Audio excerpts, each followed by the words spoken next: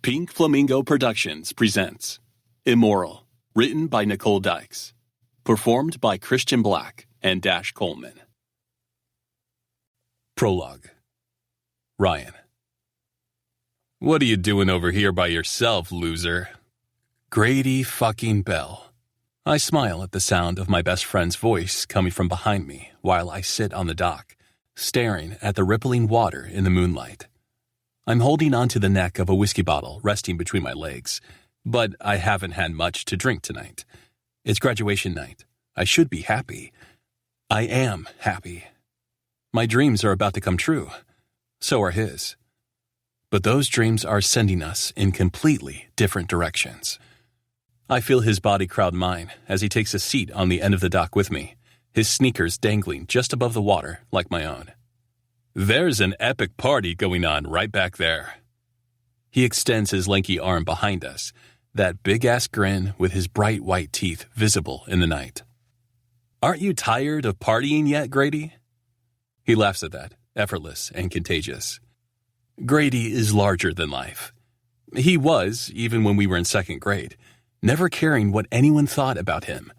He can hit a home run effortlessly, get an A on a test without even studying, sing any song in existence a cappella while bringing the biggest badass out there to tears. Score the winning touchdown in the last few seconds of a game. Play a song on his guitar perfectly after only hearing it once. Grady Bell is a goddamn legend in this town, and now he's leaving. We're just getting started, Bailey. I roll my eyes at the use of my last name, but still smile because it's something he's always done. Bell and Bailey. In a small town like ours, that meant we were always paired together. School, sports, newspaper achievements. Always. Seems to me, Bell, that we were just getting started, but then you had to go and sign with a record label. He gives me a sly grin and steals the whiskey bottle from between my thighs, even though I can smell the booze on him already. You want me to tell them to fuck off? I turn to look at him and that intoxicating grin on his face. Because I fucking will. I laugh and look out at the lake water again. We both had baseball scholarships to the same college. That was the plan. It's always been my plan, decided for me before I was even born by a father with the same dream for himself. Unfortunately, my mom got pregnant in an oops situation during their senior year of high school, and my dad proposed. Then immediately went to trade school to learn to be a welder. I think it was then he decided I would be the baseball player. And I'm not half bad. Grady, the talented motherfucker, is good at all he does and, of course, excelled at baseball along with everything else. So, we decided that was our ticket out of this town, the major leagues. We'd play for the big boys, party like crazy, buy our mom's houses, and never come back to this small town. But instead, he had to go and get signed with a record label who wants him to immediately go to LA and lay tracks for an album. I'm happy for him. Music has always been his favorite talent, but I'm a selfish asshole, feeling lost and abandoned. No. I turn to look at Grady, his black hair just a little overgrown and blowing in the wind, and even though I can't see his dark green eyes, I know they're sparkling with mischief. I want you to go and blow their fucking minds. His grin widens. You know I will. And you? I shrug and swallow hard, still facing him. Me? You're going to kill it in college sports, and then you're going to the MLB. You're going to the big leagues, and they won't even know what hit them. How can I do that without Grady? What's a catcher without his pitcher? I don't recognize my own voice as I shift my body so I'm facing him directly, pulling my legs up on the dock and tucking them under me awkwardly. What if I fail? He places the whiskey bottle next to him and then turns his body, mimicking my position. His large hands grip my face, not letting me look away. Ryan, when have you ever failed in your life? When hasn't he been there to back me up? It's what I want to ask, but I don't. I just shake my head, taking his hands with me as I do. I'm scared. I hate making this admission. Men don't get scared, And if we do, we sure as hell don't admit it. In a small town like this in Kansas, men are still supposed to be tough. We don't show weakness.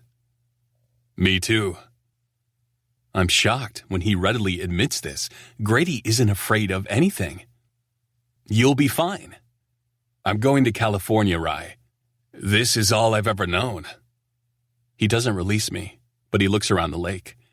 No one is around us, but I hear the music coming from the shabby cabin our class rented for the weekend, and I can see the bonfire they've lit close to it.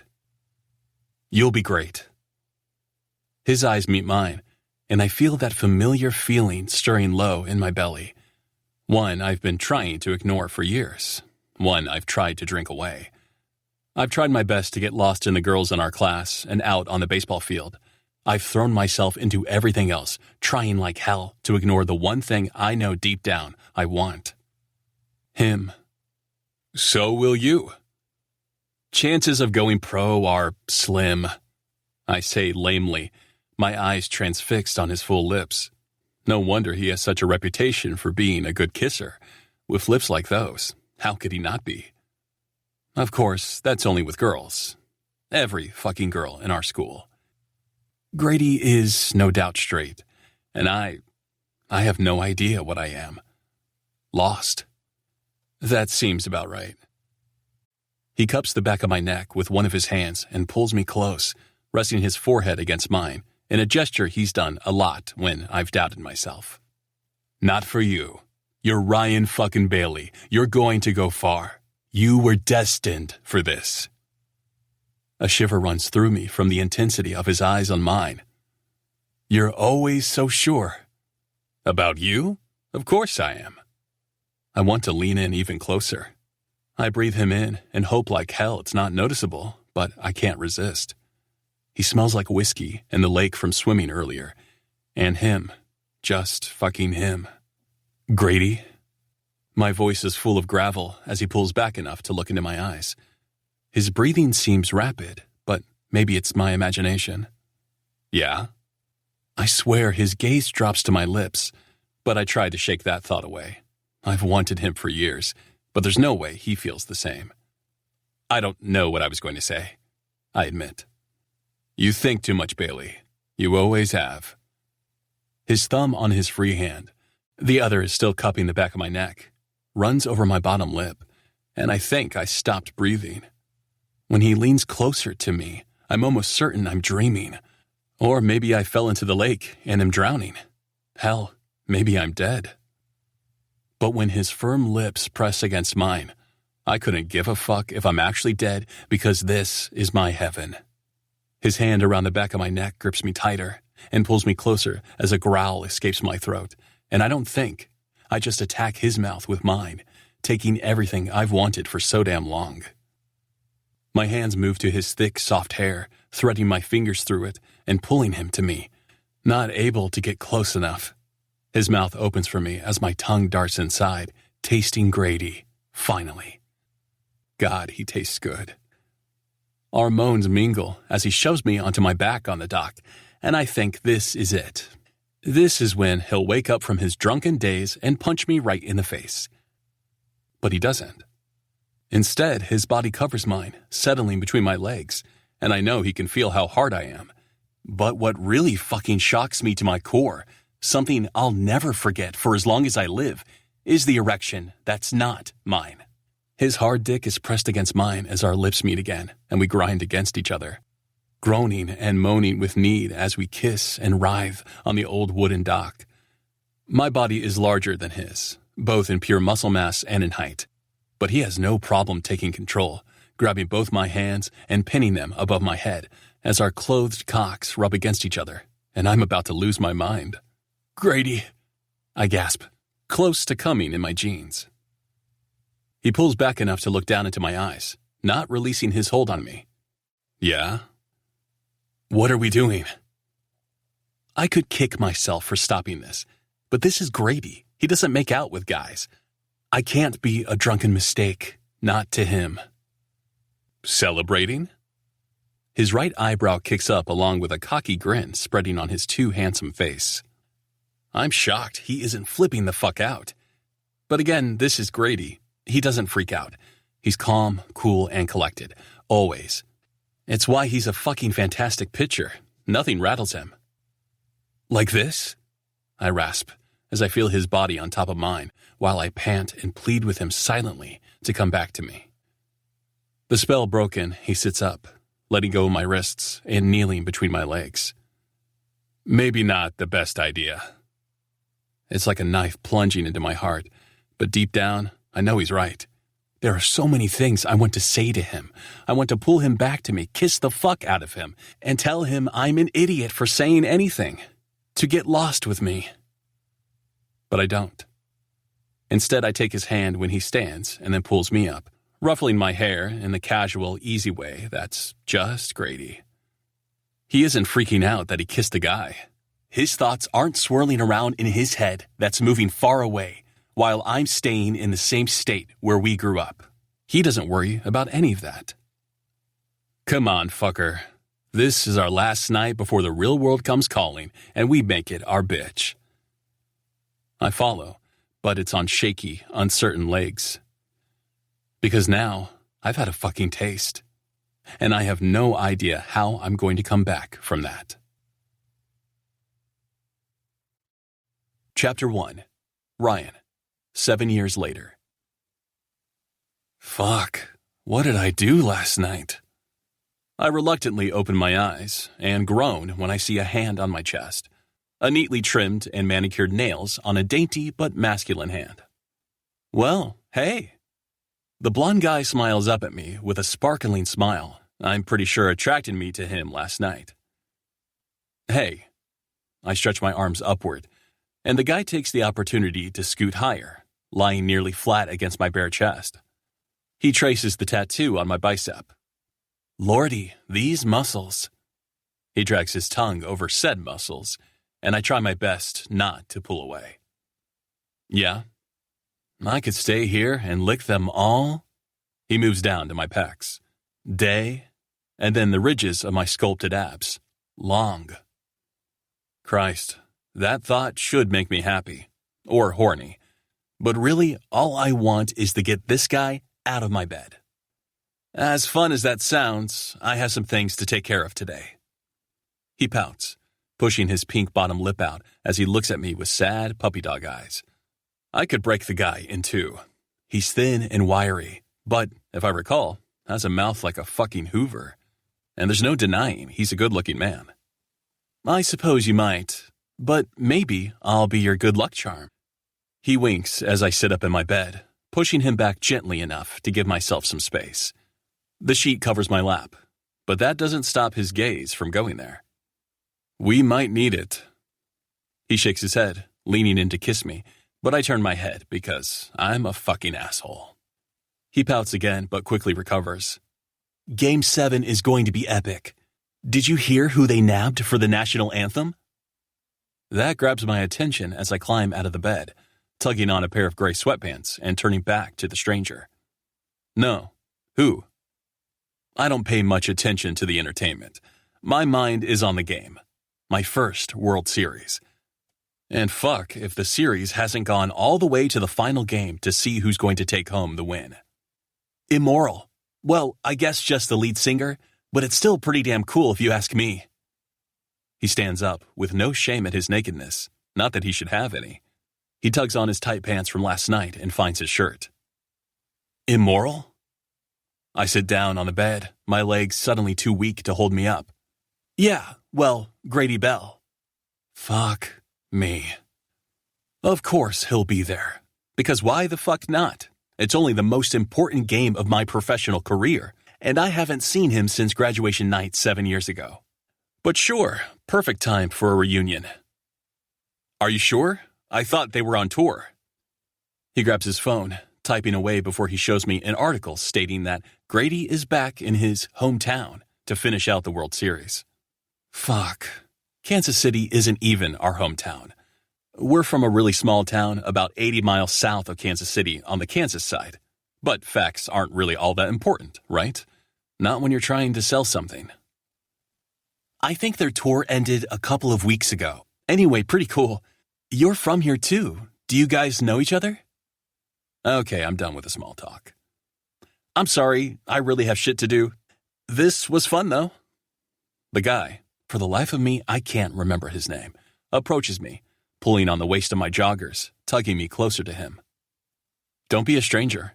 I mean, I know I can't say anything about this, but I may have left my name and number in your phone if you're up for more fun.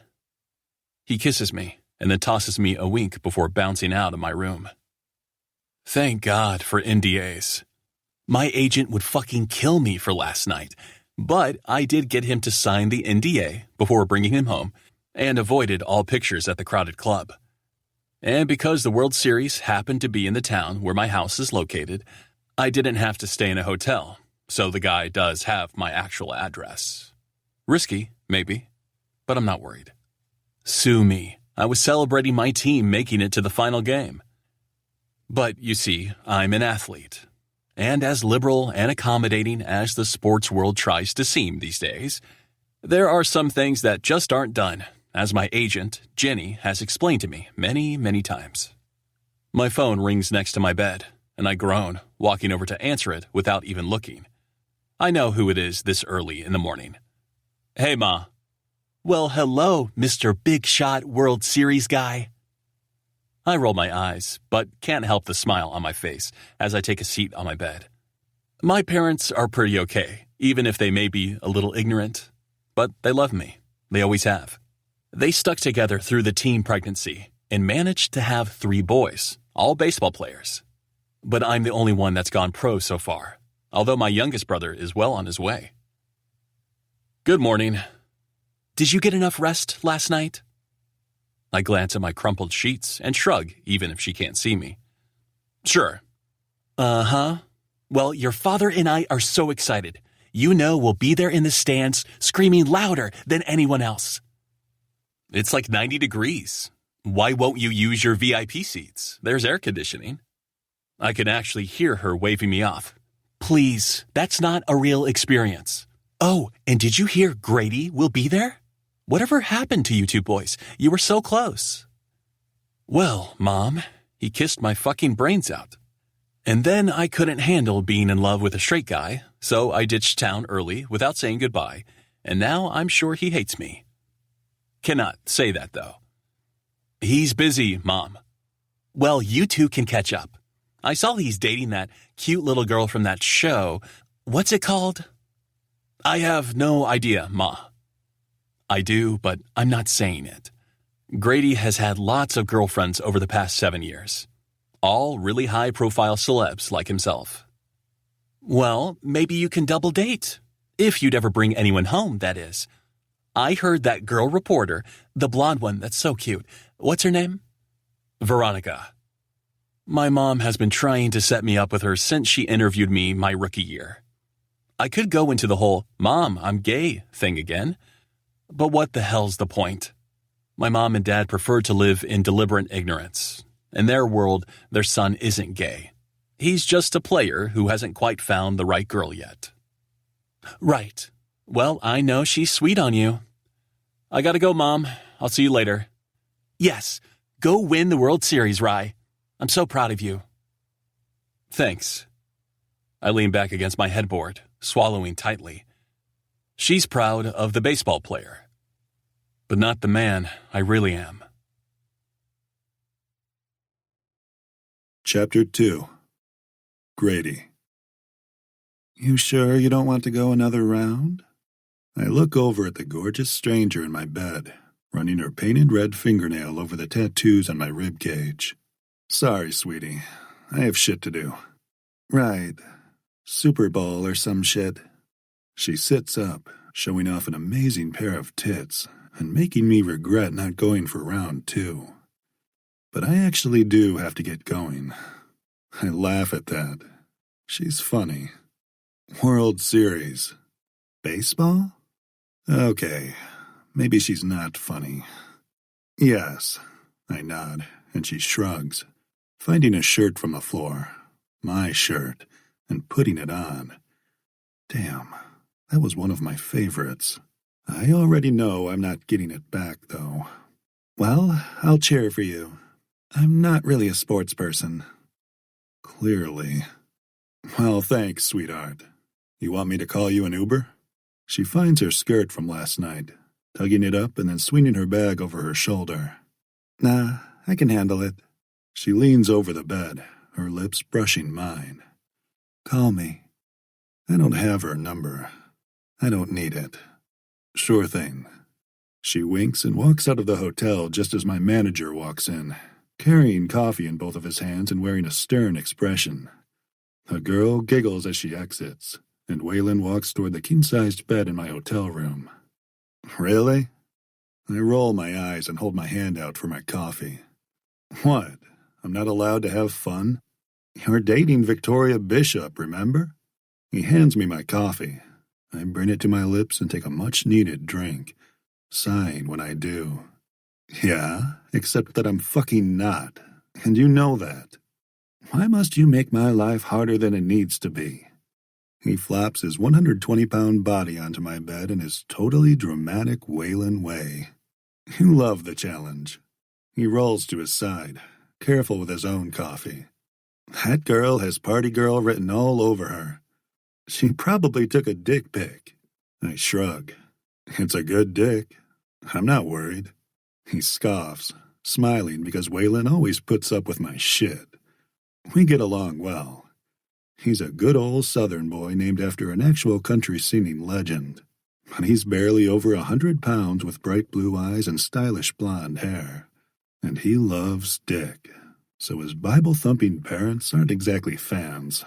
Something I can relate to, and which made us fast friends as well as client and agent. Do I have to spank you? He teases. I wiggle my eyebrows. Careful, he might turn me. He laughs at that as if it's beyond ridiculous. You really think that one is going to keep her mouth shut about whatever it is you two did in here last night? He looks at the sheets with comical disgust. What the fuck do I care? 3 orgasms and a big dick is all she can relay. I don't think it will hurt my reputation much. Except you're dating Victoria. Yeah, I don't think that's going to last much longer. He groans. What did you do? Didn't check your social media today, huh? Seems my ex was seen and photographed kissing a girl. I lean in closer as if it's a scandal. And I think she liked it. He actually laughs at that. Victoria is a lesbian. She has no interest in dick whatsoever. But the family-friendly show she's been on for 5 years wasn't having that. So our agents got together and formed a plan. One we've both grown sick of over the past couple of months. The show is ending next week. Vicky wants to live her truth, and I'm all for it. So that's it? You're back to bad boy? Wasn't I always? Waylon nods, sitting up and taking a drink of his own coffee. You're going to be the death of me. Seriously, what the hell could that chick say that's going to make your life any harder? I don't give away anything. I fuck and run. That's it. He knows it. He takes another sip of his coffee and shrugs his small shoulders. Maybe that you can sometimes be a little... I wait. Cold? Ouch. I put a hand over my heart, acting wounded. Fuck you too. He laughs and then pouts playfully. Oh, don't be like that. You know what I mean. You have to admit you're a little disconnected. You get what you want, and that's all you worry about. I'm not like that with everyone. I know he's mostly joking, but there's a hint of truth there, too. I try to shrug it off. Well, maybe I am. But hey, I care about you. Where's that boyfriend of yours? He raises an eyebrow coyly. Boyfriend? Yeah. Kevin? Ken? It started with a K. Steven? I shrug and stand up, not worrying that I'm still naked. He's seen it all before. Probably more than he wants to. He's been responsible for cleaning my drunk ass up way too many times. Yeah, I was close. We broke up months ago. Well, fuck. Sorry, I offer. Maybe I am a little disconnected. He laughs and climbs off the bed. No worries. You don't mean to be an asshole. You just are. Gee, thanks. You ready for tonight? To see my ex-best friend? The guy who disappeared and ignored all my attempts to figure out what his fucking problem was? No, I'll never be ready for that. Singing is what I do. It's no problem. He eyes me suspiciously even though he doesn't know about Ryan. No one does. I was pretty adamant that I didn't want to do this tonight. But in the end, my record label has me by the balls. I do what they say when they say it, still paying the price for fame. I sold my soul 7 years ago. I'll be ready. All right. I suppose I have a shitstorm to go clean up.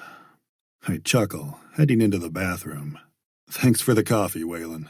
He waves me off as he leaves, and I'm left alone to my thoughts. It's a dangerous place for me, my own head. Will I even get a chance to see Rye tonight? Do I even want to? Chapter 3. Ryan. We're gonna do this, boys. It's happening. Bennett wraps his arm around my shoulder as he delivers the pep talk to our team. We're in the locker room, dressed in uniform, and about to walk out to our fate. Bennett is our star pitcher. The pitcher to my catcher on the field only. He's the closest thing I have to a best friend these days, and 100% straight. Never once has there been a flicker of attraction there, and I'm fucking grateful. My heart learned long ago not to go down that road. Still, no one, not even Bennett, knows which team I play for off the baseball field. Hell yeah, it is! Chris Mastro, our team's third baseman, pumps his fist, already claiming victory. But I'm not so sure. My stomach is twisted in knots. With Bennett pitching tonight, the odds are in our favor, but anything can happen, and I won't call it a win until it's over. Bennett's face is overtaken by a massive smile as he points at Mastro. Hell yeah, that's the spirit. He drops his arm and pats my ass, shoving me forward. Where the hell is your head at? It's on the fucking game. He chuckles, and Mastro nudges my shoulder, aiming a cocky look over at Bennett. He's probably thinking about all the pussy we're going to get after we win this shit. Couldn't be further from the truth. But, of course, I don't say anything. How they haven't figured me out yet, I have no idea. I guess I'm a better actor than I thought when I go out with the guys. But even if I dance and flirt with the women on the dance floor, I've never once left with one. He nudges Bennett. Unlike you. Here we go. Bennett, who's happily married and expecting his first kid, just grins. Don't you all ever get tired of the partying bullshit? Mastro looks at him as if he's insane, and then tucks a beefy arm around my shoulder, tugging me close to him in a frat bro-style hug. Hell no. He turns his head to look at me. What about you, Bailey? Hell no. You know me, I'm always up for a party. I hear the sarcasm in my voice, but I don't think anyone else does. The truth is, I'd much rather go home than to a club these days. I'm tired of the act, of going to the crowded clubs and watching my teammates search the crowd for the easiest prey while acting like I'm there for the same thing. When really, it's the shy barista at my local coffee shop with green eyes and an ever-present 5 o'clock shadow, or the male sports reporter on the 6 o'clock news that have captured my attention.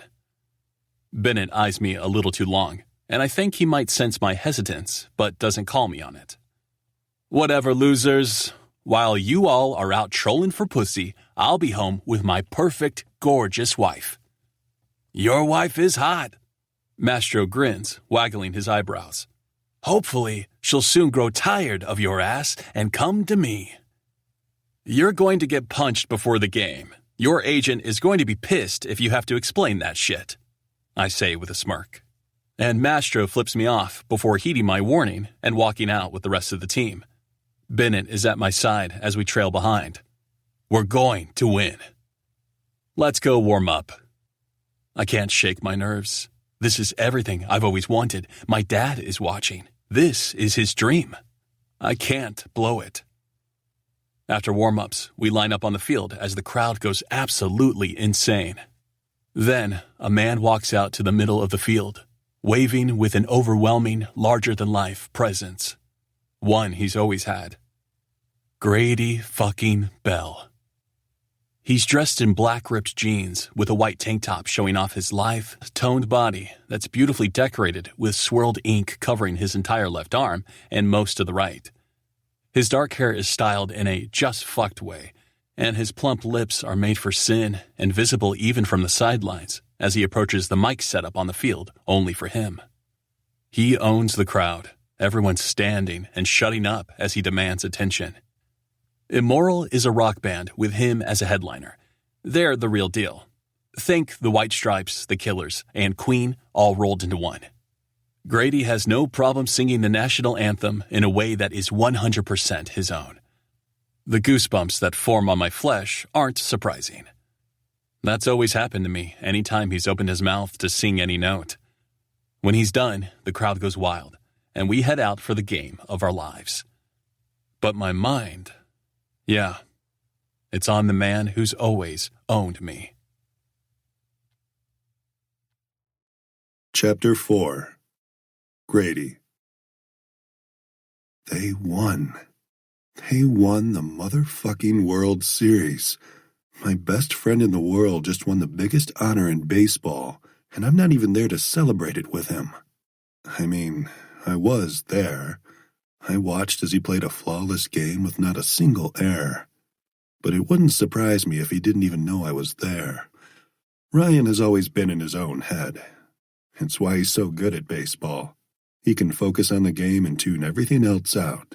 But off the field, he's always overthought every single thing. It's killing me that he didn't even bother to say hello or even acknowledge my presence. And maybe it's selfish of me, but that pisses me off. How many nights did we dream of being in the World Series? Of the crowd and the fireworks? Fuck this. I call Waylon and beg him to call in a really big favor by securing Ryan's home address. And before I can overthink it, not really a problem for me, I'm at his gate, ringing the buzzer. The odds of him actually being home 2 hours after winning the biggest game of his career are slim, but I'll wait for as long as I have to. While I wait, I look up at the big-ass Kansas City mansion secured by an iron gate and smile to myself. Damn, Bailey, I whisper. He's definitely made it. Hello? Well, holy shit. He's home. What if he's not alone? I shake that off. Why the hell do I care? Bailey, let me in. His voice is off, kind of shaky when I hear, Grady? What the fuck are you doing at my house? Just buzz me in. We need to talk. There's a pause, and I know he can see me on the security feed he no doubt has. But for me, it's just a voice coming out of a speaker. No, we don't.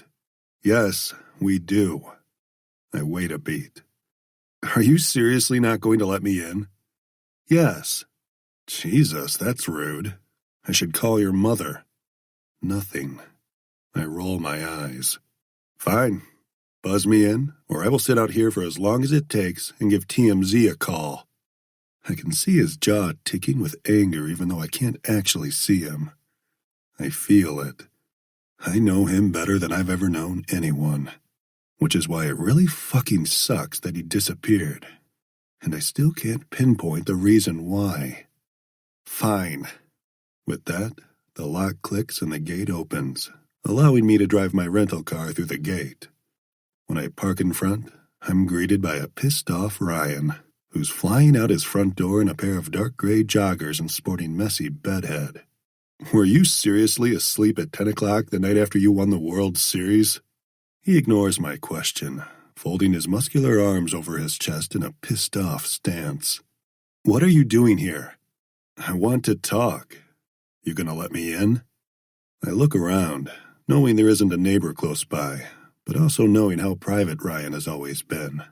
So I raise my hands out to my side and say in a loud voice, Or would you prefer to talk about how you left me without any explanation, all because of one fucking kiss outside on your lawn? Jesus, he hisses, running his fingers through his hair and growling low. Get inside.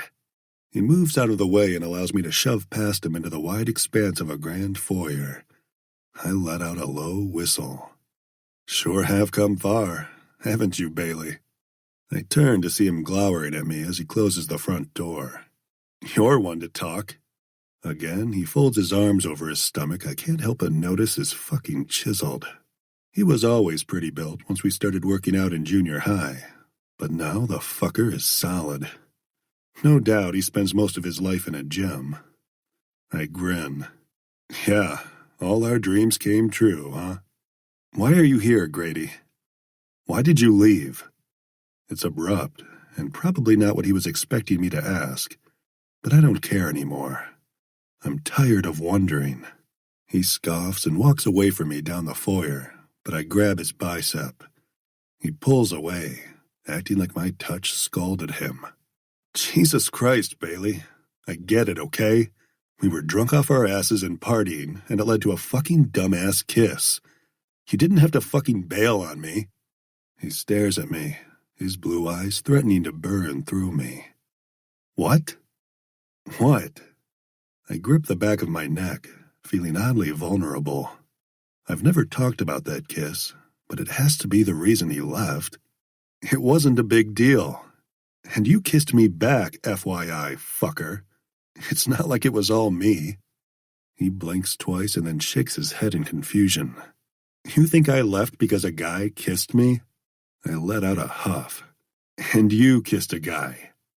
I walk closer to him, hating the cold distance he's putting between us. The distance he put there 7 years ago. It's okay. It's not a big deal. But you didn't have to fucking bail. I didn't leave because of that. I stare at him, uncertain and searching my mind for anything else it could have been. Then why? I thought you were going to freak the fuck out. I stare at him, me being the confused one now. Why would I freak out? It wasn't that big of a deal. It was a kiss, man. You didn't have to throw away a long-time friendship over it. I definitely wouldn't have. And how did I know that, huh? You aren't gay. So? I shrug. Neither are you. His eyes flicker with something I almost miss, and then he straightens his back. The fucker is massive. He's broad and made to withstand a grown-ass man barreling toward home plate. I am. You are what? I cock my head to the side, trying to figure out what the hell is going on. None of the pieces are fitting together. I'm gay. He's what?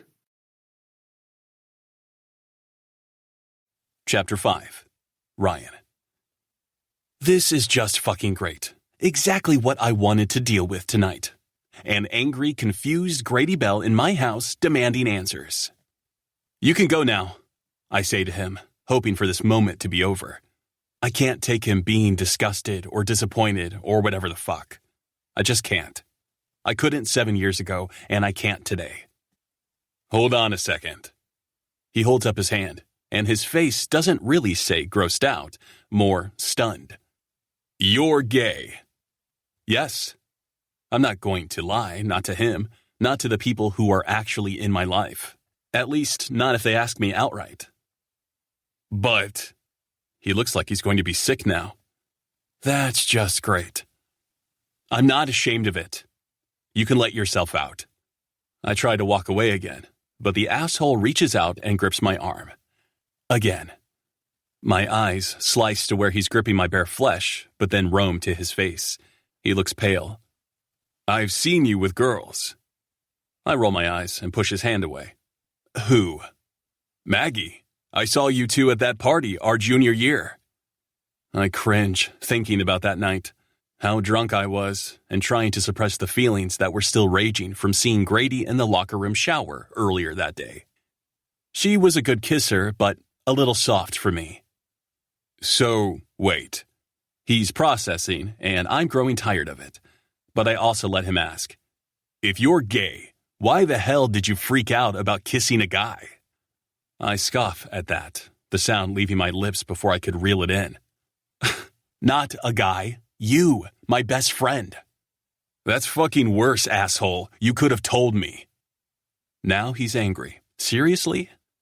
You know I'm not some homophobic asshole. I would have been fine with it. Fine? I laugh coldly. Gee, thanks, Grady. You know what I mean. I wouldn't have been a dick. But you just left. Okay, now he looks hurt. Fuck, I hate that pout. I was kind of dealing with some shit. You were the first guy I'd kissed. Up until then, I wasn't even totally sure. His right eyebrow lifts with no caution as a sly grin slowly forms on his lips. So, I turned you. Holy Christ, you're an idiot. But damn if it doesn't make me laugh. No, I just wasn't totally sure. When I kissed you, it felt right. Better than with any girl I'd ever tried to kiss. Holy shit. He runs a hand over his chin, and I notice his hand has tattoos on it. Tattoos I want to spend time exploring, which only proves to me how fast I need to get him out of here. Right, so you can go. Mystery solved. I start to walk off, but instead of grabbing my arm, the fucker actually grabs both my wrists and slams my body against the wall, pinning me there. Stop walking away from me. Holy shit. I haven't been this close to him in so goddamn long, but my body remembers, wanting to react. I'm grateful for the space his long, lanky arms allow between our bodies. Let me go. Not until you tell me why the fuck you didn't tell me you were gay. I'm bigger than him. I still have a few inches on him and at least 30 pounds, but I don't push him away. Always the glutton for punishment. I couldn't take that sick, disgusted look on your face. It's going to be burned into my brain, so thanks for that. His brows pinch together in confusion as he continues to plaster my wrists to the wall. Disgusted? I'm not fucking disgusted. I'm pissed off that you wasted 7 years due to a stupid fucking reason. I'm pissed you didn't just tell me you were gay or thought you might be. I don't care who you fuck. I care about you, asshole. I swallow hard, begging my body not to react to his close proximity, but I can't stop the sharp, jolting pants that are heaving from my chest. Shame heats my cheeks because I know this isn't the full story I'm telling him. It's all so damn humiliating, and he's so relaxed about the whole thing. I know that Grady isn't an asshole. Not like that. I knew then he wouldn't care that I was gay. But the rest of it? Pining after his straight ass? Yeah, no. But I can't tell him that. I was dealing with a lot of shit, okay? Plus, we were both leaving. I just did it early. We weren't planning on not seeing each other. Jesus, man. You wouldn't answer my calls or anything. I hate the hurt I can see in his eyes now as he drops his hold on my wrists and steps away. I'm sorry. I know it was shitty. It was. His eyes lock on mine. I'm not my father. I wince, knowing what a sore subject his prick of a father is. I know. His father has spent years preaching about love and yet condoning hatred toward anything that he sees as a sin, especially homosexuality. Then Grady surprises me yet again. I'm assuming you have a break now that you're a champion? Huh? I tried to get control of my breathing, hating that my physical attraction to him hasn't missed a beat. If anything, it's grown. Yeah, I have a parade and a couple of appearances, but they're all local. Why? He shrugs his shoulders with a cocky grin that's so damn familiar to me. I have 3 weeks off too. I think you should invite me to stay. What? I nearly choke out through my shock. Stay where? He makes a show of looking around the grand foyer and then spreads his arms out wide. Here. It's not like you don't have plenty of room. You're insane. We may as well be strangers.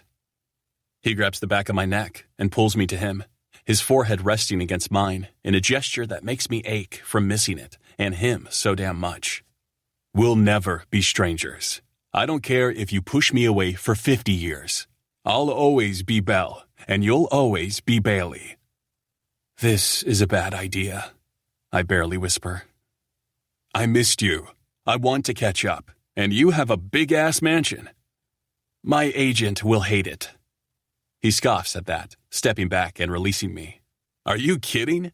Childhood best friends reuniting at the World Series. That's an agent and publicist's wet dream. The media will eat that shit up. I try to avoid the media. So I've noticed. He smiles, flashing the grin that has probably dropped many, many panties over the years. Come on, Rye. Fuck. Fine. I'm going to go get my bags. I follow after him as he strides toward the front door. Wait, you planned this? To come and stay with me after 7 years of nothing? No. He grins over his shoulder. But I had to get out of that hotel they had me in last night, and hadn't decided where to stay tonight yet. I roll my eyes, because that's just so fucking Grady. But I know I'm right, and this is a bad, bad idea. Chapter 6. Grady. I'm not sure what came over me, inviting myself to stay with Rye for a few weeks, but it's always been a gaping hole left in my life. When he left, I was broken, far more than I ever allowed myself to admit to anyone, even myself. Now that he's right here, in front of me, I couldn't resist. He's gay. I couldn't give a fuck. He's still Ryan Bailey. But I recognize the sad longing in his eyes. It's one I can't and won't ignore. One I see when I've looked at my own reflection for the last 7 years. I grab my bag from the car and walk confidently inside his house where he's still waiting with that same serious scowl on his face. You're really going to stay here? Give me one good reason why I shouldn't. I can see him searching his brain for a reason, but just push past him, making sure to nudge his big-ass shoulder as I walk by. So, where's my room? I hear a quick laugh from behind me, and he walks in front of me. You're still a goddamn asshole. Always. Where? He nods his head toward the stairs. There are 3 guest rooms up there. Take your pick. Thanks. I start toward the stairs. I'll be right back. Then we'll catch up. I hear him grumbling something about how he was about to go to bed, but I ignore it. He's 25. He can stay up past 10. I go upstairs and find a pristine guest room I'm nearly positive no one has ever stayed in, placing my bag down before leaving the room to go find Bailey. When I reach the bottom stair, I follow the sounds of glass being moved around, which guides me to a large kitchen decorated in stainless steel, and where Rye is standing at the fridge. He hands me a beer, unscrewing the lid on his own. If we're going to catch up, I'm going to need alcohol. I chuckle at that, twisting the top off mine and taking a much-needed drink. Damn, that's good. He's looking at me strangely when I lower the bottle and lock eyes on his. I can't believe you're here. I grin and nod toward the glass patio door.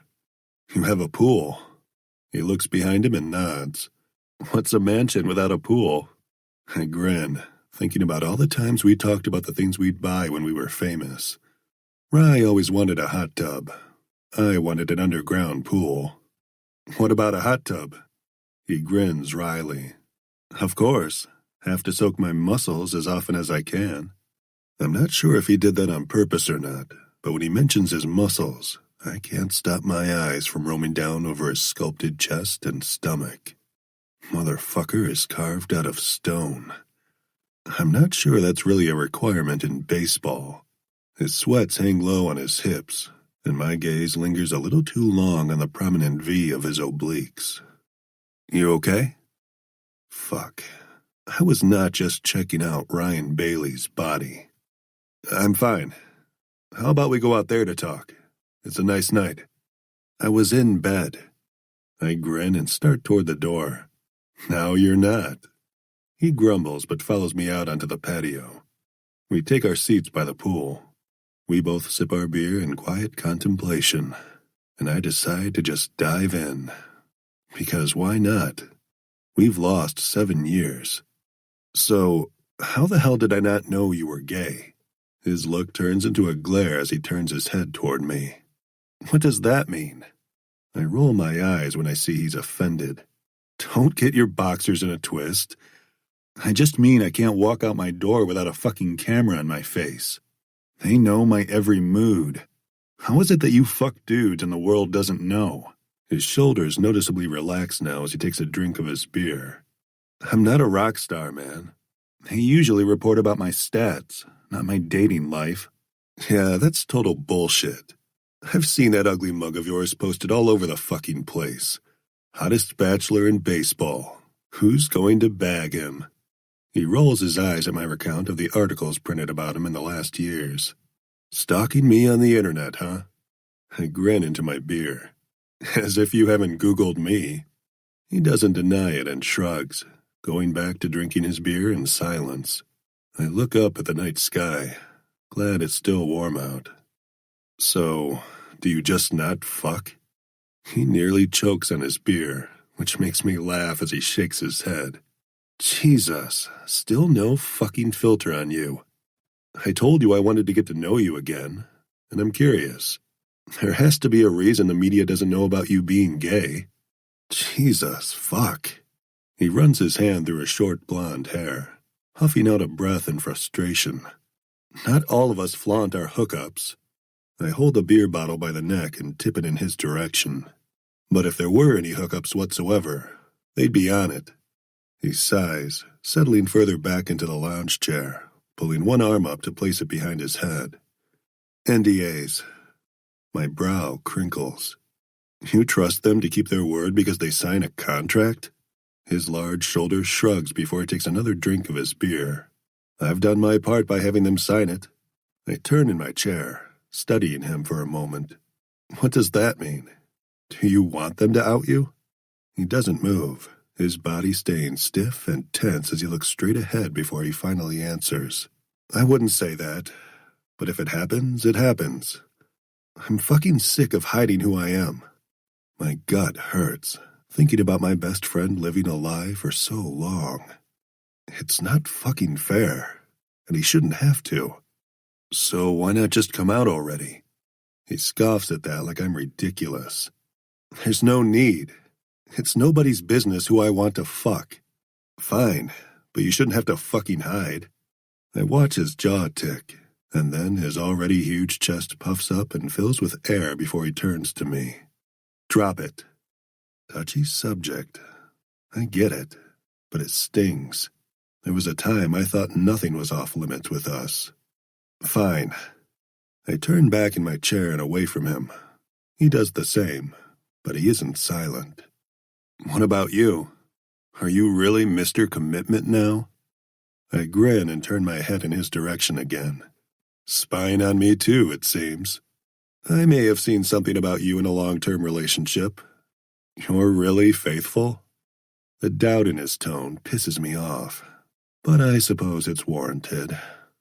I've never been committed to anyone in my life. No, but I have NDAs too.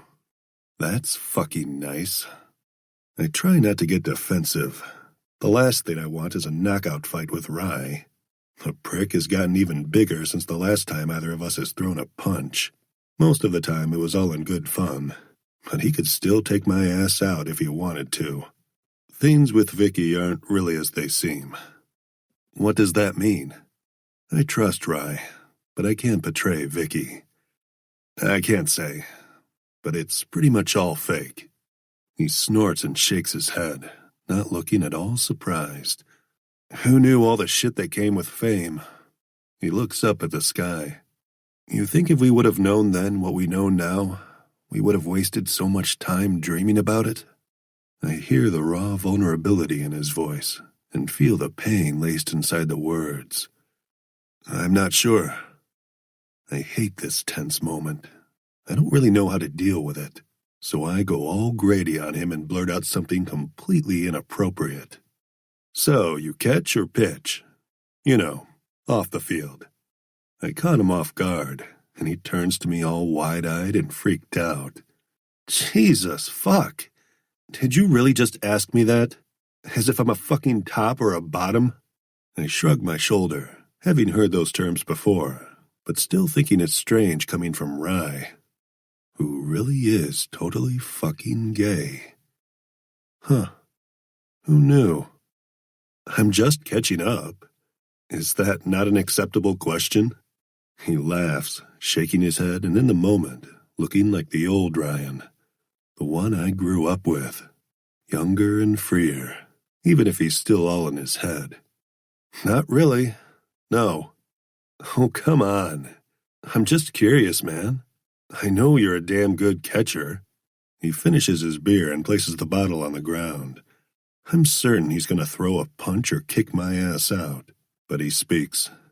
On the field, I'm solely a catcher. But off, his eyes meet mine, making me squirm for some unknown reason. In bed, I like to switch it up. I gape at him. I have no idea what I thought he was going to say, but the fact that he takes and receives? Yeah, I didn't see that coming. I take a large drink of my beer and lean back in my seat. I'm sorry you didn't think you could tell me the truth. About being versatile in the sack? What?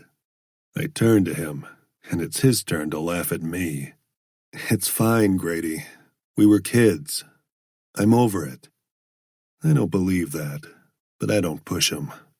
So, you didn't have sex with anyone in high school? Nope.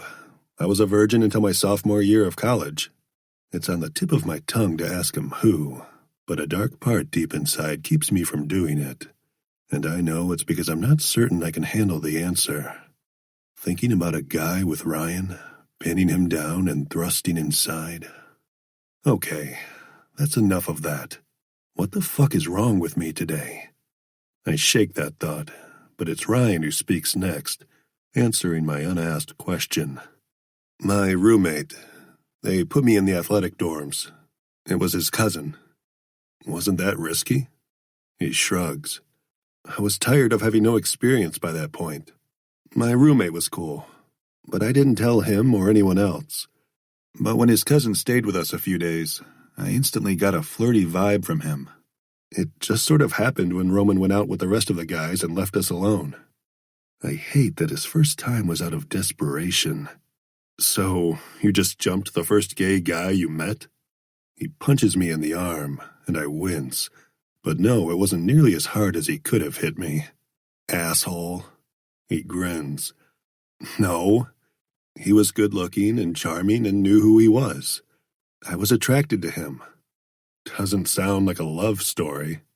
He studies me for an uncomfortable minute, but then shrugs his large shoulders. Nah, but it was decent. Gave me some experience I wanted.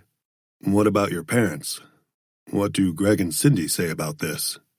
He cringes, and my hackles rise. Were they assholes about it? He recovers, but I can still see the hurt in his eyes. Do they know? He nods. They know. They just ignore it. I sit up, facing him again. What do you mean they ignore it? They just keep hoping I'll bring a nice girl home someday. He tries to laugh it off, but it's not fucking funny. That's some serious bullshit. He winces, and I feel like an asshole. But I know I'm not wrong. It's fine, Grady. It's not, though. What the fuck is their problem? He sits up too, on the edge of his seat, ready to bail. It could be so much worse. You know where we come from, what they fucking preach relentlessly.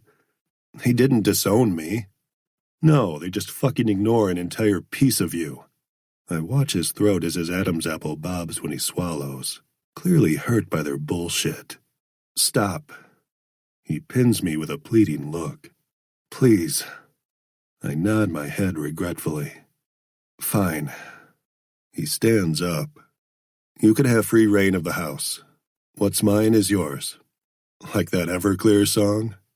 He actually laughs at the memory of us arguing over who was going to make it and who wasn't, of who would buy the other one a house. I'd always belt out the Everclear song, singing I Will Buy You That Big House as loud as I could, which usually resulted in him covering his ears or punching me to shut me up. You're a prick. Always. I tip the beer in his direction. Night, Grady. Night, Ryan. Thanks for letting me stay. He doesn't say anything else as I look around at the not-so-humble results of his fame. He made it, that's for damn sure. But at what price? Chapter 7. Ryan. This is insanity. What the hell was I thinking letting him stay here? I sip my coffee, sitting at the bar in my kitchen, looking out the window as I go over last night. I told him fucking everything. We've been apart for 7 years, but picked up right where we left off. Well, minus the kissing. Fuck me, this is bad. Rye, tell me you have coffee. Grady bounces into my kitchen without a care in the world. Or clothes. Motherfucker.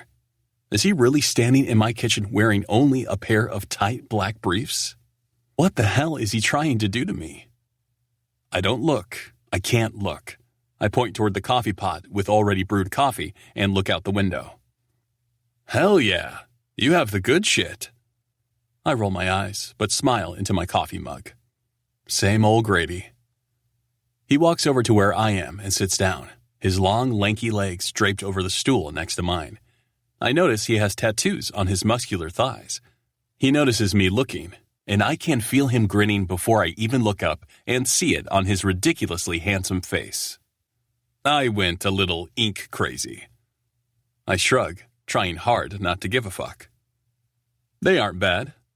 He lifts his right arm, turning to show me his ribcage that has ink scrolled over most of his side. Nah, most are good, but this one... He points to one that's in messy writing I can barely make out. This one was supposed to be badass, but it got fucked up. A professional did that? He chuckles. I think so, but it wasn't here. I was abroad somewhere. I forgot where. I study his face and shake my head. You were drunk. Totally. What's it supposed to say? I take the opportunity to study his side, but still can't make out the words. My eyes drift over to his smooth stomach. It's defined, but not overly so. Flat and toned, with a sexy thin trail of dark hair leading south. I swallow hard, trying to get control of my body as I meet his eyes when he answers my question. Lyrics. Or they were supposed to be. Really, it's just fucking gibberish. I raise my eyebrow, and he chuckles. Queen, but they fucked it up. Or, I told them wrong. I need to get it fixed. Still a Queen fan, huh? Who the fuck isn't? He grins with an adorable challenge in his eyes that I back down from. Of course, I love the band. I'm about to profess my love for Queen when my front door bursts open and I hear heels clicking on my floor. God damn it, just what I need right now. What the fuck? Grady looks at Ginny in horror as she struts inside. She looks at him with disgust and then spits venom my way. What the fuck is a naked Grady Bell doing in your kitchen? I'm not naked. He turns to me. Who the hell is this? I don't get a chance to answer him. Fine, a mostly naked Grady Bell. Are you trying to give me a coronary? Relax, Ginny. I stand up and place my now empty coffee mug in the sink. Glad I pulled on sweats and a t-shirt before coming to the kitchen. Me being in my underwear too would really set her off. She holds up her dainty little hand and then looks a little taken aback. Wait, Grady Bell is gay? I'm not gay. Grady doesn't sound defensive, just setting her straight, but it still does a number on my stupid fucking heart. He's not. He's a friend. Her perfectly manicured eyebrow lifts, studying me. Fine, whatever. One crisis at a time. Seriously, who the fuck are you? Grady just can't keep his mouth shut. She turns to him, not offended, but definitely raging. I'm the best goddamn sports agent in the country. He turns to me. You told your agent you're gay? I rub my temples with one hand. If I hadn't, you just did. Oh, fuck. Sorry. He's not, and it makes me laugh, which annoys me. Are you actually laughing? Ginny studies me, and I think about it. I doubt she's ever heard that sound from me. Yeah. I look over at Grady. And yes, she knows. I know, she says, pointing to her chest. But the world fucking can't. That's some real bullshit, Grady grumbles. And again, I smile. How could I ever have thought he wouldn't have my back? Of course, I think deep down I knew he'd be fine with me being gay. But him not returning the feelings I had for him, yeah, I couldn't handle that shit. Quiet, okay? I need to talk to my client. Jesus, Jenny is a fucking ball-buster. What's wrong now? I ask, hoping to get the heat off Grady. He didn't hire her. Definitely doesn't deserve her wrath. That fucking twink from the other night? He took a picture. My blood runs cold for a minute as I try to go over the night. But it's Grady's voice I hear next. I think that's offensive. I look over at his face, all scrunched up and annoyed, and try not to laugh. Jenny ignores him. There's no way he didn't have his phone out. What kind of picture? She digs for her phone in her purse and then holds up a pic of me and the cute guy from the other night. We're both fully clothed, outside a bar, standing near each other, but it's clearly a posed photo. Grady moves in, examining the photo. That's your type, huh? Not really. I glare at him and then look at Jenny. It's like every other fan photo I've ever taken. What's the big deal? The big deal is this guy is clearly gay, and you have your arm around him. Okay, I know that's offensive. You can't just assume he's gay from a picture. Grady is starting to get pissed, but I don't need or want him fighting my battles for me. He's not wrong. Look, it doesn't matter. You do not pay me to be politically correct or woke. You pay me to tell you the truth. And the truth is, your fan base will assume he's gay. And he is. Grady moves back to his stool, and I can tell he's stewing but staying quiet. I shrug, growing tired of her. So what? It's not like my dick was in his mouth. At least in the pic. She growls, and Grady chuckles. She pokes my chest with her bony little finger. You know your fucking audience. They're about a step up from NASCAR fans. They're God-fearing, beer-drinking, Bible-thumping, country-loving assholes. And they won't like this. I cringe and want to argue. Obviously, some of my fans are like that. But nowhere close to all. Oh, come the fuck on. The world is different now. He doesn't need to hide who he is. The world of sports is changing too. Her eyes narrow in Grady's direction. Yeah, that's really sweet. And in your rock and roll lifestyle, they'd applaud you for a picture like that. But sports have not changed. She looks at me. I don't think it will until after you're retired. Then maybe I'm in the wrong industry. I can feel Grady's intense stare on me, but I don't look at him. Jenny softens, but only a little, and places a hand on my shoulder. A few more months. They're going to renegotiate that contract. You have to be good. Get the best one you can locked in. Then you can do pretty much whatever you want. My stomach actually physically aches thinking about all this bullshit, but I remain stoic. Fine, whatever. It's not like I can take it back now. Just be careful. Her eyes glance toward Grady and then back to me. Really careful. I hear him snort behind me, but don't care as I lead Jenny toward the front door. I let her out and feel relieved when the door closes behind her. She's a cunt. I turn around to see Grady and grin like a fucking fool. That's offensive. He laughs and then punches my shoulder. What are you doing with an agent like that? She really is the best. He doesn't seem convinced. I'm going to go take a shower. Try not to be too offensive while I'm gone. He laughs, walking toward the kitchen. Who am I going to offend? You don't even have a fucking houseplant. I laugh, but feel a pang of sadness because he's right. There's not one living thing in my house. Sometimes I worry I'm not even a living thing these days. Chapter 8. Ryan. Do not touch your dick. Don't fucking do it. I stare down at my hard-on like it's offending me because it fucking is. The water of my shower sprays my face when I lean into it, hoping to cool off. I shouldn't be fucking horny right now. I should be horrified. Angry at the world that's so fucked up that being gay could ruin my career. And that I have a bitchy agent, no matter how good she is at her job. But no, I'm standing here in cold water trying to calm my raging boner because my oldest friend, who's straight by the way, is in my kitchen practically naked. His body is a work of art, toned and inked, lithe and beautiful, masculine. And he can just walk around at ease, flaunting it because he has no idea about the fantasies I keep locked deep inside my head. He thought that kiss between us all those years ago was just good old-fashioned drunken fun, and it was for him, not me. For me, it was what I've measured every fucking thing against since. First kiss with another guy, not as good as kissing Grady. First blowjob from another guy, not as good as kissing Grady. When I signed with the fucking major leagues, not as good as kissing Grady. Fuck. I shut the shower off, climbing out and wrapping a towel around my waist. I jump when I hear Grady's voice booming behind me. Hey man, when are you going to give me a tour?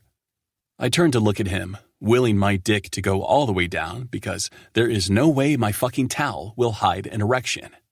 What the fuck are you doing in my bathroom? He rolls his eyes, walking over to the bathroom counter, lifting his body up and plopping his ass down, making himself at home. Dude, you practically lived at my house when we were growing up.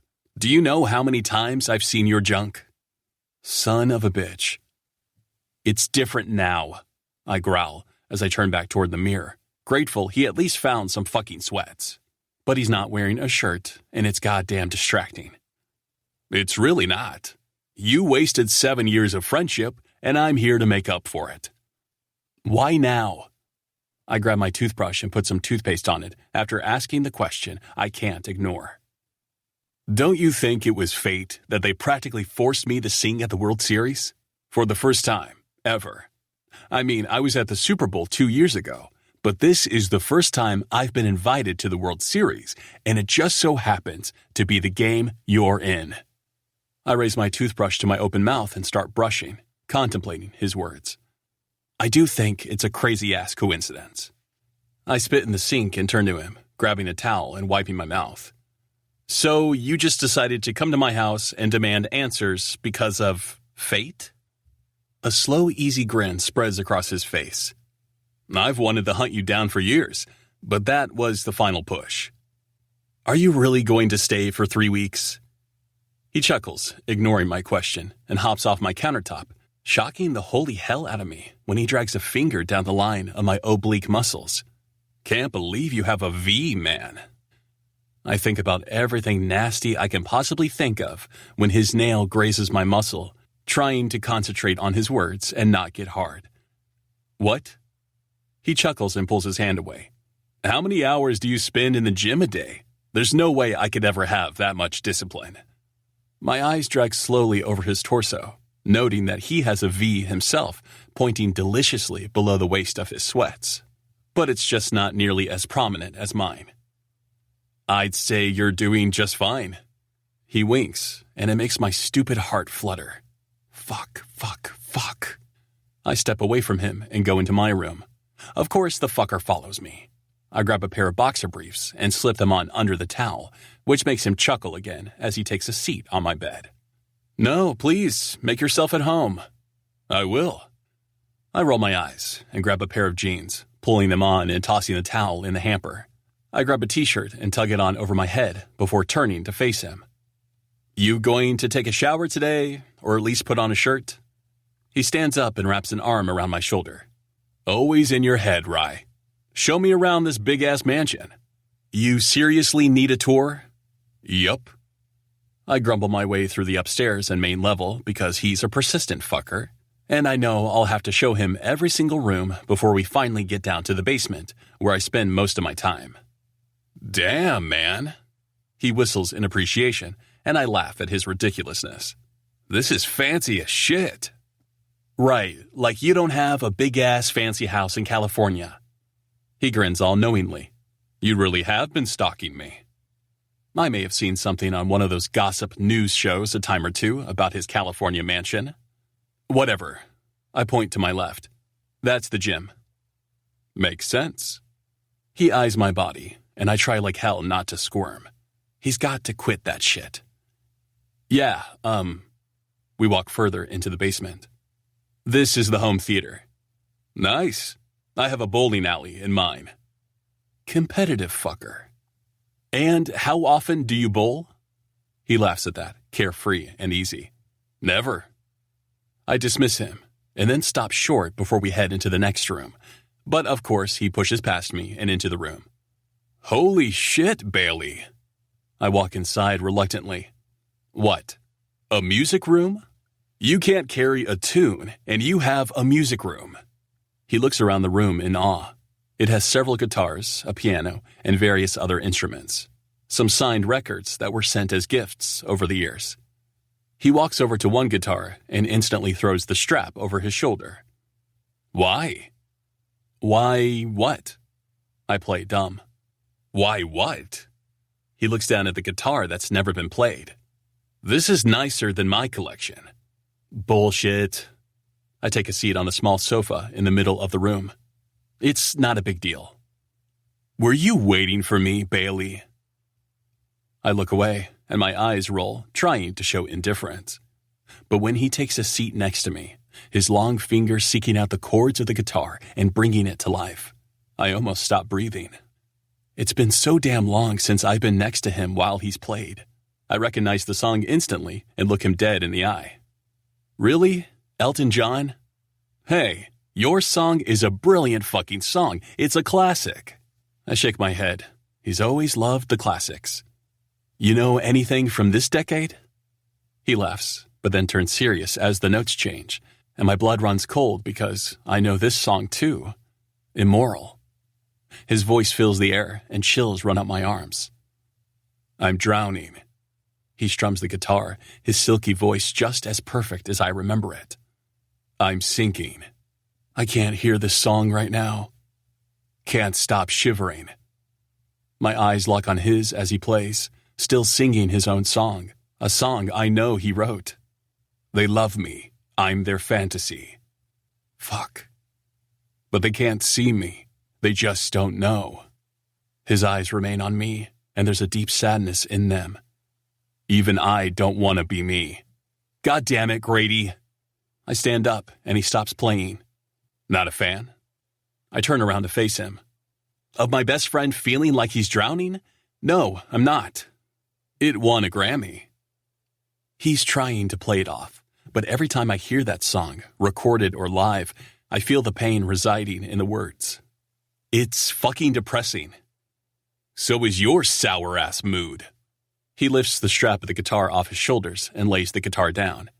His hand runs through his thick black hair. It's just a song. You wrote it, though? He confirms with a nod. I was in a pissy mood.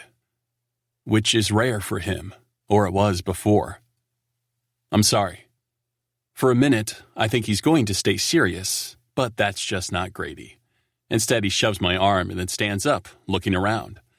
We should throw a party. What? I stare up at him in a daze. A party? You just won the motherfucking World Series. You need to celebrate. No. Yes. He walks out of the room with a determined smile, and I lean my head back against the sofa. I guess we're having a party. Chapter 9. Grady. Earlier in the music room, things got way too heavy. I can't handle that shit, so I do what I do best. I threw a party, gathering people to celebrate my best friend's win. I look around at the back patio and smile, because it wasn't hard to find people to celebrate with Rye, even if he probably didn't think he had this many people in his corner. He likes to pretend he's a loner, but the truth is, people are drawn to Ryan. They just are. He's always had this allure. He thought it was because of me. It wasn't. People have always liked him. Girls thought he was shy, and they wanted to be the one to break him out of his shell. Guys saw him as loyal. And I imagine it's the same now. Even though he's not interested in the chicks, I see they still flock to him. He's currently bombarded by 3 chicks who came with one of his teammates. I think they may be his wife's friends, but I can't be too sure. The party is stacked with people. I watch with a grin as one of the chicks continues to waste her perfect rack on him. leaning in and giving him a glimpse of ample cleavage, flipping her long blonde hair and giggling at everything he says. I realize it's totally lost on him. I chuckle at that thought, and Waylon, who's standing right next to me, eyes me with curiosity. What's so funny? I haven't told him about Ryan being gay. It's not my place, and I won't betray his trust. Nothing. Seems like your friend is going to get lucky tonight. He sips his fruity drink, oblivious to Ryan's secret like everyone else here. I turn back to look at Ryan and how uncomfortable he seems with the blonde's attention, but I think it could easily be misconstrued as him being shy. It's unbelievable to me that he's had to hide who he really is all these years. I look around the party that's mostly full of baseball players, their wives or girlfriends, and their friends. I don't see one gay couple here. Seemingly, the only two gay guys here are Waylon and Ryan, and I wonder if he was able to be himself, if he were out and proud. Would the party be different? Would he have other gay friends or people here that he might actually want to fuck? He must sense my thoughts on him, because his eyes meet mine. He offers me a small smile and shakes his head before going back to his conversation with a chick who has no chance. He deserves that. A party where he can tell the chick to keep her stupid small hand off his shoulder and go and flirt with a dude. He deserves to take as many pictures as he wants with whoever the fuck he wants to, and invite whoever he wants to his own party. The list he gave me was all his teammates. No one else. I think about the song I played for him this morning. The song I wrote 2 years ago after a drunken, lonely night. I had been at a club, dancing with an insanely hot chick, but my mind went to him. I have no idea why, and I've never talked about the song's meaning out in public, always letting it be a mystery. But I went home alone that night, climbed into my bed and drifted off to sleep, only to wake up, gasping for air and feeling like I was drowning. My bad boy image, letting women think they could be the one to tame me. I'm their fantasy, but they don't know me. I take a drink of the margarita Waylon forced on me and cringe. Why do people add sugary shit to alcohol? Give me straight tequila any fucking day. Who's that? My thoughts are interrupted by Waylon's question, and I look to see who he's talking about. A guy walks over toward Rye and swings his lanky arm around him, and I realize I'm gripping my drink a little too tight as I watch them, nearly crushing the plastic cup. Bennett Rocher, pitcher. Waylon stares at them alongside me. They seem chummy. I have no idea why the sight of them laughing and talking with that fucker's arm still around Rye's shoulder makes me feel uneasy, but I think my voice sounds semi-normal when I shrug and say, they're friends. Ah. Waylon turns to me with a smile filled with shit-eating fuckery on his face. Does your old bestie have a new bestie? Fuck off. I growl a little too seriously and then shake my head, laughing when Waylon feigns hurt, clutching his chest. Don't be jealous. I'm not jealous. I know he means it in a friend sense. I know that, but something just feels fucking off about the whole damn thing, and I get defensive. All right, sweetie. Why don't you get introduced, huh? I'm sure Bennett will share. Rye nearly comes out of my mouth, and I check myself just in time. Sure. We walk over, and I nod toward Ryan in a greeting that feels stiff and awkward. You gonna introduce us to our newest guest? Rye laughs. You know this is still only my house, right, fucker? The girls giggle, and the guy, Bennett, laughs but finally releases Rye and holds his hand out for me. Bennett Rocher, and you're Grady fucking Bell from Immoral. He nudges Rye. Bailey didn't tell me he knew Grady Bell. My wife is going to kill him. Bailey. Motherfucker. That's my nickname for him. I'm the only one that gets to call him that. I grip his hand a little too tightly and try to keep my voice neutral. Why's that? He grins as our hands disconnect and drop to our sides. She's a huge fan, man. Huge. And she skipped the party today. She's going to be pissed. Right. He's married, with a kid on the way. The dude is straight. Why that matters, I have no idea. But when that fact comes back into light, I relax a little. You want me to sign something? Ryan shakes his head and takes a drink from his red plastic cup. Unbelievable. I eye him. What? I can't help that I have fans everywhere. Bennett just nods his head. I'm definitely getting your autograph. It's either that or pretend like none of this happened. And I'm pretty sure there are photographers hanging around outside. Waylon clears his throat next to me, getting pissy. Are you going to introduce me, or am I going to stand here like pretty little furniture all night? Ryan chuckles, his eyes zoning in on Waylon. And I wonder for a moment if Waylon is his type. I mean, he looks pretty damn similar to the guy Jenny was freaking out about. The one Ryan definitely did hook up with. Yeah, sorry. This is my manager, Waylon.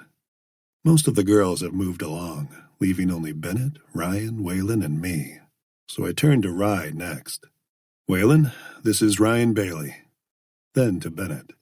And Bennett Roche, who I just met too. They both wave at him, and I think Waylon might be drooling when Ryan shakes his hand.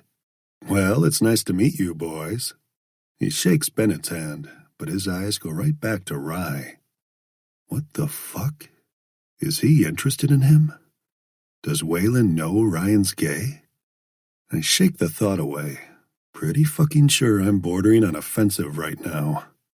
I can't believe Grady didn't tell me his best friend from high school is Ryan Bailey. You follow baseball? Ryan asks, not in a surprised tone. No, it's more like getting to know you fucking talk, and it irks me for some strange reason. No, Waylon laughs. Not big on sports, but I have seen you featured on some of my favorite shows and sites. Waylon winks. Actually fucking winks.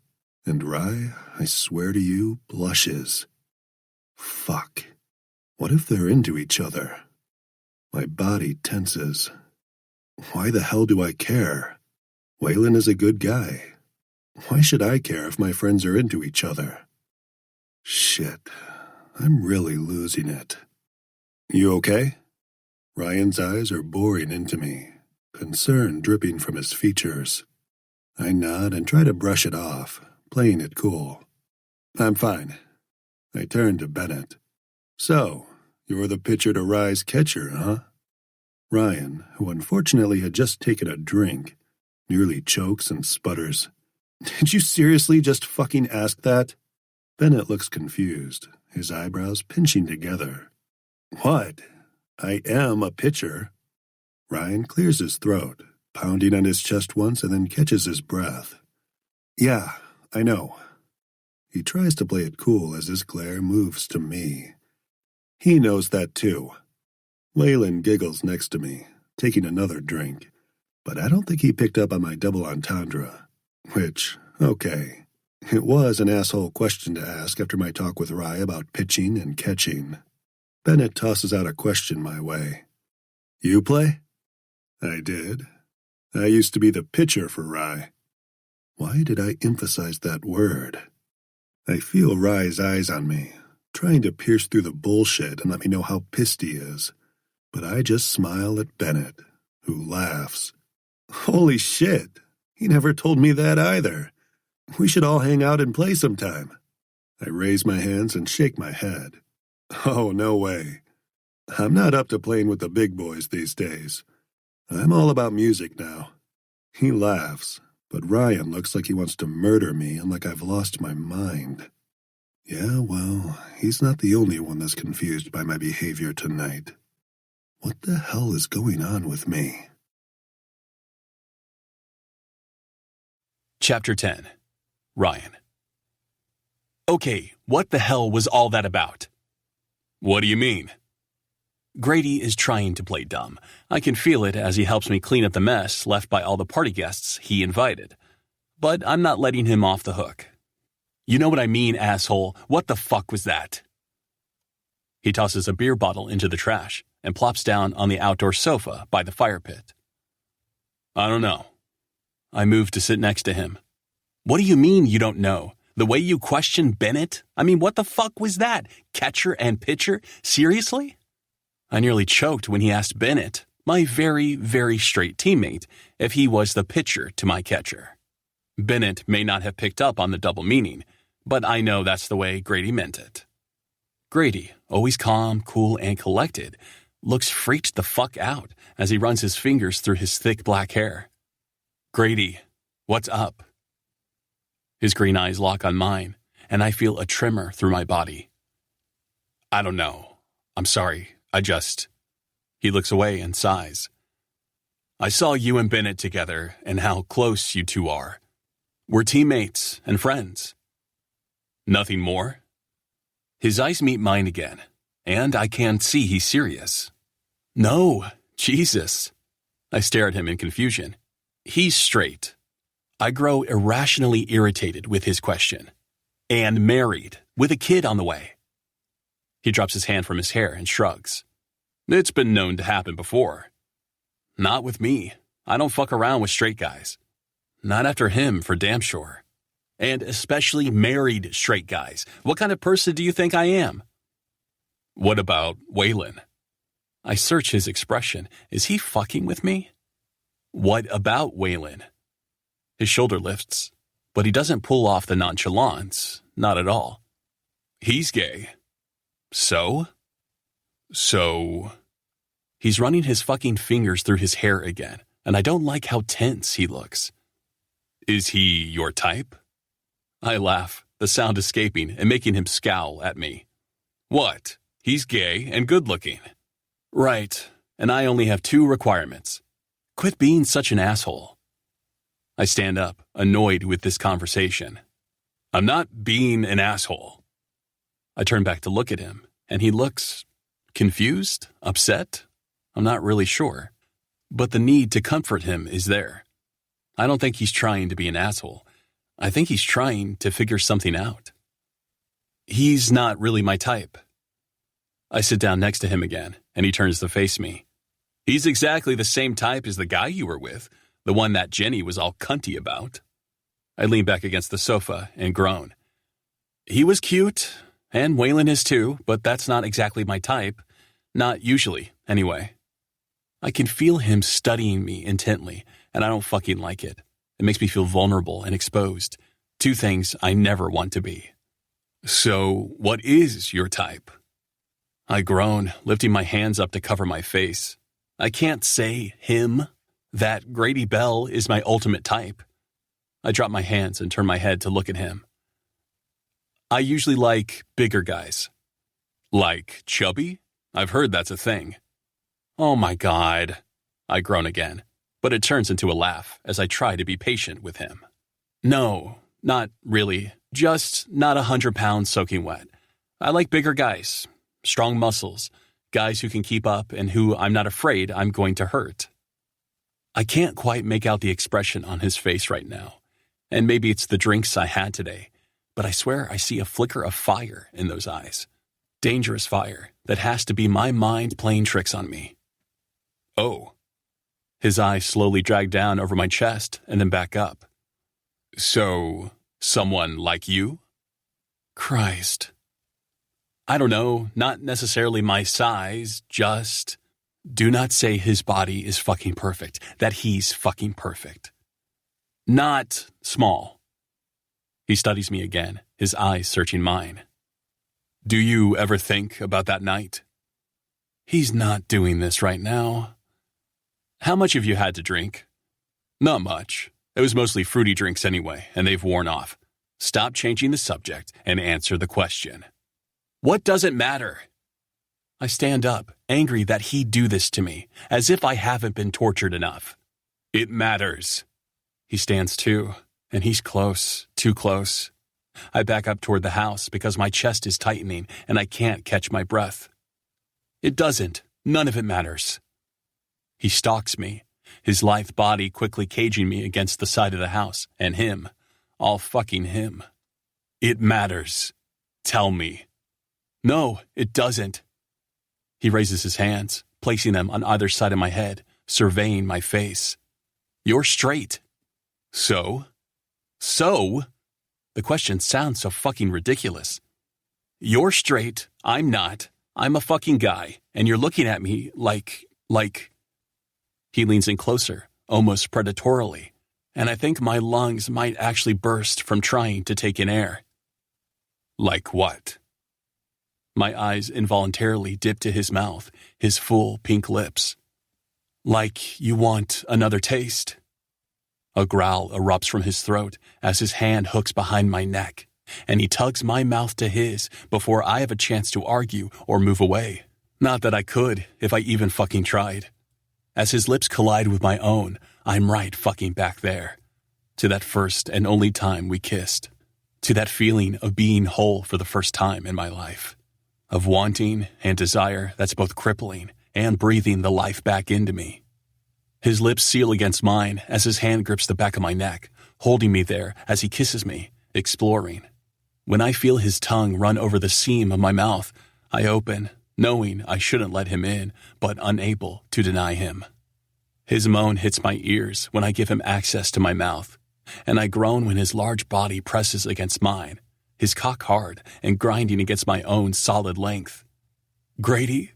I try, but he ignores me. His mouth is assaulting mine, and God help me, I love it. I can't catch my breath, but I don't want to. My hands move to his hips, and I yank him even closer to me as the kiss intensifies. Then I just lean into it, for once granting myself something I actually want. Something I've wanted for so goddamn long. His hand moves in my hair and digs in, grabbing hold and tugging my head back to look into my eyes. I expect shame or regret, but it's all lust and fire. His hands drop to the hem of my shirt and lift. This off. We're moving way too fast. I should stop this, but I can't. Because I don't want to. Instead, I lift my arms and let him remove my shirt, tossing it behind us somewhere. His eyes drift over my torso, taking his time. He's not rushing anything. It's slow and methodical, taking in every inch of my skin visible in the full moon and lights from the pool. You're fucking art. His eyes meet mine, and I realize it's genuine. Brutal, frank honesty that continues to steal my breath. What's happening here? The right side of his mouth pulls up in a sexy, confident grin. Whatever we want to. He places a finger on my lips that are slightly swollen and tingling from his kiss and shakes his head. Don't. He drops his hand to the waist of my jeans and pulls me to him as his mouth meets mine again. I'm Belle. He kisses me softly. You're Bailey. His hands thread through my hair, and that's it. No more fighting it. At least for right now. I know this is a stupid mistake. I know deep down he's going to regret this tomorrow, or I will. Either way, it'll be labeled as an error in judgment. But right now, I can't bring myself to care. Not with the way his hips are grinding his cock against mine, and how his hands are trailing over my chest, making sure to hit every single dip and groove of muscle. I reach for his shirt, wanting to feel his skin against mine, and he doesn't fight me, only grumbling at the loss of contact as I lift his shirt over his head, and then we reconnect. His skin is warm and damp with sweat like my own, and it feels so goddamn good. A needy groan escapes my mouth, and he swallows it with his own. We're desperate for each other. My balls ache with the need to come, and I can't believe how close I am. I wonder if he's feeling the same way, and with the way he clings to me, his mouth unwavering, I'd say he is. God, he feels good. He's nearly my height, strong and confident as his hands roam over my body. We press together with our tongues exploring every inch of each other's mouth. It's too much. It's all too damn much. And when his hand moves to the button on my jeans, I finally regain my wits. Grady, don't. What's the matter, Rye? He's as breathless as I am, his eyes clouded with lust as they meet mine. Don't be shy. I'm not fucking shy. My hand clasps his wrist, and my heart sinks because I don't know what this is, but I know it's not real. But we can't do this. He smiles, but it doesn't reach those beautiful eyes of his. It's nervous and unsure. But we are. I shake my head and push his body backward, releasing his wrist. We aren't. We should go to sleep. I head for the patio door, unable to look at him. We can finish cleaning up tomorrow. Rye. I hear his strangled plea, but I ignore it, opening the door and slipping inside my house before I lose control.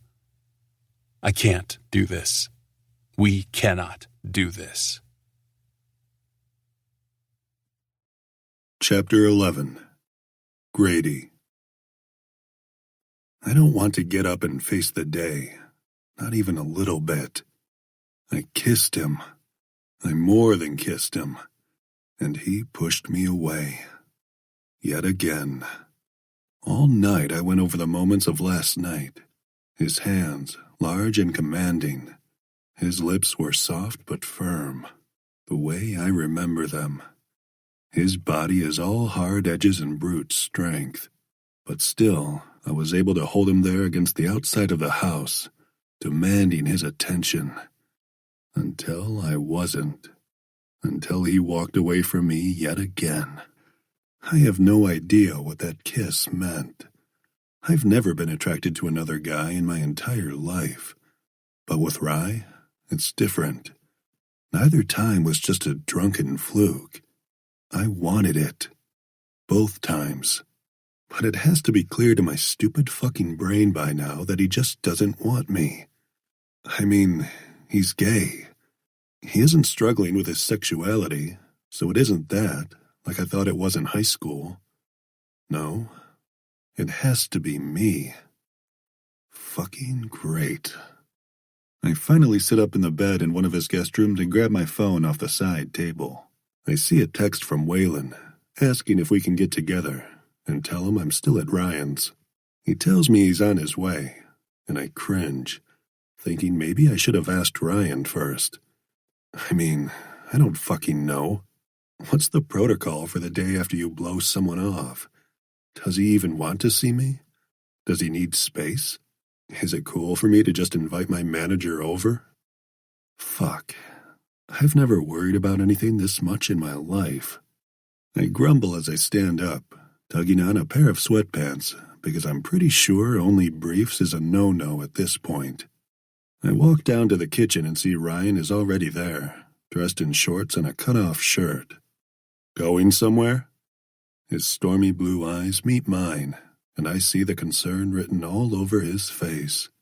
For a run. I nod my head at that, never having felt as fucking awkward as I do right now.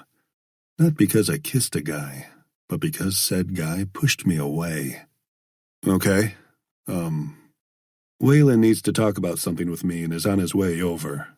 I drag my hand through my hair awkwardly. Is that okay? The dude who was here just yesterday? His tone screams annoyance, and I walk a little closer to him, annoyed by him being annoyed. Yeah, my manager. I just didn't know if you were kicking my ass out this morning or not.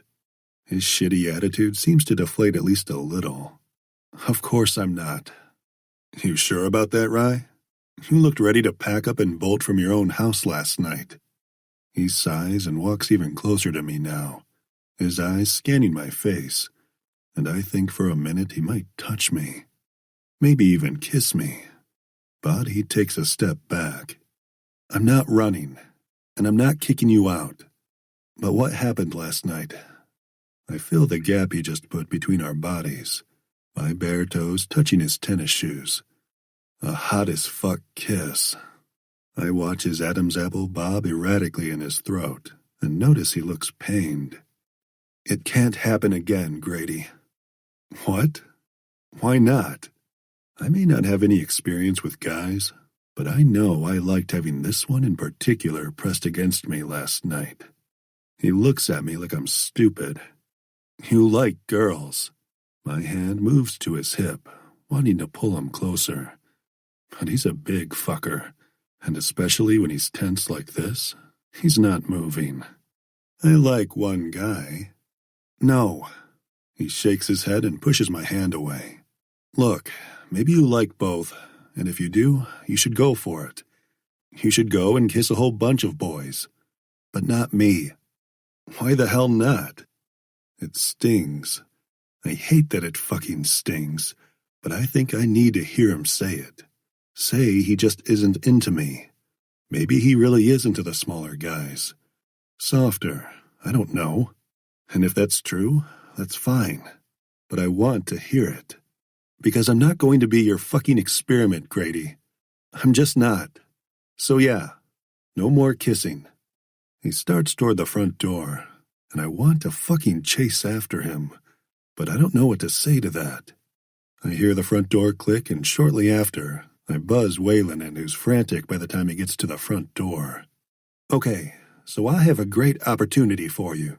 Hey to you too, I say, and he waves me off, taking a seat on the couch in Ryan's living room. Hey, I have a great... His face drops as I plop down next to him. What's the matter? What? Nothing? He studies me, clearly not buying it. No. He waves his hand in my direction. Something is definitely wrong. You look like someone died. He clutches his chest. Did someone die? No. I laugh because he cracks me up even when I feel like shit. Something kind of happened. What? He leans forward, interested now. I take a deep breath. I kissed Rye. His nose scrunches up. Rye? As in Ryan Bailey? Yup. I slouch back into the comfy cushion behind me. That one. Oh my God. Wait, what? He looks shocked, and I guess it could be a shock. Ryan isn't even out, and I'm supposedly straight. Once on graduation night, and then again last night.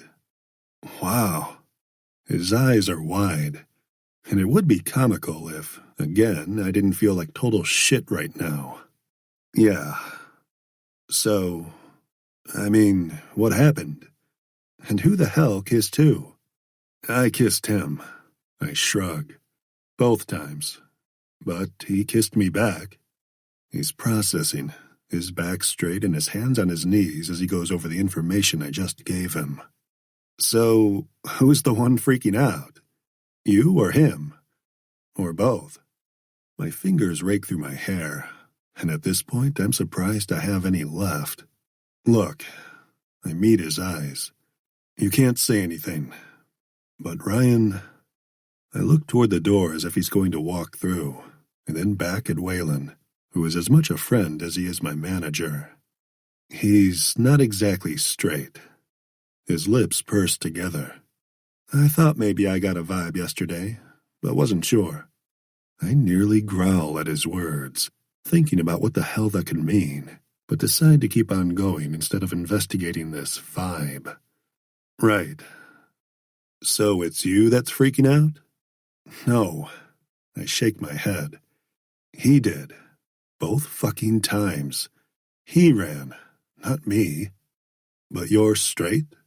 He says it like a question, and I shrug. I don't fucking know. All I know is I really, really liked kissing him both times. He gapes at me, his eyes wide and his jaw dropped before he puts a hand on my shoulder. Oh, honey, you love him, huh? An uncomfortable feeling swirls deep in my gut, a feeling I've pushed away for so damn long and never let myself get close to again. We're friends. Right. Friends. He nods his head, but it's condescending, like he doesn't believe me at all. You know, one time I got really drunk and ended up kissing one of my best friends. He was great, and I mean drop-dead gorgeous. I should have loved kissing him. I turned to focus on him, wondering where he's going with this. Anyway, halfway into the kiss, we both stopped and just started cracking up. It was like kissing my brother, and he felt the exact same. We never did it again. Yeah, kissing Rye is definitely not like kissing a brother. It was fucking hot. My body actually heats up and tingles just thinking about it. I clear my throat and try to push the memories away. Yeah, it wasn't like that with him. It was hot. He pats me again on the shoulder, smiling. I think you're in love, my friend.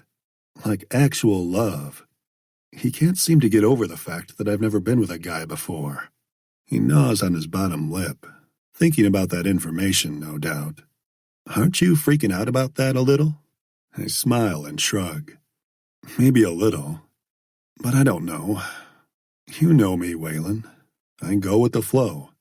He offers me a megawatt smile of his own. So, the fact that he has a dick and not a... His face actually scrunches up in disgust. Vagina? He shudders. And fuck, I do too, hearing him say the word. Don't ever say that again. He holds up one hand in the air. That I can promise. We both laugh, and then he moves on. It really doesn't bother you? I've never really thought about my sexuality before. I've just been with whoever I've been attracted to at the time. And it just so happens it was usually women. Except Rye. No, not when it comes to him. I want him. Be sure. Completely sure. And then go for it if that's what you want. Confidence is sexy, my friend. No matter what gender you're working with. Thanks, Waylon. Anytime. When he straightens his back again, I know he's about to get down to business. Okay, so now we need to get to me and this charity I booked for you. And you have to do it. I laugh, grateful I have him in my life, but so damn afraid even with him to lean on, I'm going to fuck it all up. Or even worse, that Rye isn't into me at all. Chapter 12. Ryan. After my run, I snuck in the side door, hoping to avoid Grady and Waylon. I can't seem to deal today. My mind is planted firmly on that kiss with Grady last night. What the fuck was I thinking? And why did I stop it? I strip out of my damp clothes and climb into my shower, trying like hell to shake that thought from my head. I know why I stopped it. He's not gay. It would be so damn easy to give in to the fantasy, to kiss him and touch him, all the while pretending it wouldn't have an expiration date, and a quick one at that. But I can't do it. I'm not a dumbass kid who thinks a kiss with me could change who he is. I turn the water a little cooler, hoping like hell it will tame the raging hard-on I've had since his lips touched mine last night. I turn off the shower, frustrated and angry with so many things. I see my phone flashing with notifications as I get dressed, but I ignore it. I don't want to hear about PR opportunities and obligations. I don't want to check in with my mother about everything that doesn't make her uncomfortable. Everything that rides on the right side of her fantasy life. I'm drowning. I'm sinking. Can't stop sinking. The words to Immoral's song run over and over in my head. They love me. I'm their fantasy. But they can't see. Even I don't want to be me. Fuck. I stare into the mirror as I pull on a plain tee and jeans before reaching for a baseball hat and planting it on my head, pulling it low, shielding my eyes because I can't even look at myself. Living a lie. Every single day to appease everyone else. I grab a pair of sunglasses and pull them on to help with that pesky reflection even more. When I make it out the front door, I see Waylon and Grady standing by the fancy sports car that was parked here when I got back. I can't avoid him forever. I give a quick wave, and Waylon offers a bright smile that can't be fake. The guy is all sunshine and happiness, and it's almost contagious. Well, hello again. Hi, Waylon. I make my way over to them, looking at Waylon even though my shades are dark, and I'm not sure anyone can tell where I'm looking. I was just going to grab some coffee. You guys want to join me? Please say no. Waylon smiles and pats my shoulder. I'd love to, but I have a plane to catch. He turns to Grady, wrapping an arm around his shoulder. But Grady here could use a pick-me-up. Grady looks tense as hell, and I'm not sure what to do with that. He's always completely carefree. Yeah, I'll go. Shit. He turns to Waylon and hugs him properly. Be good, you little shit. Don't you worry about me. He blows him a kiss and winks at me before climbing into his car and driving away. I turn to Grady. You don't have to go if you don't want to. I want to. His green eyes are locked on mine with the same intensity as last night and this morning, and I turn toward the garage. Okay, let's go. He follows me into the garage, and we climb into my truck. He looks around the cab and then back at me. Seriously, a pickup truck? I shrug. What? You really are trying to make sure they don't see, huh? I roll my eyes and back out of the garage. Gay men can drive trucks. Jesus. He laughs. I'm just saying.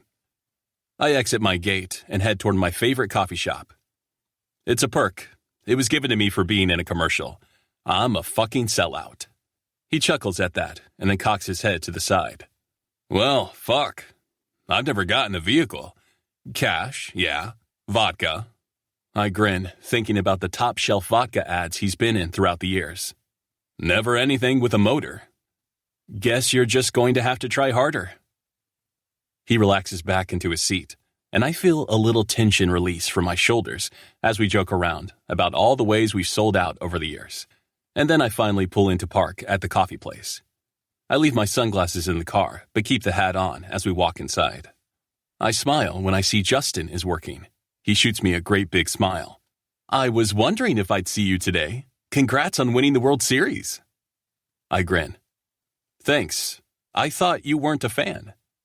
He's worked here for 2 years, and I come in often, so we have our own little routine. Oh, I'm not a baseball fan. He winks, and I smile at that. Well, thanks for the support. His brown eyes are almost shimmering with gold flecks. I'll take my usual. Of course. He looks nervously over my shoulder. Wow, you're Grady Bell. Yeah, I'm here. I hear Grady's voice, but it barely sounds like him with a clipped tone, lacking all his usual charm. What can I get you, Mr. Bell? Coffee. Black. Justin looks at me, a flirty smile on his handsome face. Plain black coffee for the rock star. I smile at that as Justin begins working, and I feel Grady tense as all hell at my side. What the fuck does that mean? What does what mean? I turn to look at him, seeing the grim look on his face. Plain coffee? Like I'm fucking boring or something? I stare at him, my right eyebrow lifted in confusion. I don't think he meant anything by it. I keep my voice low, not wanting anyone to hear. I can switch it up too, Rye. What the hell is your problem? He doesn't answer me, and I count myself lucky because Justin arrives with my low-fat mocha. I added a little more mocha this time. I think you deserve a little extra. Thanks, I appreciate it. Plain black coffee. He holds out a cup to Grady, who takes it, but I can tell he's still pissy as hell. Before Grady can say anything else, I pay, leaving a large tip, and guide Grady outside toward my truck. What the hell is your problem? He turns angrily toward me. What's my problem? He covers his heart with his free hand. I thought you weren't out. I think about his words for a minute, and look around at the parking lot that's pretty damn full with people walking in and out of the coffee place. I told you I fucking am. Lower your voice. I say, keeping my voice low. Right. You're fucking out, but I have to keep quiet about it, and so do you and your fucking agent. What's your point? I hiss. You know what my point is? What the hell was that in there with him? He points toward the coffee shop. With Justin, the barista? It was a fucking coffee order that I make almost every day. Are you fucking him? I wince at his question and instinctively look around the parking lot, glad I don't see anyone nearby. I grab his arm and pull him closer but keep a distance between our bodies. Careful, you sound like a jealous fucking boyfriend right now. He takes another step closer to me, tipping his chin up with no shame. Maybe I fucking am. Stop, I order, my heart racing as a group of young women walk out the door with coffees in hand, their eyes on Grady and me and their cell phones out, not at all inconspicuously taking pictures of us. I release my hold on him, but look him in the eye. Stop. Rye. He doesn't get to finish whatever he was going to say, because a car pulls up, and then another, both parking near us with photographers rushing out and clicking photos. Fuck. He turns to me. Since when does KC have paparazzi? I shrug. Since my team won the World Series and Grady fucking Bell is in town. Come on. I unlock my truck and wave at the cameras, giving them one good shot, ignoring their questions about what we're doing here together, and climb into my truck. Grady tells them he's happy to be back home and flashes a peace sign before climbing in the passenger side. I see them rushing to get back in their cars and follow us as I drive leisurely back to my house. I have a gate that keeps everyone out, and far from the front door of my house, so I'm not really worried. My house is public record. They already know where I live. A fucking peace sign? Really? He chuckles, and it's good to hear. Fuck off. I'm supposed to be more family-friendly these days. And why is that? I know Victoria, the woman he's supposedly dating, is on a family show, but he's a rock star. Does anyone really expect him to be a good boy? He shrugs, and his expression darkens. I do what the label tells me to do. I recognize that anguish, doing what you have to for everyone else. But I don't commiserate with him out loud. There's no point. We both know we're both stuck in our own hell, although he plays it off a hell of a lot better. Chapter 13. Grady. I need to get my shit together. I know that. I'm fucking losing it. After coffee, Rye headed downstairs to his home gym to work out, and I went for a swim, hoping to release some of my tension. This isn't me. Tense, angry, brooding, jealous. None of those things describe me. But I feel like I can't fucking breathe. Seeing that fucker grin and wink at Ryan at the coffee shop, and Rye actually fucking flirting back? Yeah, that shit set me off. Because maybe I'm not his fucking type. Maybe that bullshit about a bigger, more solid guy was all bullshit. Justin was thin with a hint of muscle, but nowhere near my build, and not even close to Ryan's. And then Justin's little shot at me getting plain coffee, like I'm just a boring straight guy? Fuck him. I pull myself out of the pool and dry off, wrapping the towel around my shoulders and walk inside. Waylon said to be sure. Well, I'm fucking sure. I don't want Ryan fucking any baristas, or managers, or anyone else.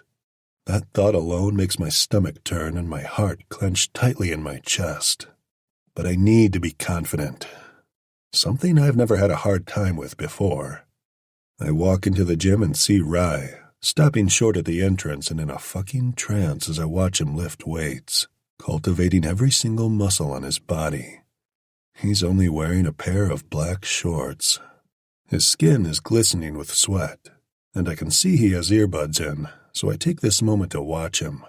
He lifts a weight, curling it and making every muscle in his arm and shoulders flex.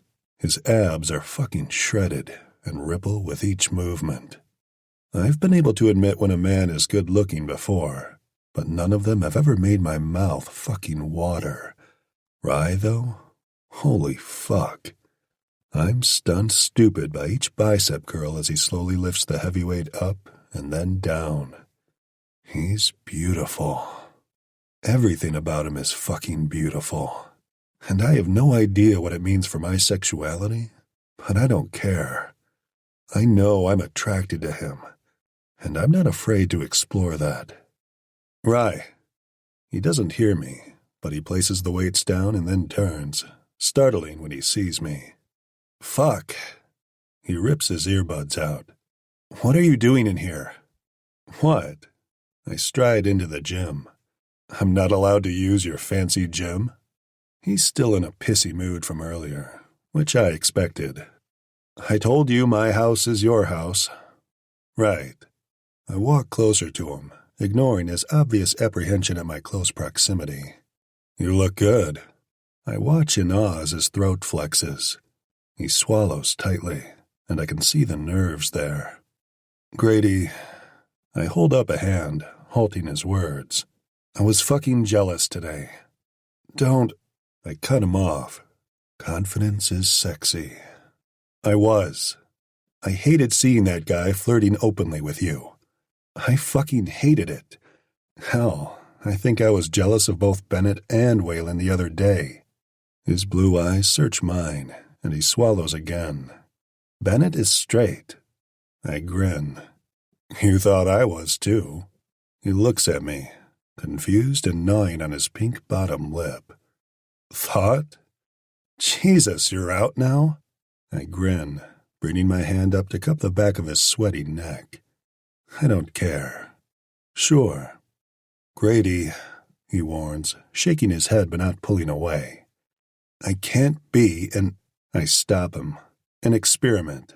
I know. I don't experiment, though. And you fucking know that about me. I jump in, head first. I fucking explore. He rolls his eyes at me. Right. That's the same thing. No, it's not, I argue. Exploring is knowing that I fucking want this. I tug him closer to me, using my hold on his neck, and diving into it. It's an adventure, Rye. One that ends.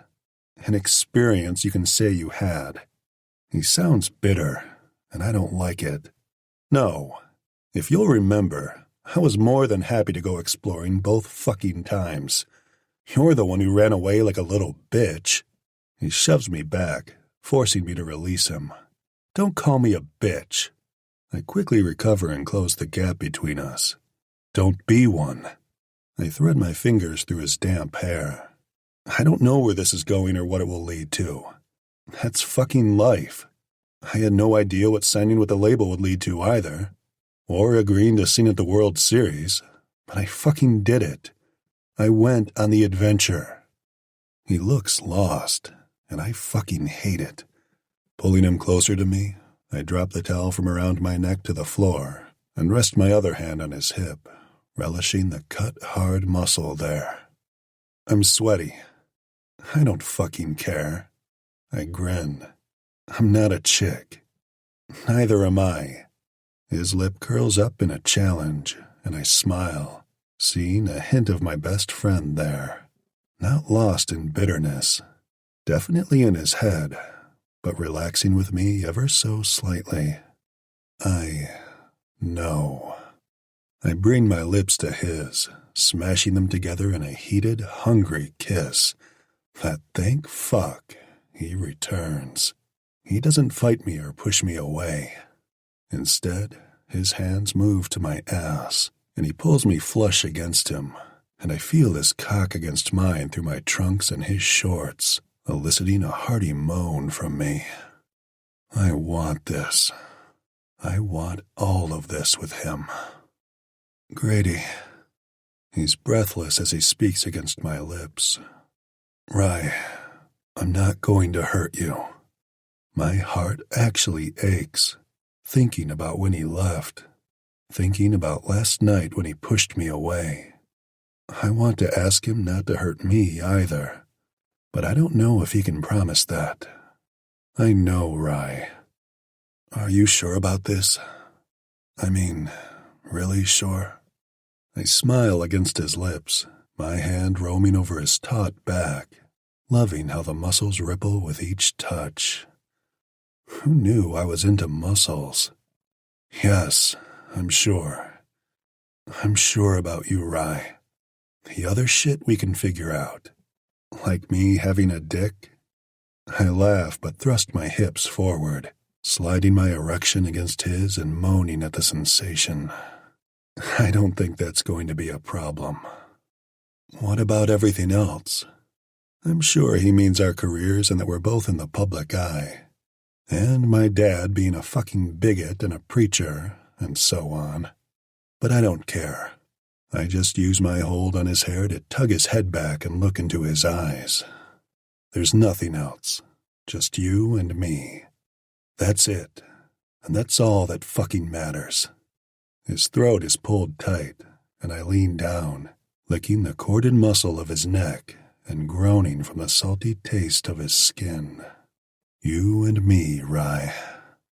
Bell and Bailey.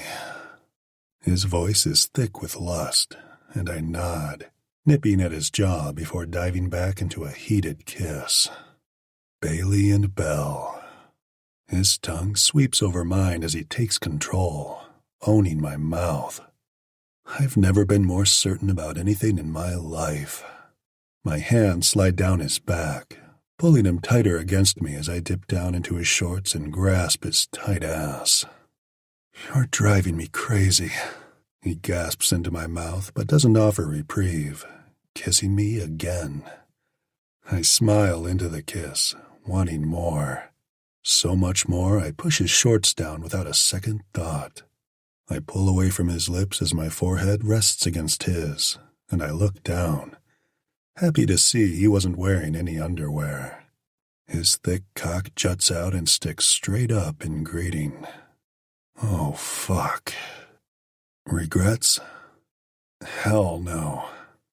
My hand moves to his long, hard shaft as I run my thumb over the glistening tip.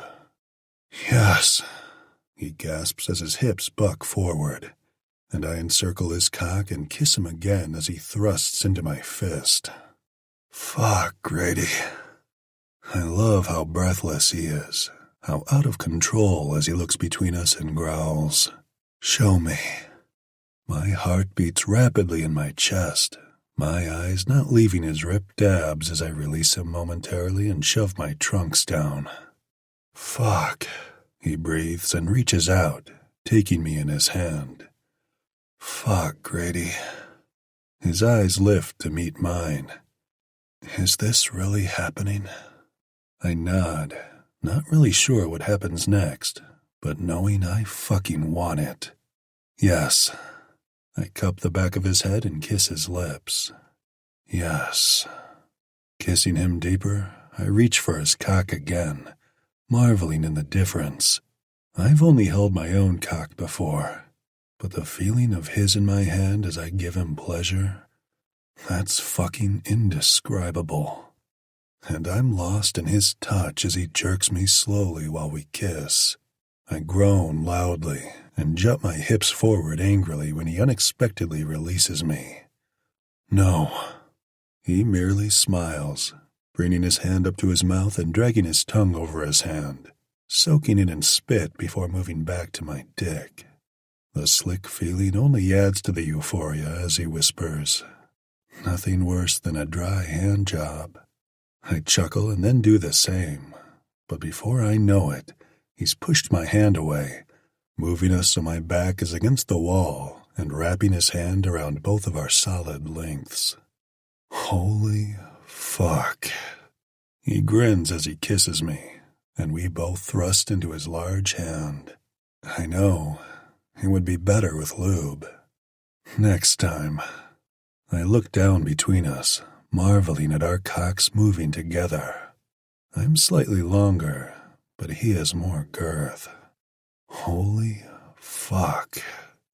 Oh God, Rye. My balls draw up tight, and I know I'm close to blowing my load. A tingling feeling runs down my spine, and all I feel is pleasure. Come with me, Grady. That's all I need to hear before ropes of cum spurt between us.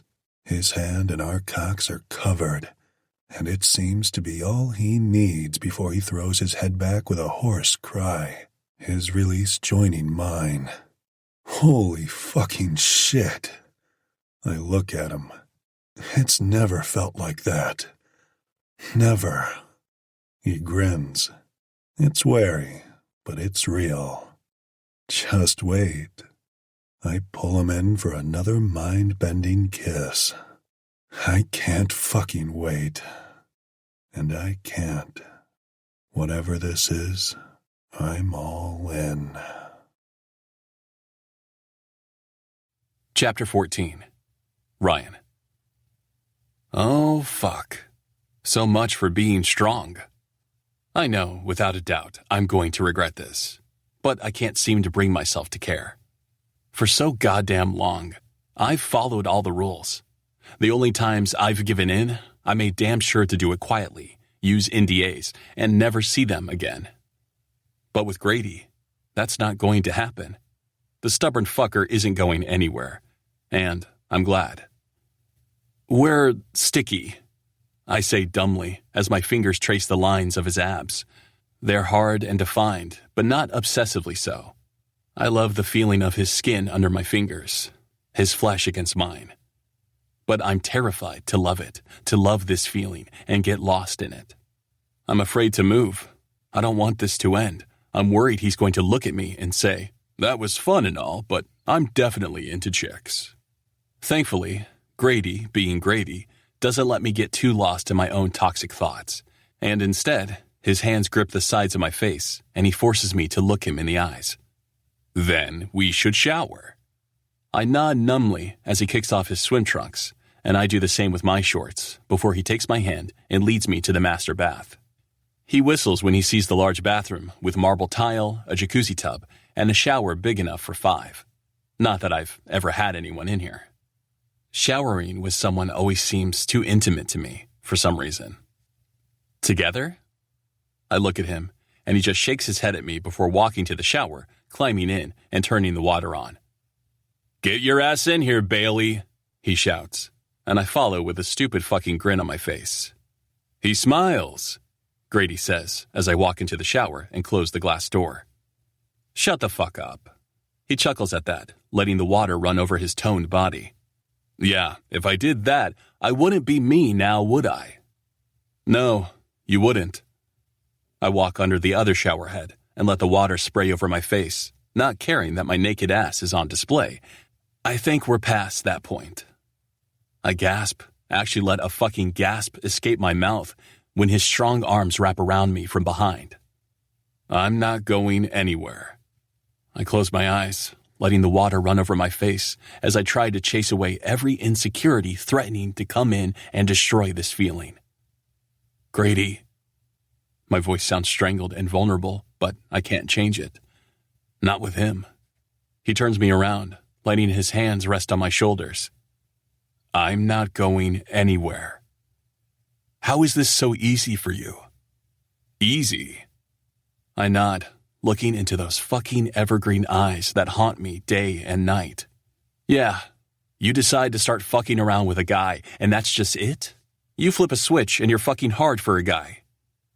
I'm being an asshole. I know that's not how this shit works, but he makes everything seem effortless. After my first time with a guy, I was paranoid as fuck for a year that he would tell his cousin about what happened. Or anyone. Hell, sometimes that fear creeps up out of nowhere, even still. Today at the coffee shop when he was shouting loudly, I was sweating, just knowing someone would pick up on the fact that we'd kissed the night before. Rational? Hell no. Real? Yeah. I'm afraid all the fucking time. I say I don't care if I'm outed, that if it happens, it happens. But could I really handle it? Would I be okay? Seeing that disappointed look on my dad's face. Seeing my fans' disappointment that the man they worship just so happens to fuck men. It shouldn't matter. I'm not ashamed of my sexuality, but bile sneaks up my throat thinking about facing it all. It's crippling. "Talk to me." Grady leans his forehead against mine in his signature move as water slides down my back. I shake my head, but he doesn't relent. His hand moves over my heart that's thundering in my chest. "I'm hard for one fucking guy. One." "Grady," I look into his eyes, lifting my head. I know. You're scared. Why aren't you?" He smiles, his lips brushing over mine. "Because of this." He kisses the corner of my mouth. "And this." He moves down my neck. "Definitely this." Then his mouth presses a kiss over my heart where his hand was. "How is this so easy for you? Really, Grady?" "It's not easy. It's going to be a real pain in the ass. I know that. I'm not delusional." He lifts back up and looks at me with so much candor. "But I go after what I want." He wants me. I can see it. But for how long? I can't bring myself to ask the question. I'm not ready for the answer. Not yet. I kiss his lips, grabbing the back of his neck and holding him there. Right now, For once, I'm just going to live in the moment. Chapter 15. Grady. Be honest with me. I turn my head and look at Rye. He's laying flat on his back on his bed, and I'm right next to him. After our shower, we dried off, but didn't bother putting on any clothes before lying down. I'm always honest with you. I brush my thumb over his cheek, taking him in. His jaw is as carved as the rest of him, but he has several days' growth covering it now. His eyes are bright blue at the moment, although they definitely change with his mood, and his lips are puffy and pink. They might be my favorite thing. Grady, I'm serious. Are you really not freaking out right now? I sigh and drop my hand to my side, rolling to look up at the ceiling. Fine. You know all the shit my father used to preach and how we would always laugh at him? He cringes and rolls to his side when my head lolls to the side to look at him. All that God hates gays shit? I nod, my jaw clenching tight. I never believed it. Not for a second. But he eyes me cautiously, tucking his hand under his head and propping up on his elbow. I'm fascinated by the muscles of his bicep pulling tight, and drag my finger over his skin absently.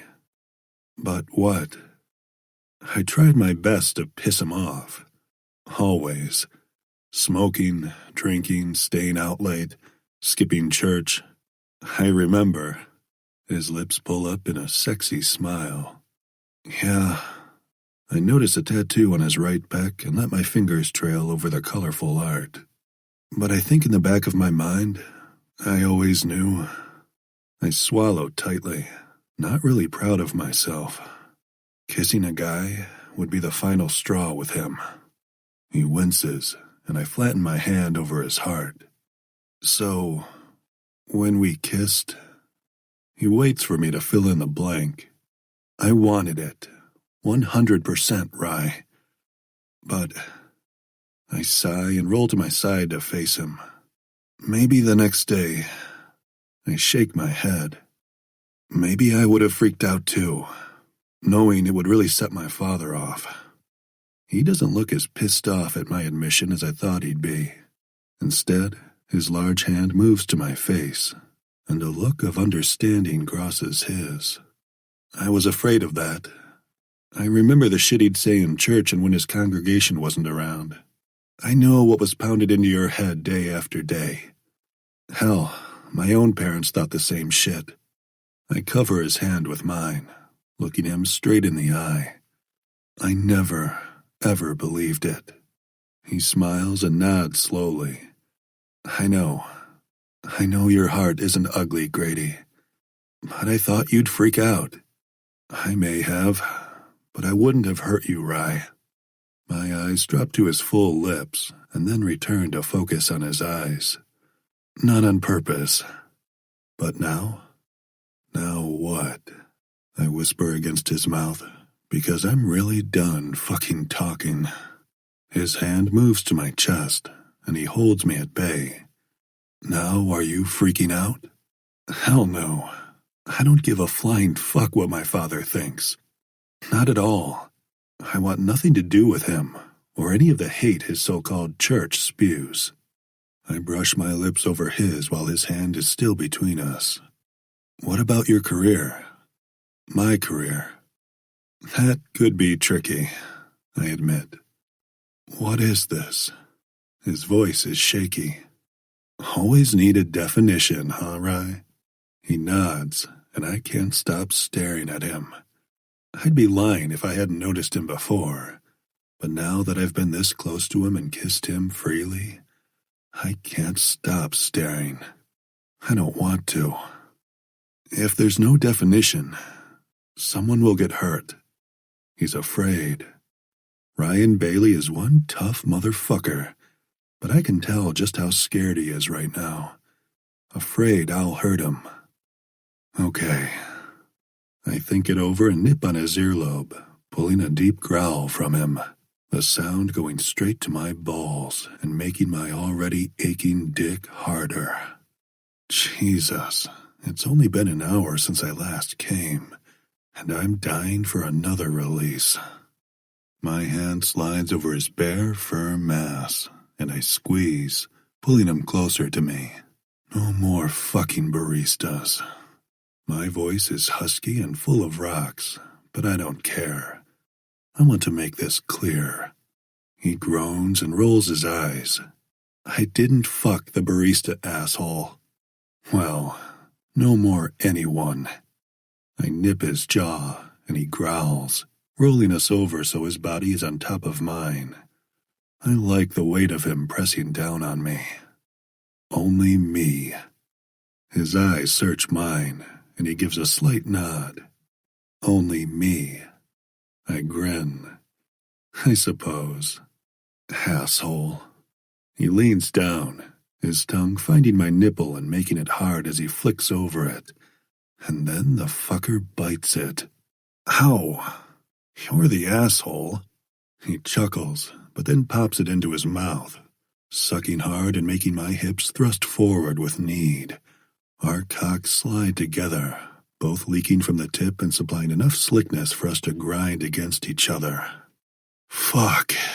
I gasp and pull his face down to mine, biting and sucking on his lower lip. Fuck, fuck, fuck! Don't come yet. I'm no fucking chump. He chuckles again, his body sliding down as his tongue trails over my stomach, the tattoo on my hip, and then my inner thigh. Everywhere but where I desperately need him. We have 3 weeks to explore. I'm going to go over every fucking inch of you. Holy shit. His mouth moves to my balls, sucking each one into his mouth, making me groan loudly. Fuck, Rye. Don't tease me. He releases my balls and grins up at me with a sureness I haven't seen in him for a long time. I've got you. He moves to the head of my cock, covering it with his mouth and sucking it, his tongue moving over the tip. Fuck. I can feel the fucker smiling around my cock before he takes it deeper in his mouth. Opening his throat, he takes me deep like a fucking champ, bobbing up and down, making me lose my mind. Yes. Fuck, I'm close. He pops off my dick, and I groan, looking down at him. Don't fucking stop. How much do you trust me? What? I lean up on my elbows as he remains between my parted thighs. So much. All the fucking trust. Why? He grins, slipping his finger into his mouth and wetting it, his spit sliding down the digit. Because I'm going to make it really, really fucking good for you. His mouth takes my cock back deep into his throat before I feel the pad of his slick finger on my asshole. I clench tight, not sure I'm ready for that, but he doesn't push in. He just teases as his mouth drives me fucking wild, and I relax slightly. Rye, I moan softly, my fingers threading through his hair. My hips start moving with his mouth as I come closer and closer to ecstasy. I watch him grind against the mattress, sucking me off while slowly pressing his finger inside my ass. It doesn't hurt, maybe a little burn, but my focus is on his mouth as he tries to suck me dry. When his finger is fully inside, he crooks it at an angle, hitting something inside me just fucking right, making my hips piston forward into his throat. He gags slightly, the rumble making my balls draw up tight. Holy fucking shit. Do that again. I can feel him smiling, and he does it again. Pleasure zaps through me, up my spine, and making my fucking toes curl. Oh fuck. I'm going to come, Rye. He only sucks harder as he ruts against the mattress. Fuck. I come hard, releasing into his mouth, and I feel him swallowing around my cock and sending me even further over the edge. When I catch my breath, he moves up my body, his mouth crashing to mine. I moan into the kiss, tasting my salty release and not giving a fuck. It's with him. Jesus fucking Christ. That's what I've been missing all this time? He smiles, and I look down when I feel something wet on my thigh. His dick is spent, and I realize he came while sucking me off. Holy fuck, that's hot. I kiss him harder and tuck his body beneath mine. I can't believe I've wasted so much time not doing this. Chapter 16. Ryan. Now what? I lift my head to look at Grady, who has one arm tucked behind his head in all his confident, cocky glory. My head is still resting on his chest, and I'm a sticky fucking mess, but I'm too satiated to move. I can't believe this is real, but there's no denying that he wants this. At least his body does. And I'm a selfish, greedy bastard because I meant what I said. I'm going to enjoy every second of the next 3 weeks, even if what comes after will kill me. Now we order food because I'm fucking starving. You mean you haven't become a domestic goddess in the past 7 years?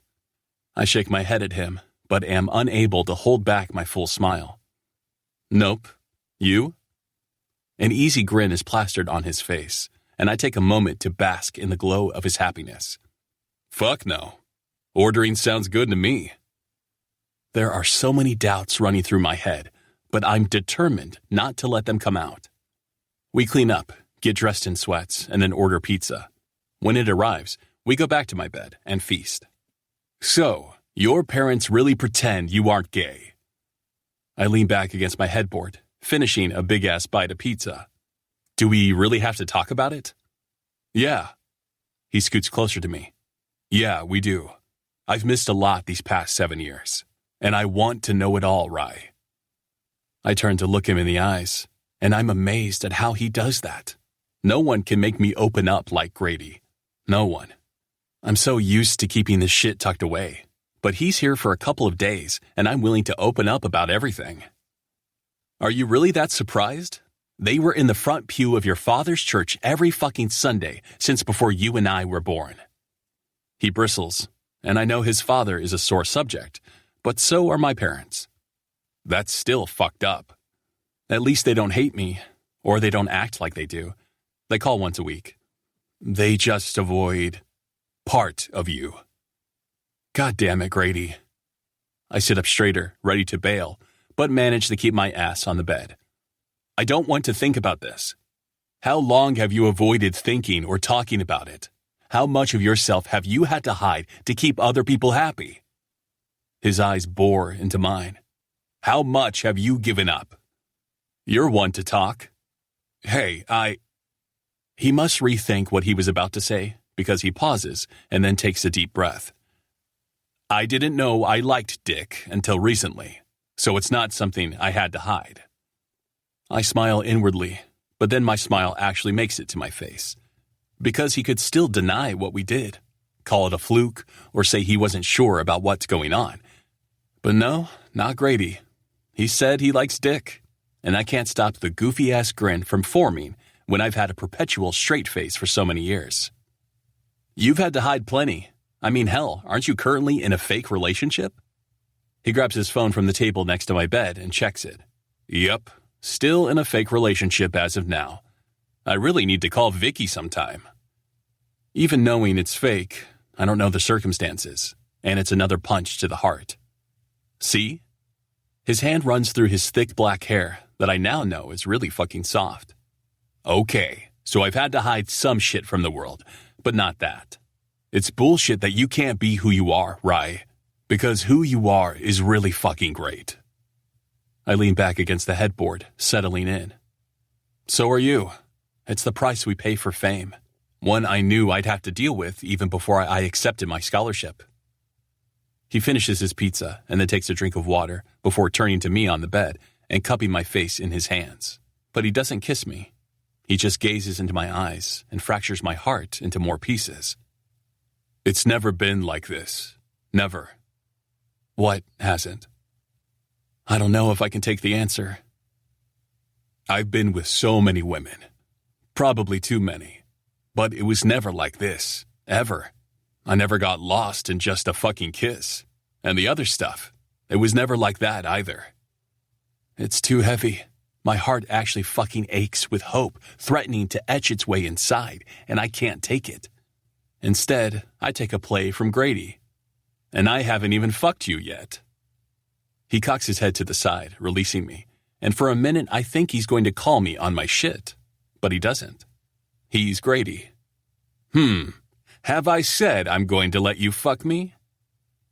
I laugh and lay my head against his chest, settling into the crook of his arm. No, but you're definitely going to fuck me. I look up at him, seeing his throat is pulled tight with an emotion I'm betting is excitement. If you want to. He nods his head comically fast. I want that. I want to. He swallows hard, his Adam's apple bobbing in his throat. I grin. Soon. Soon, he agrees, and I can see the nerves mixed with his excitement. Holy shit, I managed to frazzle Grady fucking Bell. Chapter 17. Ryan. Waking up next to Grady is something I could easily get used to, which is fucking terrifying. Before I get too lost in watching his sleeping form sprawled out next to me, my phone rings, and I groan when I see it's Jenny. Fuck me. I'm up for it. I roll my eyes and chuckle when I met with a grin from my best friend, and then grab my phone, answering it. Hey, Jenny. Oh, you're alive. Good to know. I stretch, ignoring her tone because that's just Jenny. Yeah, lucky you. What's up? My cock? Grady's voice is quiet, but I still give him a shake of my head as he starts to trail kisses down my bare torso. Still, I don't tell him to stop. I'm not fucking stupid. You have the parade in 2 fucking hours. You need to get your ass here. Fuck. Grady looks up at me with a curious look. The parade, I say to Grady, but it's Jenny who speaks next, probably thinking I'm talking to her. Yes, the parade. A victory parade in your honor. And the team's. Grady's lips trail over my stomach and then back up, leaving kisses over the short beard I have going now. Yeah, whatever. I don't get paid for any of them. So, as far as I'm concerned, it's your victory. I nod absently as Grady starts to suck on my neck, and I can't find any fucks to give about anything Jenny is saying. I'll be there. You need to be early, Ryan. I mean it. Get your ass up and go. Fine. I hang up, placing my phone next to me and gripping the back of Grady's hair, pulling his mouth to mine for a hungry good morning kiss. Good morning. He grins but doesn't pull away, and my hand is still in his hair. Parade is today? I nod, not wanting to go. I'd rather stay here with you. Nope. He kisses my lips again and then jumps off the bed. We're going to that fucking parade. You earned it. You worked your ass off for it. I notice the hard-on he's sporting in his sweats and stand up, slipping my hand under the waistband and grabbing his long cock. I'd rather play. Fuck, Rye, he whispers as I start to stroke his length. But then his hand captures my wrist. Parade. When does it start? 2 hours. We have time. He swallows, his eyes lowering to where I'm still grasping his erection. No, coffee, parade, then back here. I reluctantly release him because I can see I'm not going to win this argument, even if he's tempted. Coffee? Yeah, I know a place. I roll my eyes, but he slaps my ass. Come on, shower, then coffee. Thankfully, he agrees to a mutual jerk-off session in the shower, because who the fuck doesn't have time for that? Seeing him watching me as I stroked my dick until I came was one of the hottest things in my life, but I know there's a hell of a lot more to come. When we get to the coffee shop, we're greeted by Justin and his bubbly personality, but Grady cuts in front of me this time. Well, good morning, Justin. Oh, fuck. Good morning, Mr. Bell. Black coffee for you today? Justin is just as sunny as always, but I see a flicker of something ornery in Grady's eyes. No. He looks over at me and then back to Justin with a shit-eating grin on his handsome face. You know, I've really been into trying new things lately, Justin. What would you recommend? Justin seems to take this as a barista challenge, but I know what Grady is really talking about, and it isn't coffee. Well, let me think. Justin puts his finger on his chin. Since you're used to plain coffee, I wouldn't get too crazy right away. Grady eyes me with hunger, making my dick stir in my jeans, the motherfucker, and then moves his attention back to Justin. I don't mind getting crazy, exploring my options. His voice has a low, sultry tone. I look at Justin, who's noticeably flushed but uncertain. Sure. His voice cracks, and I'm 2 seconds away from ripping Grady out of here. What the fuck is he doing? In that case, I recommend the latte macchiato. It's my specialty. He smiles at me. I've been trying to get this guy to try it for a while now, but the calories scared him away. Grady's eyes drag over my arms and torso in a lazy, way too dangerous way before he turns his attention back to Justin. Yeah, I guess you don't get that body with those kind of drinks. Jesus Christ. I say it low enough, but Grady hears me. Justin is clearly flustered now. Right. I'll take my usual, Justin. Thank you. He busies himself with our order, and I turn to Grady, my jaw clenched. What the hell are you doing? He shrugs. Just having a little fun. Bullshit. We grab our coffees, and I pay, walking outside with Grady toward my truck, before I dig into what the fuck that was. Seriously, fun. He's a nice guy. What are you trying to do? Nice. Grady's eyes meet mine, and I see fire in them. Not fun, just fucking fire. It's hot, I'm not going to lie. Yeah, nice. He wants to fuck you, or you to fuck him, whatever, and it's bullshit, he says, standing too fucking close so he can look me right in the eye, and it's intense, too intense for being out in public. That I can't just pull you into my arms and let that fucker know that you're mine. Yours? I nearly choke the word out. Mine. His voice is a deep growl that shoots straight to my already interested dick. But before I can respond, a car pulls up, and I instinctively back up and turn away before the photographer jumps out. Fuck, that was too close. Hey, Ryan, you guys on your way to the parade? You know it, Grady shouts out, holding up his cup of coffee, winking at the camera before climbing into the truck. I'm too flustered and way too hard to answer as I retreat behind the wheel and start the truck, closing the door. You better wave to the camera, or they're going to peg you as an asshole. God damn it. I know he's right, and make sure to plaster a fake smile on my face, giving a wave before pulling out of my parking spot. Fucking Grady. He's going to out me less than an hour after waking up in bed with me for the first time.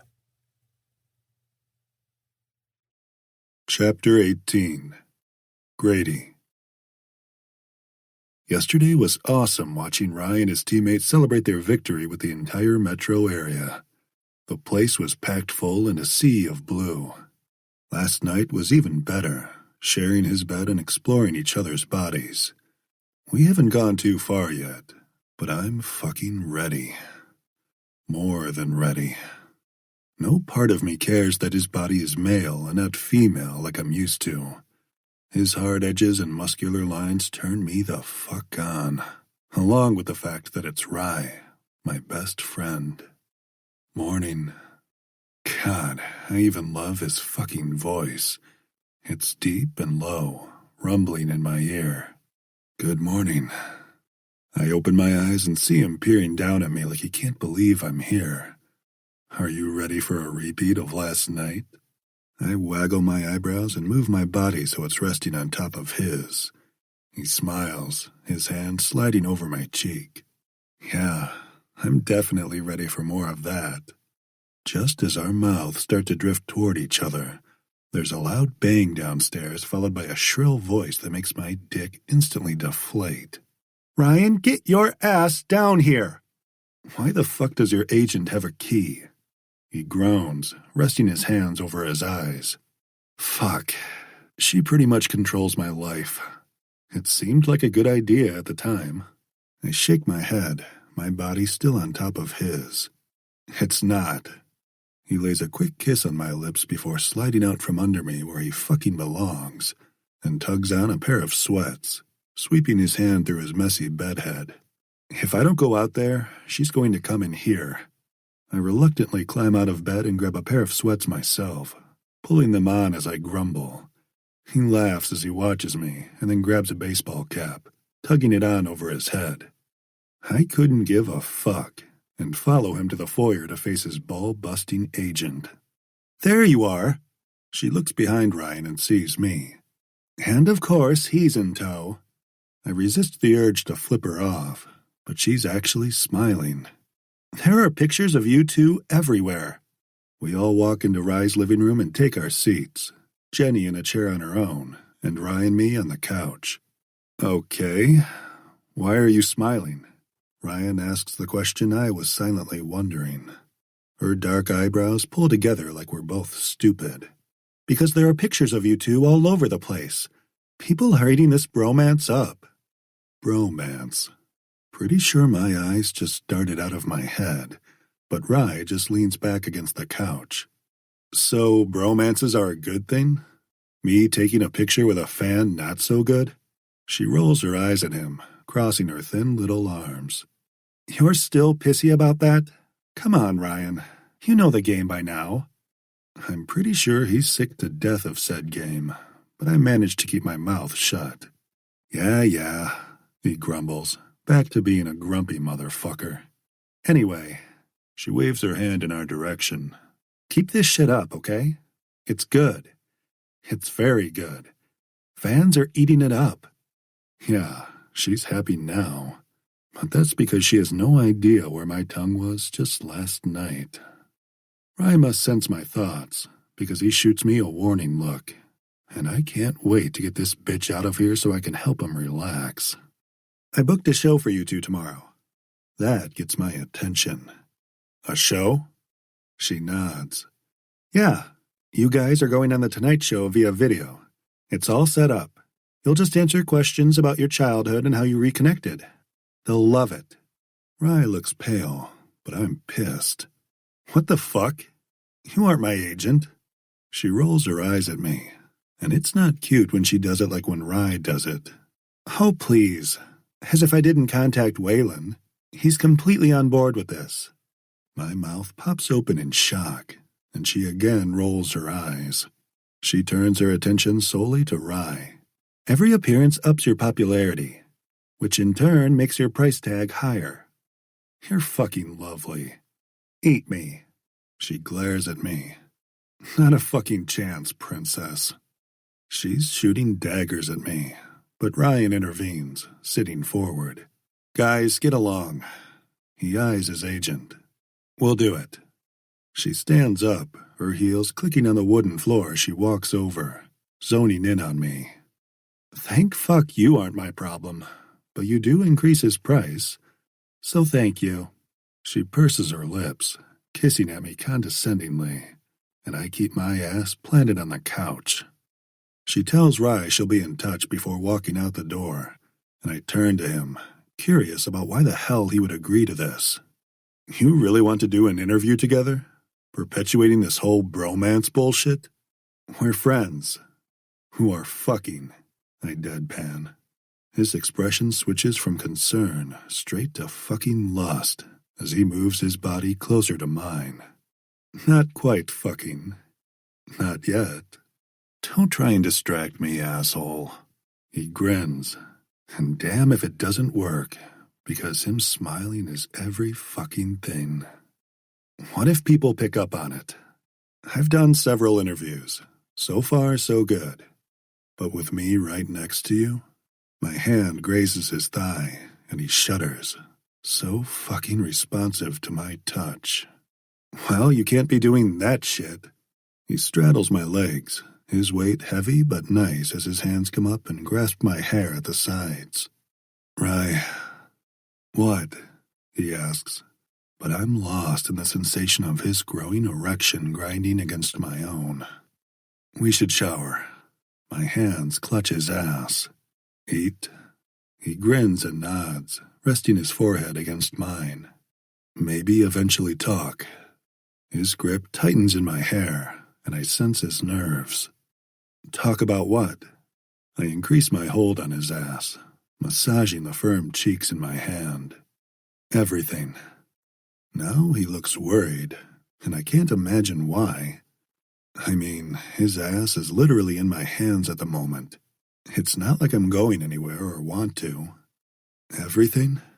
He swallows tightly, and I watch the motion, bringing one hand up to drag a finger over his throat.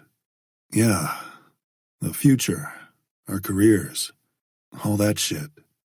He's gone back to my grumpy Rye, climbing off my lap and nodding. Okay, I guess we should go shower. He doesn't ask me to join him in his room, and I sit there, unsure about what the fuck just happened. He doesn't want to talk about the future? Am I reading everything wrong? Chapter 19. Ryan. I'm fucking crippled by his words earlier.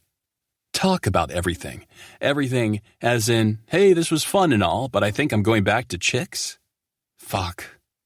We've avoided each other most of the day, which was fairly easy with it being a big house. Grady spent most of the day out by the pool, while I spent mine in the gym, trying to work out my frustration. It's not working. I know I need to face him and just get it over with. I find him downstairs in the music room, the sound of the guitar leading me there. I freeze in the doorway, knowing the song instantly. It's a newer one, released a few months ago. The words send a tremor through me, leaving me motionless as I listen to the acoustic live version in my basement.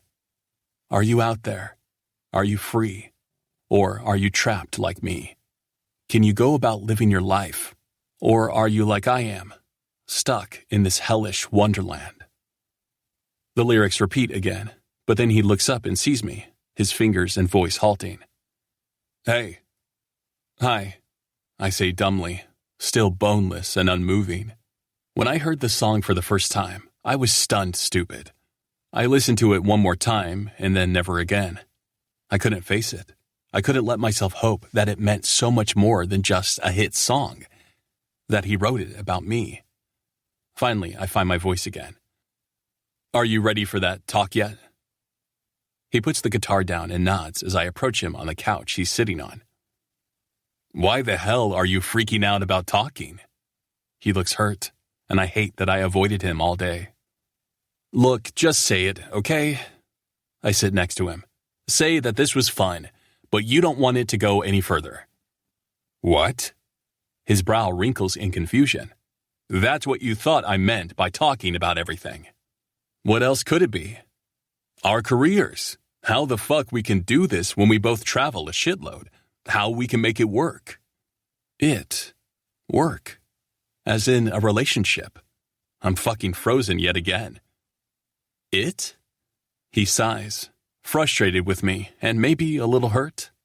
It. Us. Whatever the fuck you want to call it. Holy shit, there's an us. You want there to be an us. He turns to look straight at me and then places his hand on the side of my face, preventing me from looking away.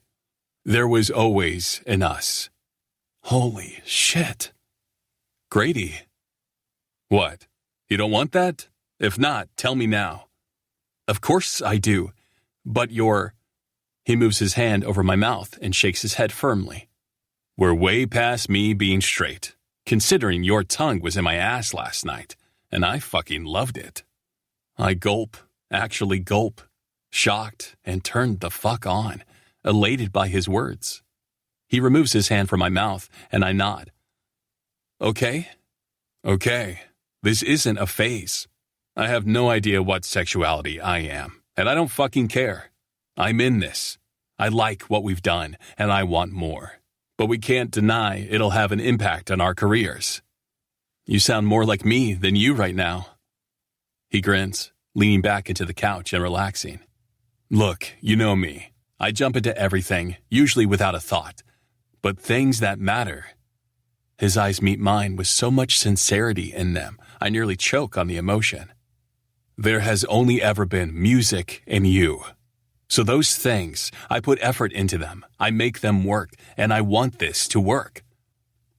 I do too, Grady. God, I want that more than anything, but I'm terrified to admit just how much.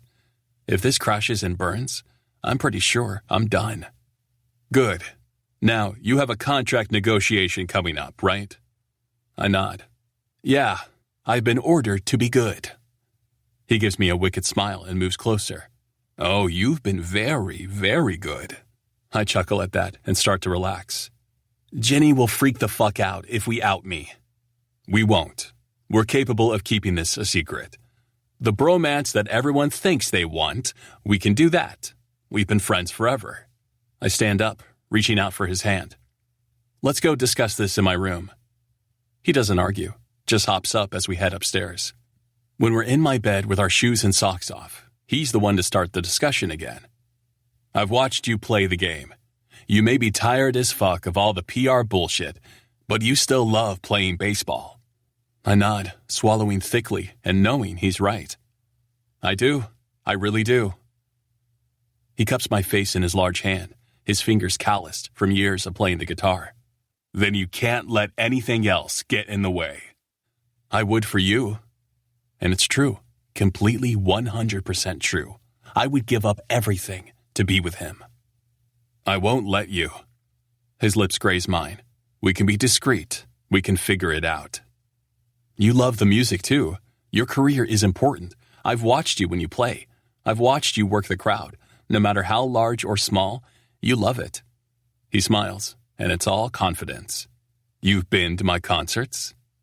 I nod, not bothering to lie. A few over the years, and you fucking love it.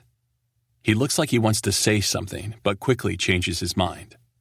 I do, but I want this with you. What would your label say if you started fucking a guy? He bristles, and I know he hates that part of fame as much as I do. I doubt they would be okay with it. They pretend to care about all people, but it's not the truth. My brand is the bad boy who some woman can someday change. I nod, already knowing that. Yeah, I think that's really what the baseball world wants to believe about me. I know it is. He faces me while we lay on my bed and holds me there. Okay, no more talking. We do it the Grady Bell way. I laugh. And what way is that? We go for it. We do exactly what we want, jumping in headfirst, and we don't fucking worry. It'll work out. We'll be careful in public. It's all going to blow up. Maybe, but for right now, I just want this. He leans forward and kisses me deeply, pulling a deep groan from me. I've missed him all day, and he was right here. I do too. Just one more question, I say against his lips, and he smiles. What? Did you write Hellish Wonderland about me? He grins smugly. What do you think? I bite his bottom lip and then suck on it before meeting his eyes.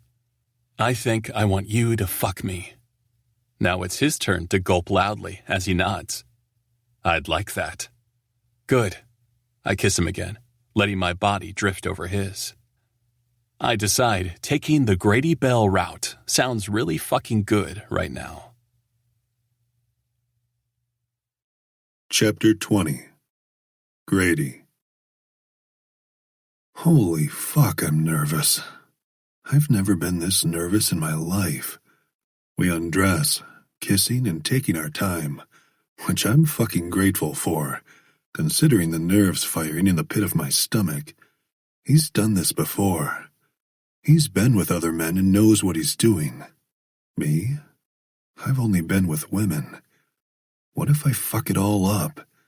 What if I hurt him? Or I'm just plain lame? Hey. His lips brush over mine.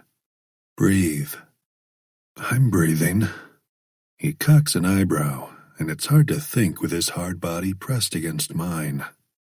Are you sure about that? Shut the fuck up. He grins and reaches next to him, opening a drawer and depositing a bottle of lube and a condom onto the bed next to us. Talk to me. I've never done anal. He quirks a brow, and I think for the first time in my life, I'm fucking blushing. Never? I shake my head. No, and I don't want to fucking hurt you. Although you're making it a little easier now. He grins, full of confidence, and kisses my lips, spreading assurance through me. It's okay, Rockstar. I've been down this road a couple of times before. And although it's been a while, I'm fucking ready for you.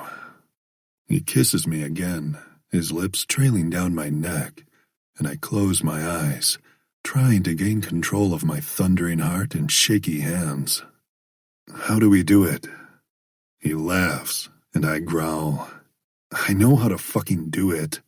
I just mean like face to face, or do you roll over? Christ, I sound like a fucking virgin. I guess in this sense I am. He shakes his head at me, lying flat on his back. Prep and lube, and then however you want me. I settle my naked body on his, relishing the feeling of his warm skin wrapping the hard muscle underneath. When I look down into his eyes, so fucking blue and full of lust and want, I shudder. The things he fucking does to me. His big hand slides over my heart, and his smile is kind. You're trembling for me. I nod and lean down to kiss him. I only remember shaking from nerves one time before. Right before my first live show. It was nerves, but it was also just plain excitement, because I knew it was the start of something great. But this, I kiss him again softly. This is even better. This is everything. Jesus, he breathes, grasping the back of my hair and pulling me to his mouth as he kisses me deeply. His other hand reaches for something, and then I hear a lid popping before his hand moves between us. I release his mouth to look down where he's using one finger to move in and out of his hole, preparing himself for me. Holy fuck, that's hot. Join me? He holds out the bottle of lube, and I take it, knowing I want to take my time with him. I sit up on my knees, grabbing the condom, opening the foil packet and then sliding it down over my cock before lubing it and my fingers up generously. I watch him fuck himself with his fingers before I grab his wrist and remove his hand, easily sliding my finger inside his tight heat. You're so fucking tight, Rye. I can't wait to be inside you. He throws his head back in the pillows, moving his hips along with my finger. Another. I oblige, adding another finger and stretching him, my cock screaming to be where my fingers are. But I wasn't kidding. I don't want to hurt him. I want to ruin him for all other men. I want him to think about me and me only. I crook my finger, seeking out that magical spot he's found in me many times, and when I hit it, his hips jolt off the bed, and he groans loudly. Fuck. Yes. Do that again, Grady. I do, but only once, because I don't want him coming yet. Not until I'm buried inside him. Are you ready for me, Bailey? Jesus. Fuck. His hips buck with my fingers as he says, Yes, yes. Fuck me. I remove my fingers and move back up over his body, the nerves once again kicking in. I want this more than I've ever wanted anything in my life. He grabs the back of my neck with one hand and my ass with the other, urging me forward. And fucking take it. I move my cock to his entrance, prodding gently at first, making him growl again and kiss me with frustration and fury. You aren't going to hurt me. But if you do, I'll fucking love it. You're bossy in bed. Damn straight. He smiles, biting my bottom lip. Fuck me like you mean it. I can't take it anymore. Sliding the head of my cock past the first ring of muscle, I swear stars flash behind my eyes. I'm not even sure whose voice it is that makes a strangled, unholy moan, but I think it might be both of us. Yes. God, you feel fucking amazing. I inch forward, my forehead resting against his as I push inside. Fuck, Rye. You're the tightest fucking thing I've ever been inside. I can't even make out his words as he lifts his legs up, allowing me to sink all the way inside him, and even deeper. Holy fuck. He grins. Fuck me, Belle. Don't hold back. And I don't. I thrust inside his tight hole over and over again, savoring every time his ass clenches around me, strangling my cock. Please tell me you're close. Touch me. I grab the lube and spread it over his cock that's already leaking at the tip, and jerk him in tandem with each thrust into his ass. Fuck. Yeah, fuck. I shift my hips, hitting him deep and making him curse. Holy shit. Yes. Right fucking there, Grady. His voice, the strangled cries are sending me over the edge and fast. Come, Rye. I can't hold on much longer. I'm right fucking there. Don't hold back. I pound into him over and over again, not wanting the moment to end, but needing to come more than I need to breathe. Oh God, I'm gonna come. When I feel a hot burst of cum over my hand, I finally let myself go, losing my mind when I hear him moan. Yes, Grady, come in my ass. I fucking lose it, coming hard into the condom, hating that there's a barrier between us. Holy fuck. We're a sweaty, sticky mess, but I'm not moving off him. My lips meet his as we kiss, and my fingers slide through his hair. Do you really want that? Want what? He asks breathlessly. Me to come inside of you? His ass clenches around my softening cock, and damn if my body doesn't want to fucking rally. Yeah, I fucking want that. When was the last time you were tested? I think about it. It's been a few months. Me too. I always use condoms, but just in case, we should go get tested.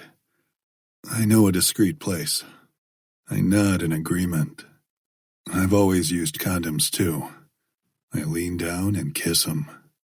I can't fucking wait to be inside you, Bear. You did all right for your first time, rock star.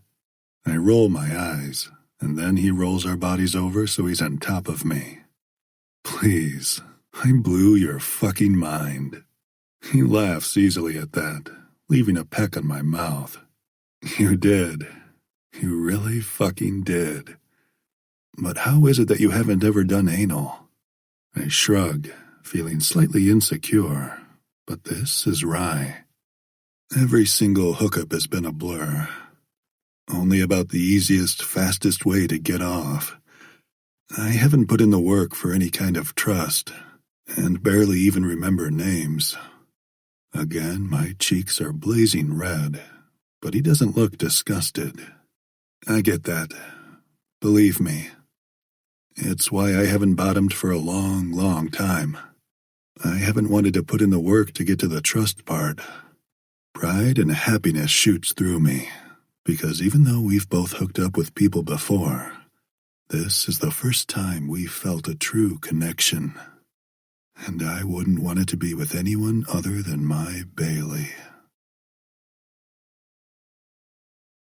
Chapter 21. Ryan. Do we really have to do this? I laugh at Grady's whining about the Tonight Show appearance, but I don't blame him.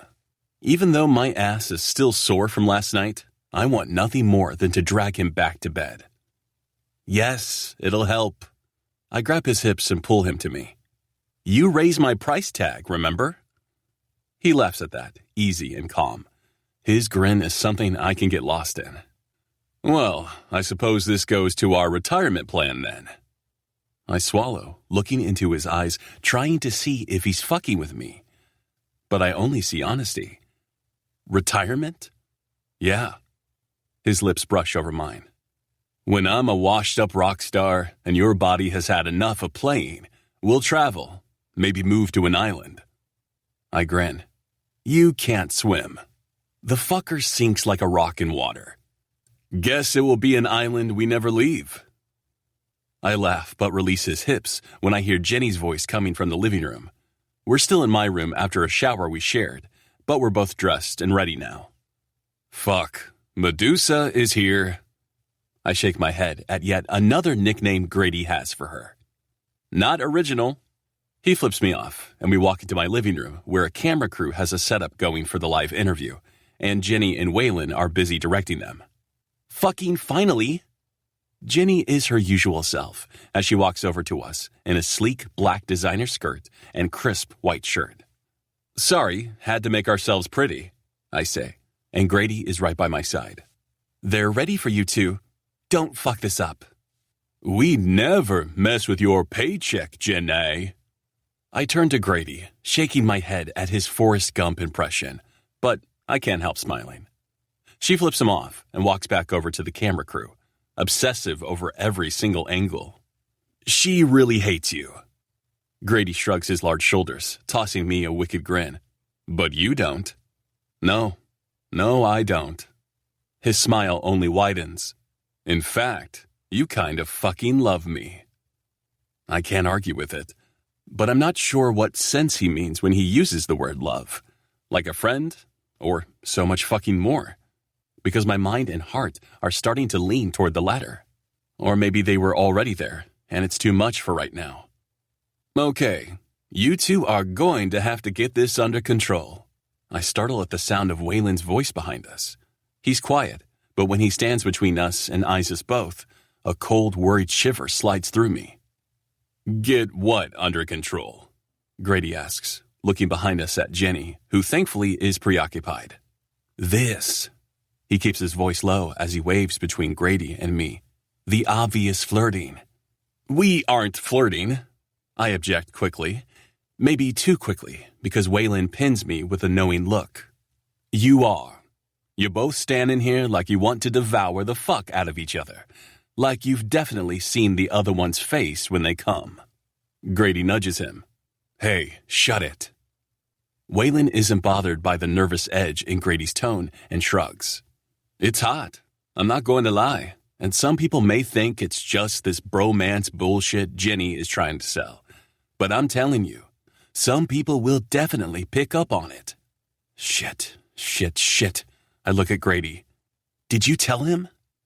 Grady looks slightly guilty. Not exactly. Look, trust me. Waylon steals my attention. Your secret is totally safe with me, but you guys have to tone down the bedroom eyes. They aren't bedroom eyes, Grady tries to argue. Bullshit. He turns to Grady. Having said all that, though, I so want details later. He winks at me as he walks away, and I stare at Grady wide-eyed and freaked the fuck out. I didn't tell him about last night. His eyes plead with me to listen, but he doesn't touch me or move closer. I promise, and I'm not going to. It's fine. You guys are friends. I feel numb and I fucking hate it. I was on a high earlier today, but maybe Waylon is right. How the hell are we going to hide the fact that we're fucking? Rye, listen to me. I look into his eyes. It's going to be fine, I promise. Everyone is just going to see what we want them to. This was a stupid idea. An idea pushed by your agent. He has to point it out, but Jenny doesn't have the facts, unlike Waylon, apparently. And your manager was fine with it. Because he knows we're professionals. He punches me in the shoulder, and I glare at him. What the fuck? Just being bros. He laughs, and I flip him off because his bony-ass knuckles probably left a bruise. Come on. I roll my eyes, but follow him to the couch. My nerves hit me hard, but I try my best to get it all under control. When it's all set up and we go live, it's Grady who instantly goes into performance mode. He smiles pretty for the camera and answers most of the questions, which consist of easy ones like when we met and what we were like growing up. He easily sells the whole idea that we're childhood friends who played sports together and went out on double dates, which is pretty much true. He left out the part where I watched him like a fucking creeper on those dates, wishing like hell he was holding my hand and not whatever chick he was on the date with. It's apparent that I've been too quiet by the death glare Jenny is giving me, and I straighten when the host directs his question right at me. So, are you happy to have your buddy back, Ryan? I mean, this has to be the greatest time in your life. Best friend back in town and winning the World Series? Is that really a question? My hands feel clammy, but I manage a nod. Yeah, it's, I look at Grady, who's trying like hell not to laugh at me, and then back at the camera. It really is the best time of my life. I'm just living on the high. I know they need a soundbite for their articles later. The host lights up and nods, and I know he's thanking me for finally not being such a lame interviewee. And what about you, Grady? What's next? Are you staying in KC for a bit? My stomach drops. 3 weeks. Less than that now. That's all we really have. For a couple of weeks, but then I start my U.S. tour. The audience cheers. That's right. How long is that tour? And is it all of the U.S., or are you just going to the cool parts? Grady easily chuckles at that, playing the game. It's all over the U.S., and I think it's 6 months. 6 months. Motherfucker. I'm sure I look sick, and I could feel the daggers Jenny's eyes are shooting at me, but I don't give a fuck. 6 months? By then, I'll be back on the rigorous baseball schedule. Yeah, but then after that, who knows? Maybe I'll take a break for a bit. He looks over at me briefly as the audience boos at the thought of him not being on tour where they can get a chance of seeing him. He raises his hands in mock surrender with a laugh only I know is forced. Well, hell, maybe not. The host does his job and laughs along. Yeah, I don't think they're going to let you off that easy. The late-night host looks to his audience. But that's just because you love a moral, right, guys? They hoot and holler, but I'm close to a breakdown. The host wraps it up, letting us go, and the camera crew cleans up, leaving my house the way they found it. But I can't shake the sick feeling, and I know Grady is feeling it too. Unfortunately, a talk about it is going to have to wait, because Waylon and Jenny, who have somehow become fast friends, have decided to order a late lunch, early dinner for us all. Fuck. Can't a man just be alone to wallow in self-pity for a bit? Chapter 22. Grady. Okay, that was fun and all, but I have a plane to catch. Jenny pushes her plate away from her and leans back in the chair where we're all sitting out on Rye's patio. The fucked up thing is, it was actually a fun meal. Jenny's not so bad when she slightly relaxes, and Waylon really seems to have taken a liking to her. I'll walk you out, Rye says as he stands up, tossing his napkin on the table. He, however, has been stiff and distant ever since the interview. I know what's bugging him. It's not hard to understand his freak-out, because I'm freaking out about the same damn thing. 6-month tour. 6 months without Rye, without being in his bed, without kissing him, without... I try to stop my train of thought, considering Waylon is already eyeing me as he chugs his wine and pours some more. Guess he's taking an Uber back to his hotel tonight. Out with it. Out with what? I play coy, taking another drink. You two went for it, huh? You gonna give me all the dirty details? He waggles his eyebrows at me, and I toss my napkin at him. Fuck off. He laughs. Clearly you did it wrong, though, because your boy is awfully tense. Yeah, well, you didn't help with your bullshit before the interview. What the fuck, Waylon? Hey! He holds up his hands defensively. I'm your manager first and foremost, and it was obvious to me that you fucked. Just looking out for you. I know he was, but it still sucked. Well, you freaked him the hell out. He studies me for a moment, and I hate when he does this. Waylon knows me pretty well. You're really totally fine with all this, aren't you? I roll my eyes. It's really not that big of a deal. Pretty sure it would be for most straight people. I shrug my shoulders and lean back into my chair. Maybe I was never totally straight. Or maybe I truly don't give a fuck. My eyes move toward the glass door that leads into Ryan's house, and I see no sign of Rye. I turn back to Waylon. Maybe it's just him, and always has been. He clutches his heart, being an asshole. That is the cutest thing. Fuck off. But I'm smiling. He laughs. Is he on board with this thought? He seemed pretty on board last night when my cock was in his ass, but I don't say that out loud. I'm pretty sure. A crease forms on his otherwise wrinkle-free forehead. Pretty sure is not okay. You need to both be sure. What the fuck are you talking about? He's gay. He may be gay, but he's not out. And he's an athlete. This is nothing new to me, but Waylon continues. Trust me on this. Nothing hurts more than thinking someone loves you when you're on the same page, only to find out you weren't. Not at all. That's cryptic as fuck, especially for Waylon. What the hell does that mean? He sighs heavily and looks out at the pool. It means you need to talk. Find out what you both want from this. Your world, if you guys are outed somehow, we could probably work around it.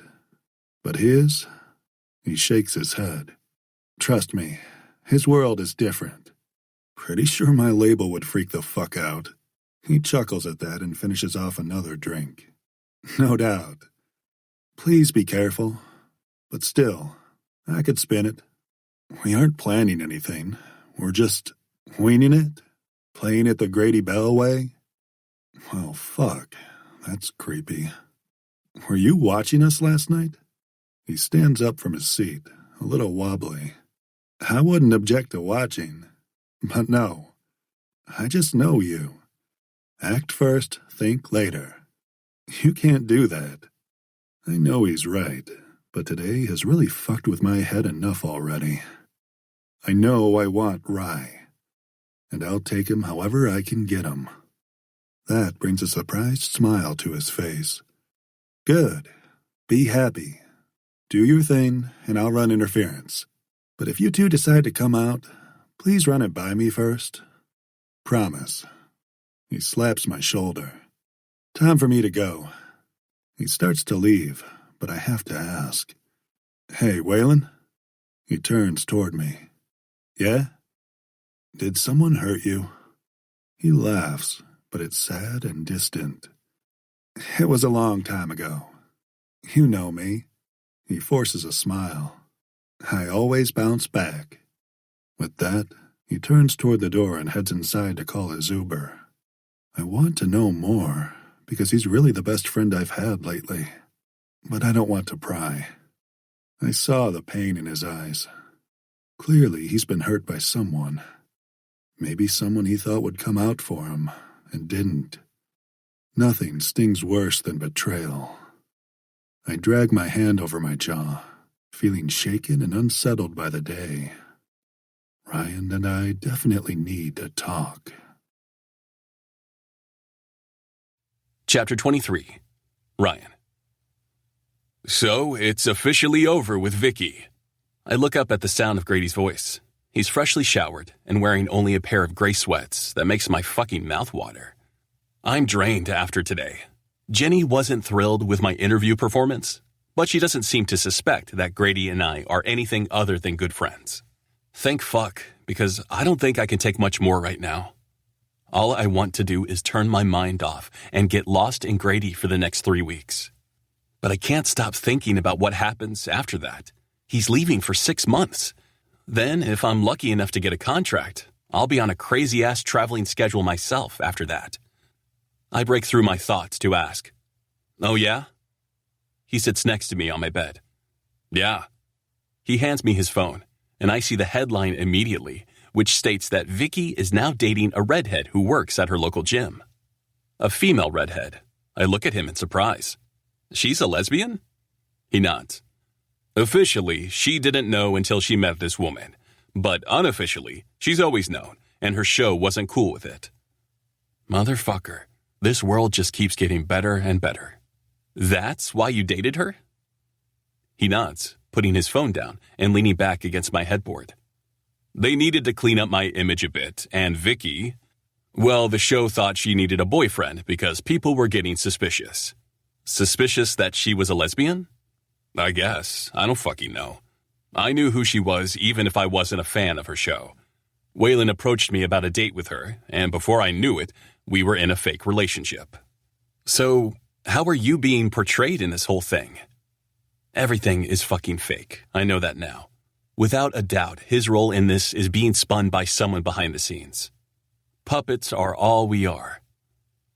The understanding ex who loved her but wants her to be happy. Happy she found her truth. His tone sounds as unhuman and dead as I've ever heard it. I roll my eyes. People will, no doubt, eat that shit up. Yeah, I can already hear the, "he really has changed," and, "he's such a good man," commentary.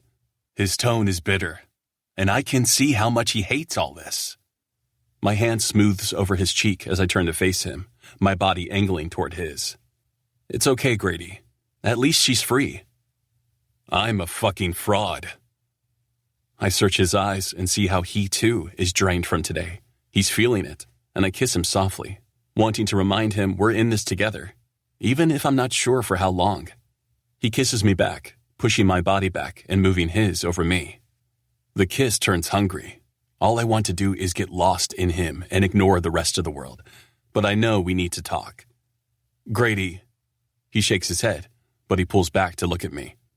We have to talk, don't we? I think so. His hand moves between our bodies, roaming over my bare chest, and then down over my boxer briefs, the only thing I'm wearing. Or we could talk later. His lips move to my neck, nipping and sucking softly. I haven't been able to stop thinking about your ass all day. I groan. My cock, already on its way to hard, is now like granite, pressing against his thigh.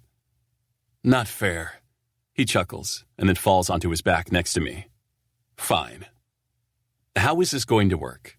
I mean, I like the Grady Bell method, but truly, how the fuck can it work? I'm not out. I doubt I'll be able to be out for a while. You're going on a 6-month tour. And baseball is fucking insane with how much you travel. Exactly. I roll to my side. So, how? Instead of doing something impulsive like I'd expect, he seems to really think it over. I'm not sure if that makes me more or less uneasy. I don't know. I really don't. But what I do know, his hand brushes over my arm, sending a thrill through me that I need to ignore for now, is that I want this to work. However we have to make it work. I don't know if I can come out. I swallow the sickening truth. I'm sick of fucking hiding, but I don't know if I'm ready for the backlash or if I ever will be. Even if I get a solid contract, I'm not naive enough to believe it would all be just fine. He looks angry, but not at me. I know. We don't have to do anything publicly. But won't that hurt? I mean, really think about it. It was hard for me not to touch you today during a live video. But never touching when we're out? Never? Just let the world think we're friends. How long before people grow suspicious? I sit up, throwing my legs over the edge of the bed and leaning into my hands, hunched over. Maybe we should just take these 3 weeks together. I drop my hands and look over my shoulder at Grady, who's moved behind me, sitting up. I'd rather have 3 weeks with you than nothing. You can have more than that. You deserve more than that. We both deserve more. But it's impossible, and you know it. You're leaving for 6 months. I'll cancel it. I snort and turn to face him fully. Because that's not suspicious as fuck. I don't care. He doesn't crack a smile. He's dead serious, and I realize this has gone way too far. I grab his face in my hands and lean my forehead against his. I do. You love what you do. You can't give it up for me. I would. I know. I breathed. And no, I've had enough of the talking.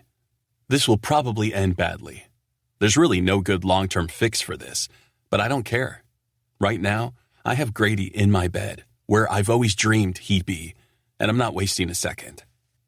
I bring my lips to his and kiss him deeply, pulling a long groan from him as I push him back on the bed and cover his body with mine. My hands grasp his hair, intensifying the kiss, and we both move our bodies together in perfect unison. His cock grinds against mine, the material too damn much, and clearly frustrating the hell out of both of us. "Are you still sore?" He breathes the question, and I smile, shaking my head, not really knowing whether it's a lie, but not giving a damn. I grab a condom and lube, just kneading him again and again. When we're both fully naked and his gorgeous dick is covered in latex, his mouth trails over my body, leaving light kisses everywhere. I'm eager for him, and not wanting to take it slow, I turn over, thrusting my ass up in the air. "Fuck me, Belle." Jesus, fuck. I feel his hands on my cheeks, pulling them apart, and then hear another needy groan. "Fuck. I could come just from looking at you." "Don't do that. I want you inside me." I feel the pad of his finger at my hole, and at this point, I'm desperate. I'm ready. Fuck me. I'm not really. I know that, but I don't fucking care. I'm needy and wanting, my ass in the air, thrusting backward and seeking so much more. But when I feel his tongue circle my puckered hole, I fucking melt forward into the mattress onto my elbows. Holy fuck. He doesn't stop, rimming me and turning me into an even needier, fucking frenzied mess as his tongue breaches my hole, getting it nice and wet. His finger joins his tongue, and I can't take it anymore. "Grady, fuck me now, or I'm going to come." Finally, I feel lube drizzle between my crack and his finger prodding my hole. First one, then two and three, stretching me.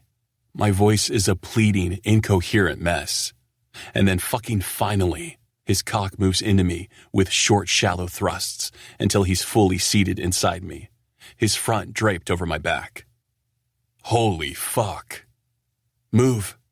"I can't. I'll fucking come." I smile, relishing in the full feeling, being totally invaded and stretched by his cock, but needing him to move. "I thought you weren't a chump." His teeth nip my shoulder hard enough to leave a mark, but I only grin, knowing I hit his competitive nerve. "You know I'm not. Give me a second, fucker. You feel so goddamn good." "So do you." I reach behind me, grabbing his hip. "Now show me how good you can really feel." He pulls back, and I brace myself before he thrusts back into me, deep inside my ass, hitting my prostate, and making lightning shoot up my spine. "Yes, that's fucking it. Use that big cock." "Jesus, you're bossy." But he does it again, at the exact same perfect angle that hits my gland, and makes my dick leak from the tip as I thrust into the mattress. "You love it." "I do." My hand moves from his hip to my cock, using the pre-cum as lube to slide along my shaft, chasing my release. His hands grasp my hips, pulling my body into his as he thrusts deep inside me.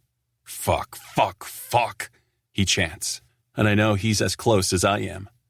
"Yes." My hand slides over my cock furiously. "I'm close." "Please come, Rye. I can't take much more." That's apparently all I needed, because cum shoots from my dick onto the sheets below, and I feel his cock throb in my ass before he lets out a guttural moan I feel throughout my entire body. His body collapses onto mine, and I don't even care that I'm smashed between him and a sticky mattress. He feels too fucking good. Everything feels way too fucking good. For right now. Chapter 24. Grady. Okay, so we haven't solved a goddamn thing, but I don't care. Right now, I just can't bring myself to care that we haven't defined shit. I know I want him. I know he wants me. And for the past week, we've just been enjoying that fact. Because right now, that's all we need. We've kept it low-key, mostly just hanging out at Ryan's house. We did manage to sneak out and get tested. I'm happy as fuck the results are back. His came in yesterday, and he's totally clean. I just got the email that I'm good to go, and now I'm waiting for Rye, who decided he needed to go pick up our food instead of having it delivered today. The anticipation is killing me, but I'm ready for this. I'm ready to have all of him. When Rye gets back with the food, I'm on him at the door in an instant. My hand steals the food away from him and drops the paper bag to the floor as my lips trail over his neck. Guess what? At that point, I realize he's stiff and not kissing me back. When I pull back enough to look at his face, I see how pale he is. Rye, what's wrong? His voice is strained as he places his keys on the table and picks up the bag of food from the ground, aimlessly walking toward the kitchen. Rye, you're fucking scaring me. What happened? I heard something on the radio. He places the bag on the counter, and I reach for his hand, stopping him from going any further without telling me what the fuck is going on. What? His eyes finally lift, and I see sympathy in them. Your dad. What the fuck did he do now? My hands are shaking. That motherfucker always brings out the worst reactions from me. Did he somehow find out about Ryan and me? He reaches for his phone and then holds it up, showing me a picture of my father's congregation members posed outside a mansion I know to be Vicky's. That motherfucker. Apparently they didn't like the news of his son's girlfriend now dating a woman. I take a seat on the bar stool conveniently placed at the counter island. Of course he wouldn't. I look at the headline, which states very clearly that the church's leader is my father. Fuck. They know. How the hell did you keep this shit under wraps for so long? I run my fingers through my hair. I don't know. I really don't. But I thought maybe, just maybe, my father would care so little about me, he'd just let me go. I feel Rye's strong arms embrace me from behind. I'm sorry. I need to call Vicky. Apologize. No one knows about this part of my life. Not even Waylon? Rye's pointing at something, and I realize it's the security cam. Sure enough, right on time, Waylon is at the gate. Fuck. No, not even him. Rye buzzes him in, and we wait out front for him as his car flies up toward the house and parks before Waylon climbs out and is coming in hot. Seriously? That fucking psycho is your dad? Yes.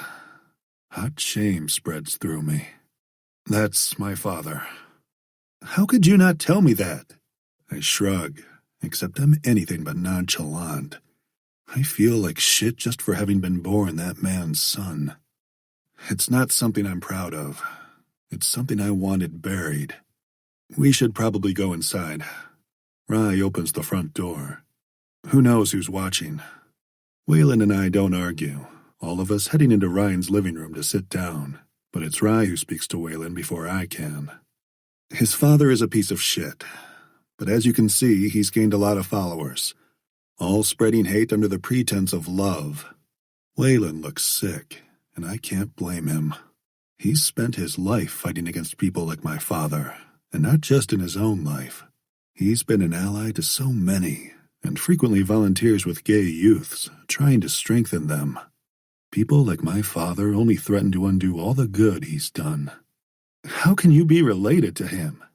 Rye wraps his big arm around my shoulder. I ask myself that all the time.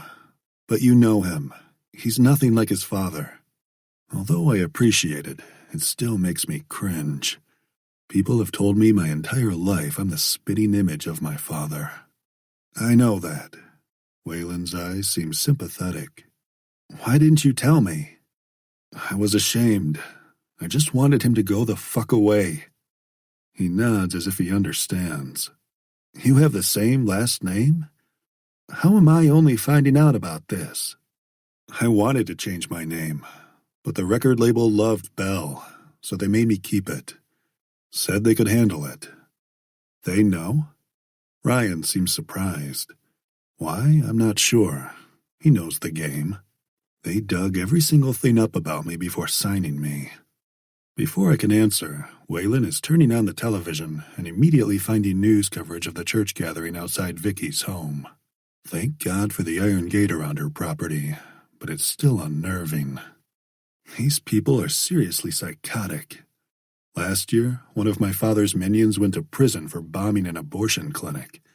The year before that, the fuckers attacked a veteran who just got back from serving our country they claimed to love.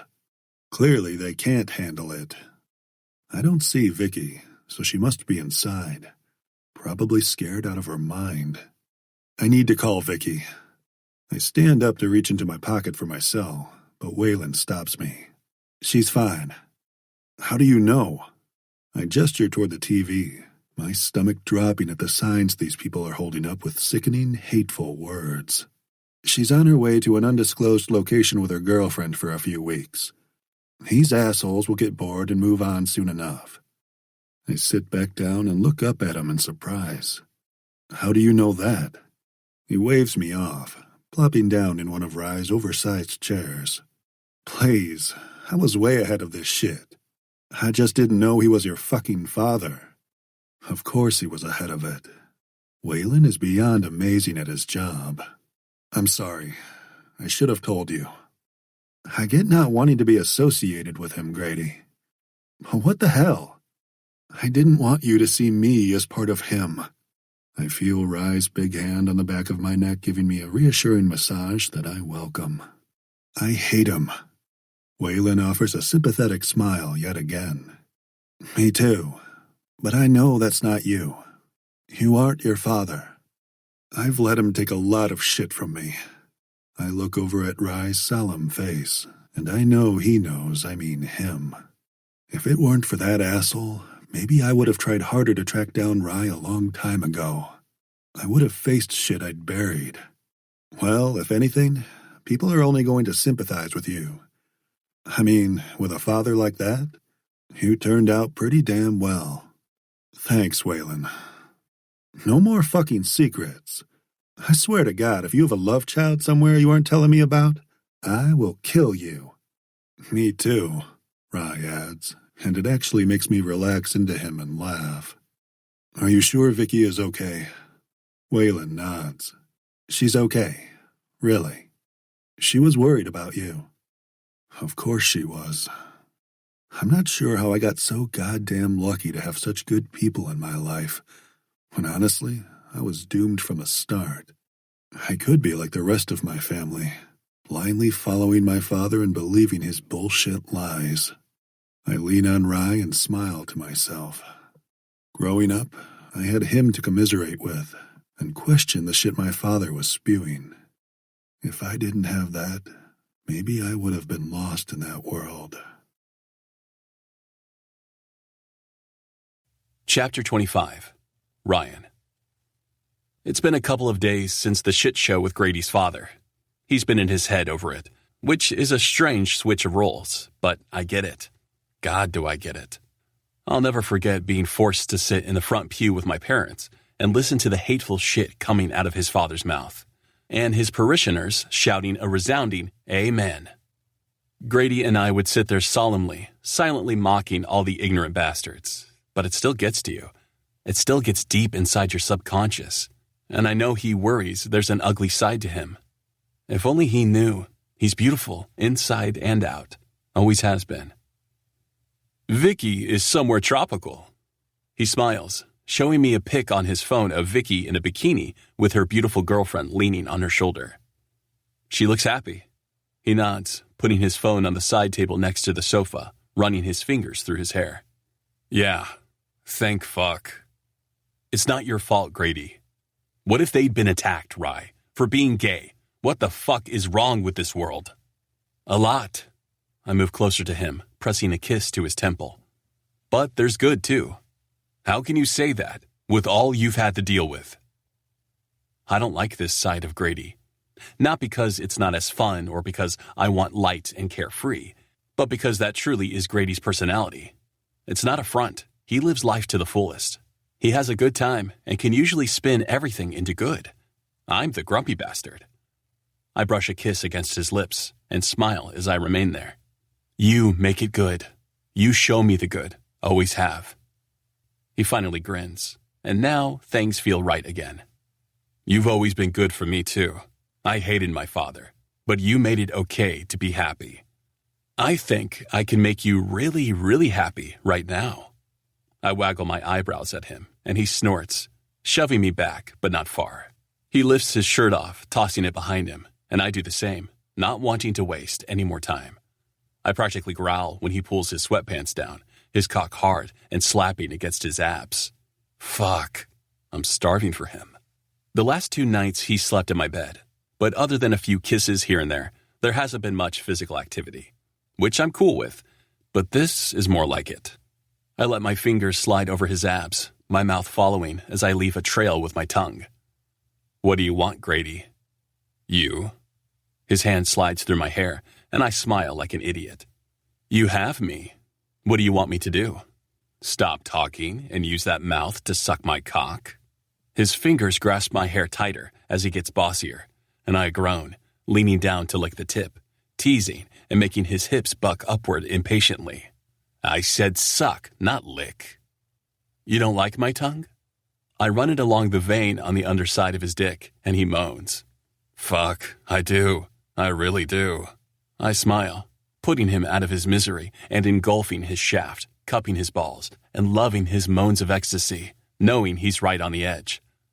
Of course, that's when my nosy-as-fuck agent with zero boundaries decides to burst into my home. Because why the hell not 10 minutes ago or an hour from now? No, it had to be with Grady nearly naked on my couch and his cock deep in my throat. Are you fucking kidding me? I pull away from Grady, not wanting to, but he tugs his sweats up over his ass and stands, glaring over the couch at Ginny. You have the worst fucking timing. Anyone ever tell you that? She doesn't flinch, just walks closer. You're supposed to be fucking straight. How was I supposed to know you two would be playing a new little game in the middle of the afternoon? I sit up, not pulling my shirt on. Why are you here? She puts a hand on her hip, raising her perfectly manicured eyebrow. Why the hell did you have your best friend's dick in your mouth? I'm guessing she doesn't want to hear, because I wanted him to come down my throat, so I stay silent. Grady, on the other hand, must be feeling back to his normal self because he smirks at her and answers. Because it's a fantastic dick, duh, and he really knows what he's doing. She rolls her eyes, and I fight a laugh. This is why he's my best friend. She walks to a chair and slumps down, looking pretty damn defeated for her. Your contract is already in danger, and now this. Are you trying to kill me? I'm 30, too young to have a fucking stroke. You can have a stroke at any age, Grady offers, not helping. She glares at him, but I intercept. What do you mean my contract is in danger? What now? She leans forward. You and Bennett are considered a package deal, but lately he's been floating the idea that he wants to move to the West Coast. He wouldn't do that. I turn my body so I'm facing her, on high alert now. His wife's family is there, and they're starting their own family. She wants to be near them. Grady looks concerned, but he doesn't say anything. He's never said anything to me. He wouldn't do that. He loves it here. He loves the fans. They stuck by us when we fucking sucked. I know. She sighs, seemingly having lost all fight, which is just not good. But I don't think it's a rumor, and it's affecting the negotiations. It puts your contract at risk. They would be stupid not to keep Rye. Grady's voice is a low, defensive growl. I agree. Her eyes meet his. But it doesn't mean they won't let him go without Bennett, or pay him far less. Then I'll walk. She sighs. You really want to walk away from here? I don't know. It's where I started. It's close to everything I know. But maybe they'd be more accepting of me out west. Who the fuck knows? I don't know. She nods her head, already knowing my answer before I said it. She waves her arm in our direction. And now this? You're fucking Grady Bell? Seriously? Again, Grady goes on the defense. And what's wrong with that? You already know he's gay. I know he goes to clubs occasionally with a hat and sunglasses and selects a cute twink who'll sign an NDA and who he'll never see again. Fucking his best friend that the whole country has eyes on? Not great. I bristle, hating that she's right about this being far more dangerous. "We'll be careful," Grady insists. And he gets another famous Jenny eye roll. "It's really only a matter of time before this comes out." She throws her hands in the air as she stands. "I can't believe I didn't see this before. I'm getting soft." Grady snorts. "This is you soft? Jesus." She flips him off, and I stand up between them. "Stop, both of you." I aim my look at Jenny. "We'll be careful. The meeting is coming up. Can you keep this a secret until then, at least?" "I've been doing it all this time." She doesn't look convinced, but takes a deep breath. "I'll be in touch." She starts for the door, and Grady turns around, looking over the back of the couch. "Yeah, maybe you should start knocking, unless you want to see a lot more of my dick." "Not helping," I say in his direction, but can't fight the smile on my face. He winks, and I shake my head, ushering Jenny outside and saying a quick goodbye before walking to the patio door and looking outside. Grateful for the large yard and the fence that surrounds it. It gives me the illusion of privacy, at least. I feel Grady's body crowding mine from behind. "It's going to be okay." Is it? I don't turn around, back to being the one in his head. I can't believe Bennett did that shit without at least talking to me first. But I give him the benefit of the doubt. Not like there isn't a hell of a lot he doesn't know about me. His mouth is on my neck now, leaving sweet kisses. "I bet I know what can make you feel better." I roll my eyes. "Sex can't fix everything." "No, but it can't hurt." I laugh and turn to face him. "Your balls as blue as mine?" He groans and leans his forehead against mine. "Probably bluer. I mean, your mouth was sending me straight to heaven when Jenny had to burst in here and ruin it." I laugh. She fucking hates when you pronounce her name like that. But I think I can finish what I started. He shakes his head, surprising me. "I was thinking of something different." I quirk an eyebrow, and his mouth moves to my ear. "I was thinking you could fuck me." My mouth is suddenly dry as I try my best to swallow. He pulls back and looks into my eyes. "I want that." He grins and grabs my hand, leading me to my room. I guess he wants that too. Chapter 26. Grady.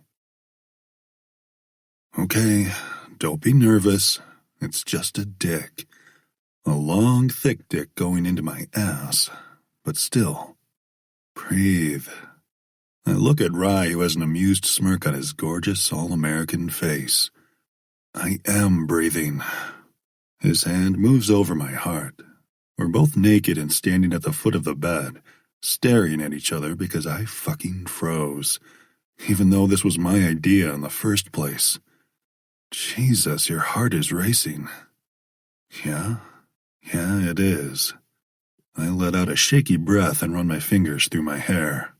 Maybe I'm a little nervous. He doesn't mock me, just brings his mouth to my neck, kissing softly and dragging his lips up to my earlobe, nibbling ever so slightly. We don't have to do this. I'm fine with you doing all the fucking. I don't want that, though. I want to know what it feels like to be completely owned by Ryan, to give him this part of me. No, I want this. I wish my voice portrayed even a little bit of confidence. Fuck, I'm not used to this. He studies me closely, pulling back to look at my face as his hands slide over my abs. If you hate it, say stop. We don't ever have to do it again. And I know he means it. I know he won't hold it against me either, because that's just Rye. I want to give it a chance. My hands move to his hips, pulling him to me. His cock is hard and pressing against me. My nerves have gotten to me, leaving me with only a semi. He nods in a calm, reassuring way. Okay, do you want me to use a condom? Fuck no. My answer is instant, which makes him laugh. Just you. I kiss him softly. The kiss quickly moves into passionate and hungry desire, and we end up on the bed with his solidly muscular body on top of me. His mouth is magic as it trails over my jaw to my throat, licking at my Adam's apple and making me groan in anticipation. For a while, he teases my nipples that are surprisingly sensitive, sucking, licking, and biting until I'm a writhing, desperate mess. Fuck, Rye. I feel him smile as he moves lower over my stomach and then urges me to bend my knees, leaving my feet flat on the bed and opening myself to him in the most intimate way I can imagine. My cock is up and ready to play again, especially when he tongues my balls and goes lower, lower, lower, until he's at my hole. He spends time there, getting me wet and ready for him, sending zings of pleasure throughout my body with each lash of his tongue. Yes, I gasp, my hands grasping his hair. I can't wait to be inside you, Grady. Only you, Rye. He moans against me, sending more thrill through my thrumming body. When he grabs the lube and slicks his finger, he looks up at me as if waiting for approval. I give him a quick nod, even though I feel the nerves returning. We've done this before. I've enjoyed it, especially when he finds the spongy spot inside me that brought me to the closest thing to what I'd consider the existence of God. Because holy fuck, everything goes bright white. His mouth engulfs my cock, somehow nearly taking all of it in as he works one finger inside, and then two, hitting said spot expertly and making me curse and mumble incoherent words. You're going to make me come. He releases my dick and looks up at me with a wicked grin. And that would be a bad thing? I nod, barely getting the words out when he tongues the tip of my cock, teasing the fuck out of me. When your cock isn't inside me? Yeah. He groans and withdraws his fingers, climbing up my body to meet my lips with his. We kiss for a while, our cocks rubbing against each other until I can't take it anymore. Fuck me, Rye. His head rests against mine, and even though he's holding most of his weight off me, I feel his body everywhere. I feel him, heart, body, and soul, and I know I want him inside me. Are you sure? I nod my consent, even if I can't seem to get the words out. His lips meet mine again reverently, as if he's telling me it'll be everything I need it to be. And I believe him. I reach for the lube, slicking up his cock before allowing him to take it and drizzle even more of it onto my hole, pushing some of it inside with his fingers. I close my eyes, letting it feel good. I'm ready, I manage to say as he drops the lube next to us and lines up his thick cock at my entrance. I feel myself tense as he presses ever so slightly. He shakes his head. Don't tense up. Relax. Breathe. I try my best, but my breath comes out shaky. Just do it. I'll be fine. He shakes his head again. No, I'm not going to hurt you. I'm fine. Don't be a pussy and fuck me already. The false bravado doesn't work on Rye, though. Of course it doesn't. Instead, his hand reaches between us, finding my cock that's starting to wilt with nerves. He strokes me, looking into my eyes before he kisses me, and I relax slightly into him. After a while, I feel him pressing inside me, past that first ring of muscle, and it slightly burns, the intrusion uncomfortable. But I don't want him to stop. He doesn't ask me, thank God. He must know instinctively I don't want him to. I want to do this. I don't back down from anything, and I'm not about to start now. He slowly inches into my body, kissing me and stroking my dick that's starting to gain more and more interest. I take his advice and breathe through it. Once he's fully seated inside me, he somehow manages not to move a muscle as he pulls his head back and meets my eyes. I can see the unadulterated pleasure on his face, enough to make me want to do this, because god damn he's beautiful. God, Grady, you feel so fucking good. I think it would feel even better if you were moving. He laughs lightly, his eyes closing, and I notice the veins in his neck pulled tight with tension. I'm trying to give you time to adjust, you jackass. I feel full and oddly satisfied that I did this. I managed to let him inside me. I'm the reason for that blissed-out expression on his face. Move, Rye. I can take it. Fuck me. A strangled groan leaves his lips as he leans back, grabbing my thighs and parting them more. Then he pulls back, his cock nearly leaving me, and thrusts inside, but not hard. Not like I'm sure he's dying to do. No, he's still gentle as he glides inside me, adjusting his angle. When his cock hits that magical spot deep inside me, my cock jumps back into action, leaking from the tip. I gasp. Rye, there. He smirks, like he knew exactly what he just did. And knowing this fucker, he does. He pegs that spot over and over, sending me to nirvana. I thought this first time would be about his pleasure, and was totally fine with that, hoping he would get off fast and then maybe the next time we tried, he would get better. But that's just not Ryan Bailey's style. No, this fucker has to go for the championship with everything he does. Yes, I gasp again, shocked at how hard my cock is, and how close I am to losing it just from his dick being inside me. Are you going to come for me, Grady? I want to. I feel desperate and unsure of what I need, but Rye knows. He just knows. When his hand wraps around my cock, stroking it with a firm hand, I nearly lose it. Oh, fuck. Tell me you're close.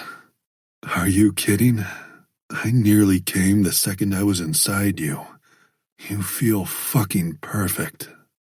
He's a sight to be seen, solid muscle and beauty, everything pulled tight with lust and pleasure-filled tension.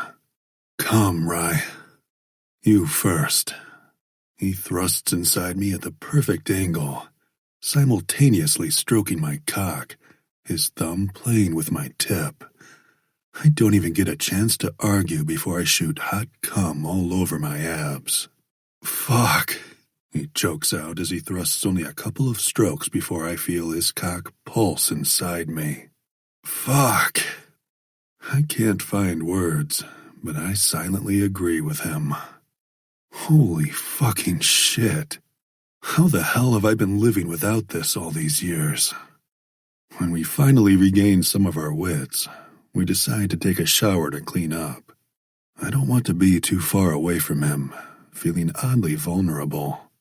And he seems to understand that too, turning on only one shower head and keeping his large body against mine as we wash each other off. I don't want to leave, I admit when his strong arms wrap around me from behind, and we both let the water pour over the top of us. I don't want you to leave either, but we'll be okay. We'll get through this. I smile sadly as I lean against the tile shower and let his body cloak mine. Bailey and Belle. Belle and Bailey, he whispers against my ear. Always. I turn to face him, my heart thundering. I want that, Rye. Forever. I want it too. Forever. Just me and you? He nods. It's always been you for me.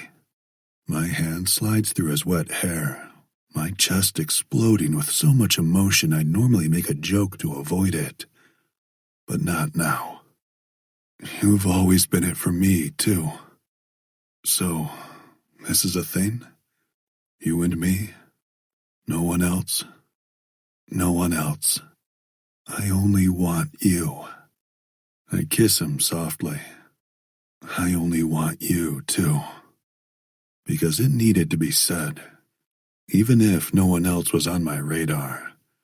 I can't imagine being with anyone else after knowing his touch, and I want him to hear it out loud from me. Exclusive couple, then? He doesn't tease me about being an emotional mess or needing a definition, which is usually his thing. His forehead rests against mine, and his voice is firm and confident. For the rest of my life, that's all I want. And even though I'm leaving for a 6-month tour, and then his schedule is going to get insane, I've never felt more safe and secure in my life. Because I know Ryan is mine. Chapter 27. Ryan. Fuck, I'm going to miss you. I hold Grady's body to mine in the foyer of my house because we can't say goodbye in an airport. No, I have to say it behind a closed door. The bitterness in my gut turns, but I try to stay strong for him. I'm going to miss you too, Grady, but we can get through this. When is the big meeting? 2 days. Jenny sent me a text this morning, reminding me to be good. There's been no drama since the day she busted us, and we've spent the entire time in our perfect bubble, fucking and talking, enjoying every single second of each other. But it wasn't enough, not nearly enough. This is all I fucking want. Would I miss baseball if I couldn't play anymore? Sure. But this, letting the man I love go, yeah, this might fucking kill me. He looks nervous as he brushes a kiss over my lips and whispers, I love you. My heart aches, clenching tightly in my chest because I know he means it. He's in love with me just as much as I'm in love with him, and we can't tell the world because it's full of too much hatred to accept our love. I love you too. God, I love you. He kisses me hard, his hands on the sides of my face. I'll call you every day. I nod in agreement. You fucking better. He smiles. The contract will go fine. They'd be fucking idiots not to keep you. But do I even want that? I stay tight-lipped and nod, but he doesn't let it pass. Pulling back so he can look into my eyes and holding onto my face with his big hands, he says, You were made to play ball. You're too fucking good at it to let anything else get in the way. You're not just anything, Grady. You're everything. He smiles, and I can see my admission makes him happy. You don't have to worry about me. I'm not going anywhere, no matter what. We tell everyone tomorrow. I'm fine with that. We keep it our secret until your knees are all creaky and you can't be on the catcher's mound anymore, and I'm a sweating, gasping mess every time I'm on stage because I can't keep up. I'm fine with that too. That's a sexy picture you paint. He chuckles. I fucking love you. And don't worry about any of this shit. You and me, we're solid. Yeah, we are. Get the best fucking contract you possibly can. Everything else will fall right into place. You'll see. Same old Grady. I kiss him hard and then grab his hand. Let's get your ass to the airport. It's a quiet, solemn ride to the airport. And when it's time for him to leave, we have to settle for a quick bro hug because there are cameras watching. It fucking sucks and doesn't sit right with me. But he leaves with the promise of so much more in the future. And for now, that has to be okay. That is, until later that day when I get a call from Jenny, telling me the contract negotiations have been pushed back for another fucking 2 weeks. God damn it. When Grady texts me that he's landed and is in his hotel room, I immediately call him. He answers right away. Hey, miss me that much already? Yes. How was your flight?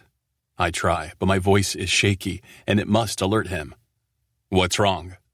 I don't bother being coy. 2 more weeks, Grady. They pushed the negotiations back for 2 more fucking weeks. My future continues to hang in the balance. Well, fuck. Yeah. I lean my head back against the couch, wishing like hell he was here, sitting next to me instead of 1,000 miles away. It'll be okay, Rye.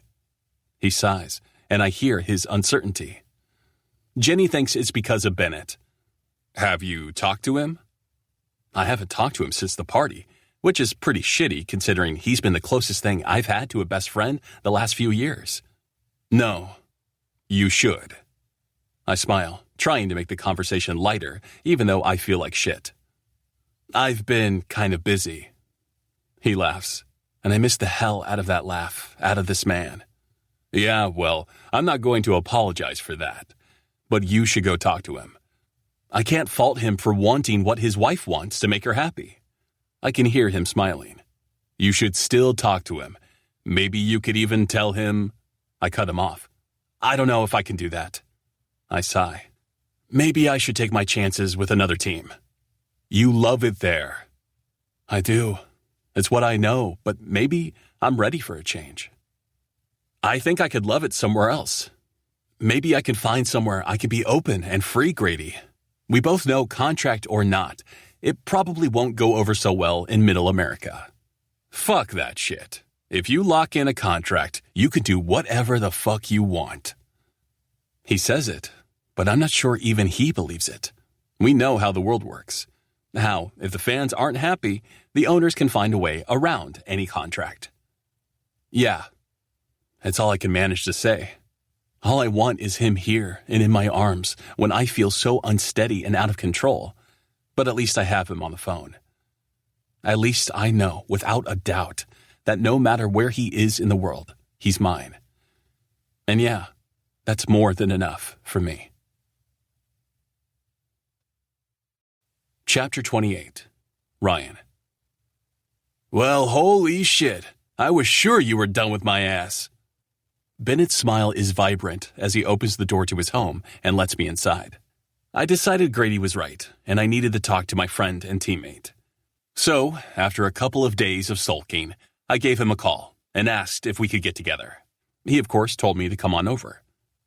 Where's the wife? I ask, caring about his wife as much as him.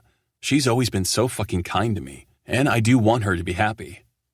She went baby stuff shopping with her mom. Come on in. He directs me to his man cave downstairs, where he has a pool table, several recliners, and a big screen television, with baseball highlights already on. I laugh as I take a seat. I can't believe she lets you have this place. He chuckles. Hey, she gets to decorate the rest of the house however she wants. I get to have this one thing. I laugh again, and I realize I've missed Bennett. He's easygoing and always reminded me of Grady in some ways. The 100% platonic type of ways. Never once did I pine after my teammate. So, what's up? He takes a seat in the chair next to mine, and I decide to just grow a pair and say what's on my mind. You may not want to stay in KC, from what I hear. He looks slightly guilty now, and I feel like an asshole. He deserves happiness. Who am I to take that away from anyone else? Especially knowing the sting of never quite getting what I want. He rubs the back of his neck, a sheepish look on his face. I'm sorry, Ryan. I should have told you. So it's true? You've been trying to negotiate with other teams? Quietly. They were supposed to do it quietly and not let Casey know about it. But of course, some jackass let it slip. I try not to feel hurt. But you didn't tell me? I'm sorry, Rye. I really am. I don't even know what I want at this point. He looks stressed, and I know that feeling. So I stop him before he can say anything else. You want your wife to be happy. You want her to be able to be around her family when your kid is born.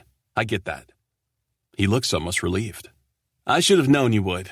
Still, I hate the idea of leaving behind the fans who have supported us this whole time. And you. Ah, you're going to miss me? I kid, but he nods his head seriously. Yeah, we're a good team. His lanky shoulder shrugs. Maybe we could still be a package deal somewhere on the West Coast. My heart flips, thinking about being on the same coast as Grady, but I also feel sick about leaving this town behind. I don't know. It might be too late for all that. I'm not sure. Will you just think about it? I see the hope in his eyes, and fuck, I want to tell him everything. I want to tell him I'm gay and in love with my best friend. That might not be so bad for me, but I can't. I can't get my mouth to say the words. You never know. He smiles and then grabs us both a beer, settling into an easy afternoon, like old times. When I get home that night, I video call Grady, and when he answers the phone and I see his face with that goddamn grin on it, everything feels right again. Hey, you okay? I force a smile and lean back into the couch I'm sitting on. I went to Bennett's today. I can't see much behind him, but I think he's on a hotel bed. He's wearing a tight black t-shirt, and that's all the detail I can see. How did that go? I couldn't tell him about me. He doesn't look disappointed. Is that why you went there? I shrug, holding the phone up and focusing on him. I don't know. I wanted to talk to him about the contract, but I thought maybe I could finally tell him. So, why didn't you? I'm not ashamed of being gay, not in the slightest. I'm proud of who I am. And it may seem like I'm ashamed the way I've had to hide it. But if I didn't play baseball for a living, I'd without a doubt definitely be out and proud. I couldn't make him keep that secret from me. He smiles and nods his head in understanding. So, not because you think he would act differently? No, I think he would be fine with it. But keeping the secret, it's a lot to ask of anyone. Yeah, it is. Too fucking much. You shouldn't have to keep it a secret. There he goes, getting all protective. Tell me about your concert last night. It was good. Full crowd. Receptive. But I fucking missed you. That should make me smile, but all I feel is melancholy, because I fucking miss him too. I hate this. Hey, I was thinking, you have 2 more free weeks, right? You want to come hang out with me on tour? For 2 weeks? He runs a hand through his thick hair, looking adorably nervous. Or a week, or a couple of days. I don't know. I'd kill for any time with you. Now I'm smiling like an idiot. Yeah, where to next? I fly into Philly tomorrow. I'll buy a ticket tonight. His smile, beaming and excited, full of lust and love. And yeah, that's enough to make everything okay. Chapter 29. Grady. This is ridiculous. He's here, and I can't contain myself, but I know I have to reel it in. Hey, I give him a half-bro type hug when I want to kiss the fuck out of him. It's only been a few days, but my entire body is thrumming with excitement to see him. He's in jeans and a plain tee with a baseball cap pulled low. Hi. I release him and step back much sooner than I want to. Where to? My hotel to check in. I try not to let my face fall, but he notices instantly, keeping his voice low. Relax, I'm staying in your bed tonight. But in case anyone checks, I have my own room. I smile and nod, noting there are at least 5 people with cameras aimed our way. Okay, sounds good. I lead him to the car, both of us climbing in the back, and I direct the driver where to go. He checks into his room at the front desk, and then we go up to the room, deciding not to let it be a total waste. When the door closes behind us, we don't lose any time, undressing in record time and letting our clothes fall wherever. We don't make it to the bed, though, kissing and grinding against each other, his back pressed against the wall. Fuck, I missed you. I moan against his mouth, having missed his body being pressed against mine. I missed you too. So goddamn much. How the hell are we going to make it for 6 more months when he can't get away like this? I try to shake that thought from my head. I'd rather think we can always find time to sneak away for each other. His hand grasps my hard cock, stroking it, and when I do the same to him, his head meets the wall, tilting back and exposing his throat. I take full advantage, sucking and biting along the column. I'm not going to last. We have plenty of time later.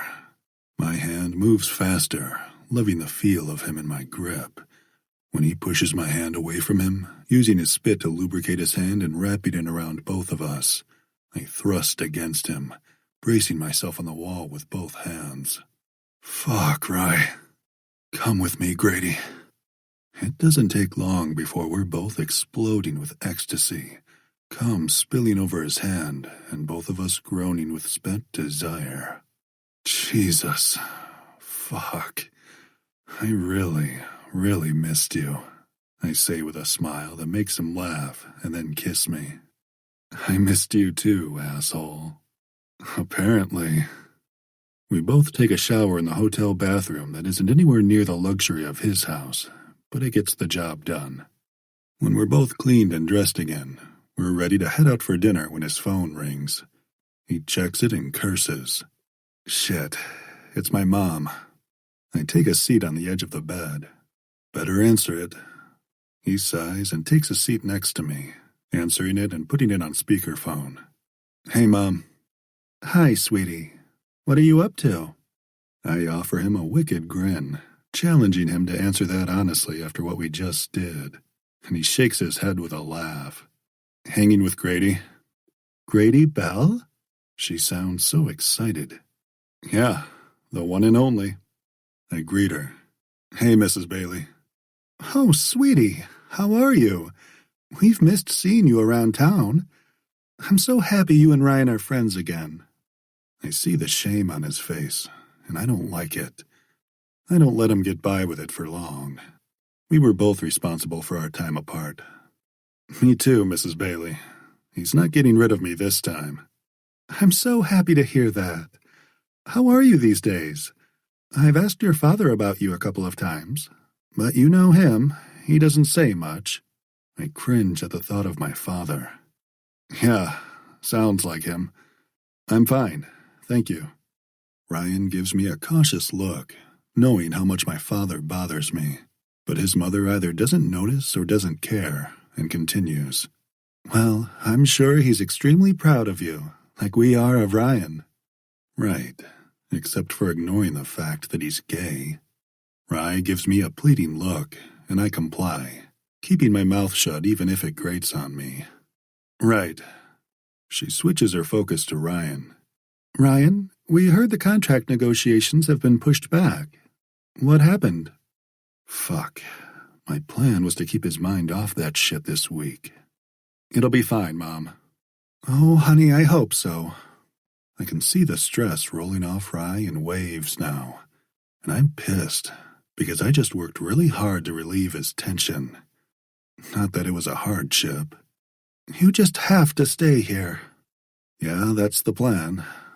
He sounds resigned. But if not, you know someone will want him. And they'll be the luckiest team in the world, I add, trying to get her to shut up. It doesn't work. No, there's no other team for Ryan. He needs to be here, near his family and in the town that loves him. The town that makes him hide who he really is. I'm pretty sure I'm tasting blood from biting my tongue so damn hard. It'll be fine, Mom. I'll call you when I know more, okay? Okay, sweetie. I'll pray for you. We love you. Love you too. Tell Dad hi. They hang up, and Rye lies flat on his back, covering his face with his hand, the phone next to him on the bed. You okay? I lie down next to him. I'm fine. Should have known it would be news that my contract is in danger. Yeah, well, they'd be fucking stupid to let you go. You just won the World Series, Rye. You have a pretty big bargaining chip. Not without Bennett. Not for the price we're trying for. I don't think he's that concerned about the money, but no doubt Jenny and his team are going for the biggest payout possible. And the more he gets now, the better for retirement. It'll work out. I hope so. I don't even know what I want anymore. I find his neck with my lips. I know what I want. He laughs, and surprisingly, it sounds easy and free. So damn beautiful. We need to eat. And I'm pretty sure you have a sound check to get to. Fuck 'em. I can be late. He sits up, shaking his head. No way. You're not letting your fans down because of me. I'd do anything for you. I sit up and kiss him. He indulges me, letting me kiss him softly for a while, but then pushes me back before I can take it any further. I know you would, but you're forgetting I'm a fan too, and I don't want to miss this show. Fine. We stand up and head out to dinner together, but we keep our distance the whole time, and it fucking guts me.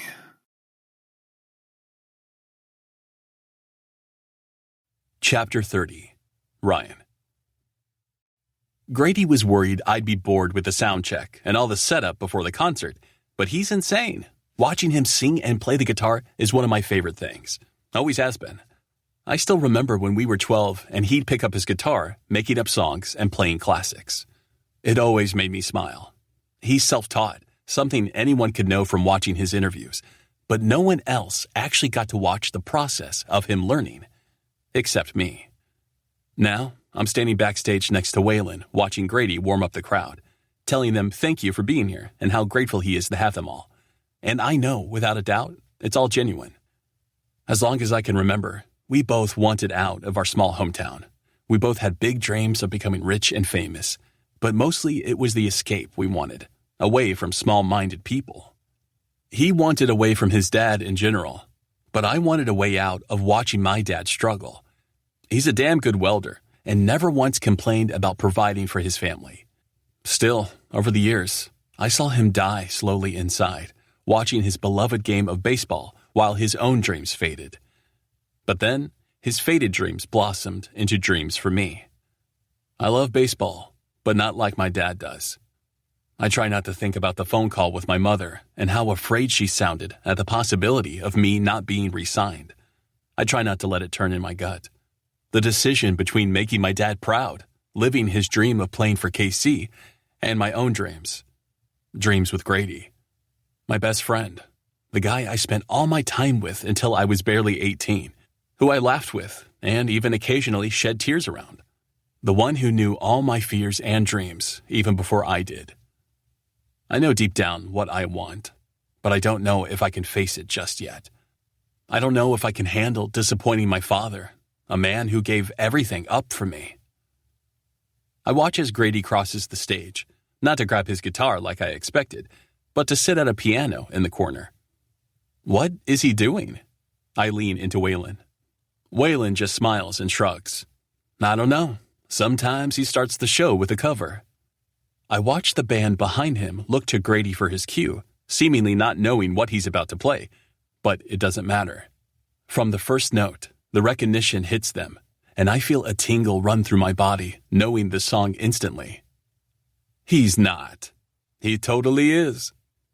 Waylon smiles as Grady breaks into a flawless cover of the Queen song, Love of My Life. And the motherfucker is aiming his thoughtful and heated gaze backstage, to right where I'm standing. His fingers glide along the keys as his beautiful voice sings every word full of emotion and meaning, directing the lyrics at me. Although the entire crowd probably feels it's being sung to them, because he has that ability. If anyone could see me, we'd be busted in a moment, because I can't look away. My eyes are locked on him, listening to every single word and note being played. I feel it throughout my entire being. When the song ends, Grady goes back to the middle of the stage as the crowd erupts, and he grabs his guitar, getting ready for the actual set. I try like hell to regain my wits as I listen to the songs he's written. About halfway through, I see Waylon texting with someone, then laughing slyly as he puts his phone back in his pocket, and I have to ask, someone special? You could say that. He shrugs, but his grin is all sorts of fuckery. Jenny is pretty damn special. Jenny, as in my agent, Jenny? He chuckles, watching Grady out on the stage. That one. She's fierce, but she's pretty damn funny, too. He shrugs. Or maybe she's funny because of how damn fierce she can be. It's really weird that you two are friends. He waves me off, clearly not giving a fuck what I think. Get over it, because she's too good to let go. Can't have enough friends. I laugh because it's not said with malice, just matter-of-factly. I suppose so. Although I'm not sure Grady and she will ever get along. You'd be surprised. Besides, she really does have your best interest in mind, and Grady will respect that. I snort because Jenny is a fantastic agent, but she's looking out for herself, first and foremost. Yeah, okay. He turns to me now, his face dripping with honest concern. We think we can get you exactly what you want, whatever that is. A cold shiver runs through me as I glance at the stage briefly and then look back to Waylon, unable to voice anything. But he knows. Yeah, That. I don't ask how. I know I have Grady. We're in love and both stubborn motherfuckers. We're going to make this work no matter what. But how? That's the question. Our careers, our fathers, society in general. Who the fuck knows? Although Waylon seems to have a pretty good idea. Instead of asking what Jenny and he have planned or have even been discussing, I ask a different question. What's it like to be out? A slow smile spreads across his face. Glorious. Freeing. He's still smiling big. Scary as hell, but oh so worth it. I swallow hard, thinking about what it would be like. His answer giving me hope and lighting fire to the dream I've had for a long time. The concert ends, and before I know it, it's just Waylon, Grady, and me in the dressing room. I'm on a high after watching Grady out there and my talk with Waylon. I want to do something with him, something fun, something public. Let's go to a bar, I blurt out, gaining instant attention from Waylon and Grady. Grady steps closer to me, still being careful and not touching me even though we're behind closed doors. A what? I didn't say a gay bar. I haven't completely lost my damn mind. Grady shrugs easily. Hey, I'd do it. I laugh. I know you would, but I just meant let's go get a drink, celebrate a kick-ass concert. Okay. He turns to Waylon. You coming? Waylon tosses his hands up. Hell no. I need my beauty rest. But please do me a favor and don't give me any extra PR work, okay? Don't do anything stupid. Got it. No public blowjobs. Grady winks at him, and Waylon groans, shaking his head as he leaves. We use the car service to take us to a nice bar downtown, both of us sitting at the bar and drinking beer. We don't get sloppy drunk or even buzzed, but just hanging out in public is nice. I wish I could grab his hand or lean in and kiss him, but like I said, this is nice. It's good to catch up and reminisce about growing up together. If anyone heard us talking, it would just seem like two old friends, not lovers.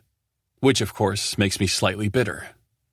I try to push it away, excusing myself to go to the bathroom and fighting with myself in the mirror as I wash up after taking care of business. It's good. This is a step. We're out in public together. So what if I can't touch him the way I want to? I think about Waylon telling me that eventually I'll get what I want. Being in a bar like this and being able to dance with him and hold his body close to mine.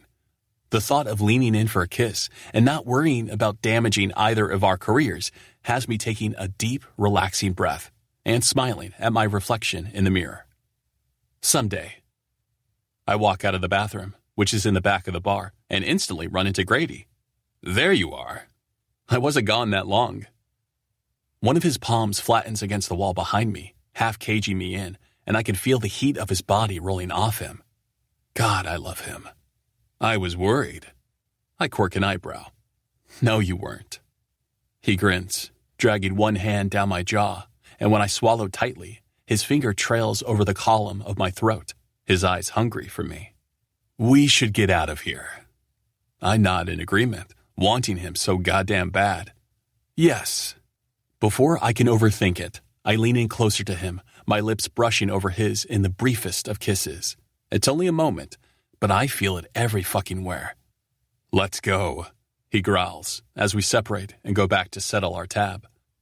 We climb into the car and make it back to his hotel, somehow managing not to touch each other. But as soon as we're behind the locked door, our clothes are gone and our mouths are everywhere.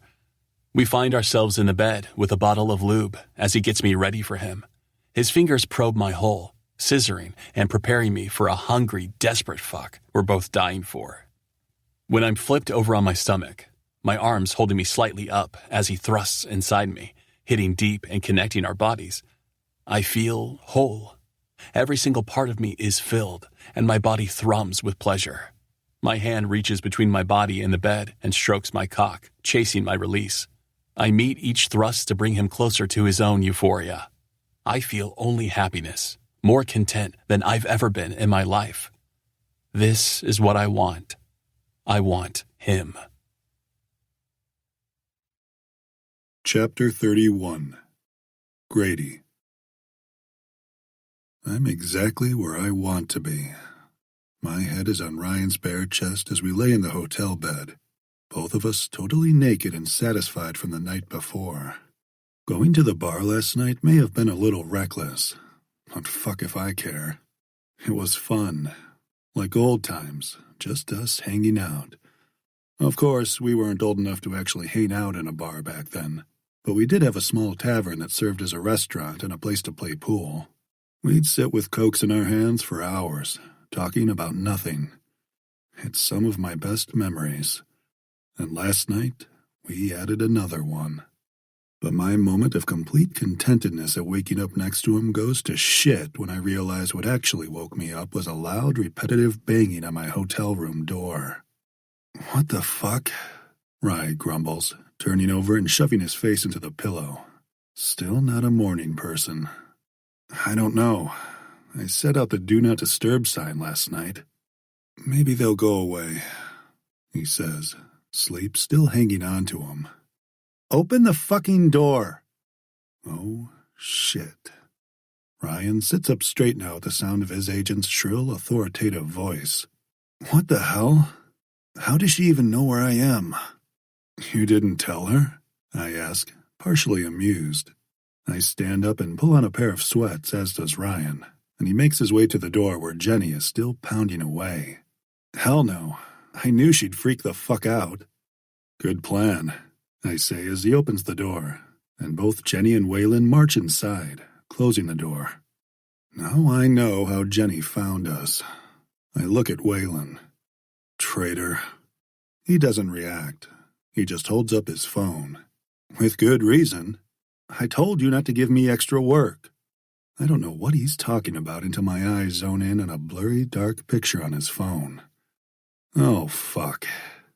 Ryan grabs it, going pale. Fuck.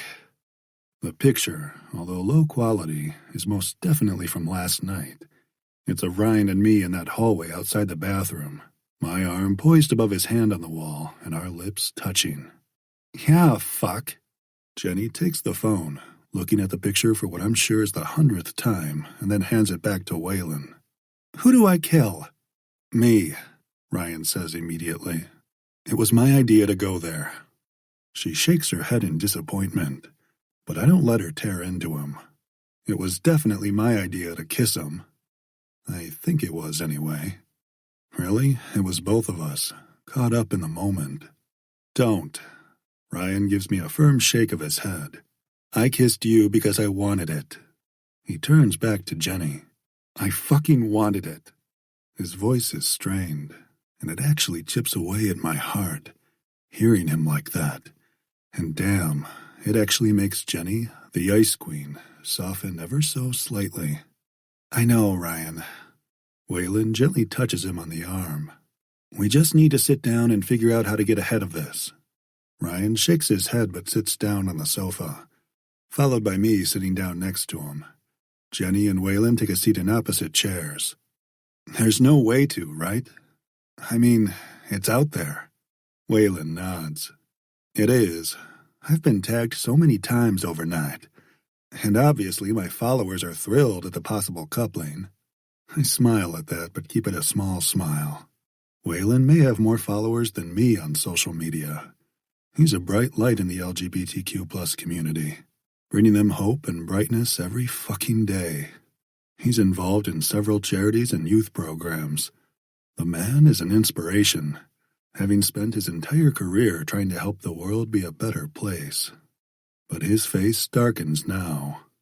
But that can also turn ugly fast. It's not just on my page, it's everywhere. Including in front of the bigwigs we have a meeting with soon, Jenny says solemnly. "We can fix this," I say, even if I'm not completely sure. "I'll say I was fucking around, that I kissed him as a joke." Ryan winces, and I cringe because it's not a fucking joke, and I know that. "No. Rye, no," he says firmly. "That will make you look like an ignorant asshole." "I agree," Waylon says quickly. I shrug, knowing I'll do anything to help Rye. "So, I'm used to playing that role. It's no big deal. I'll do the dance and apologize for being insensitive and for dragging you into it. No, Ryan says yet again, a man of few words. Ryan, Jenny sighs, rubbing her temples. Maybe you should let him do it. It's not happening. I'm fucking sick of this.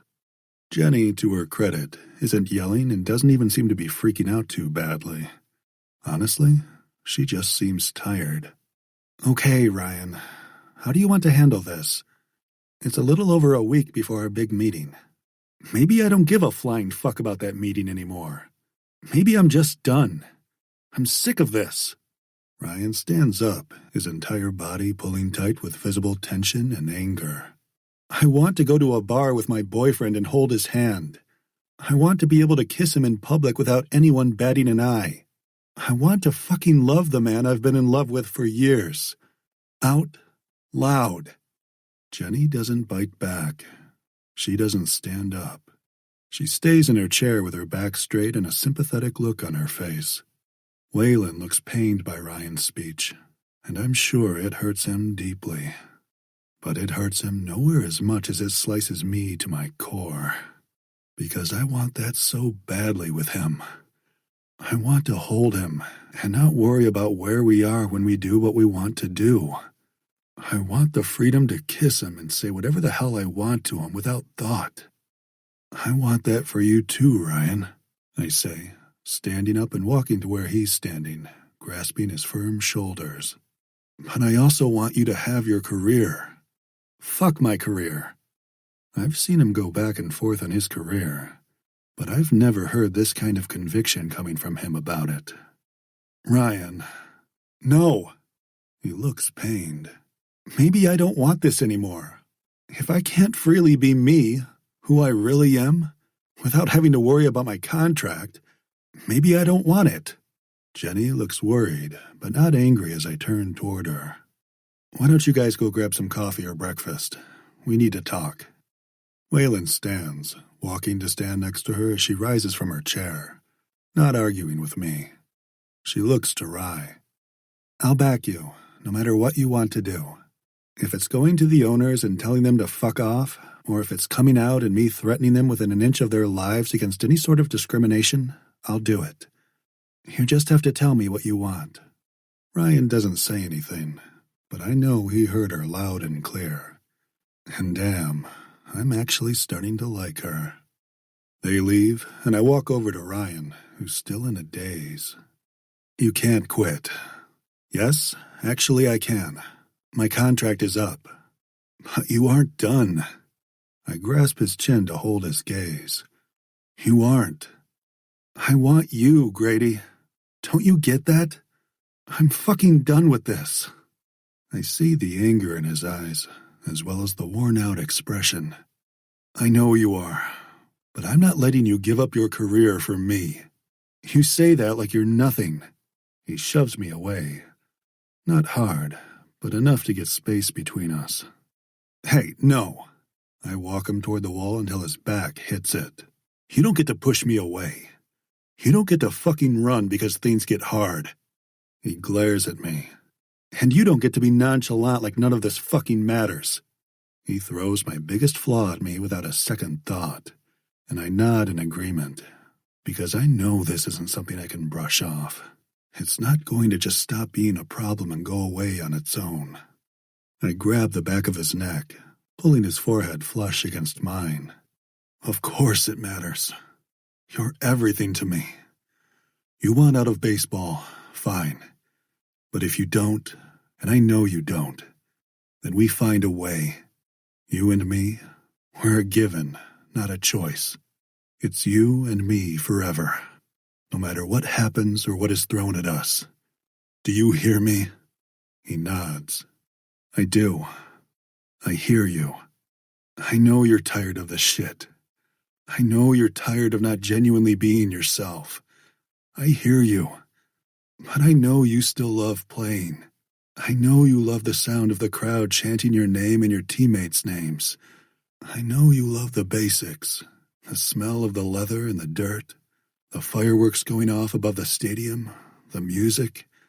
I know you love it. And I love you.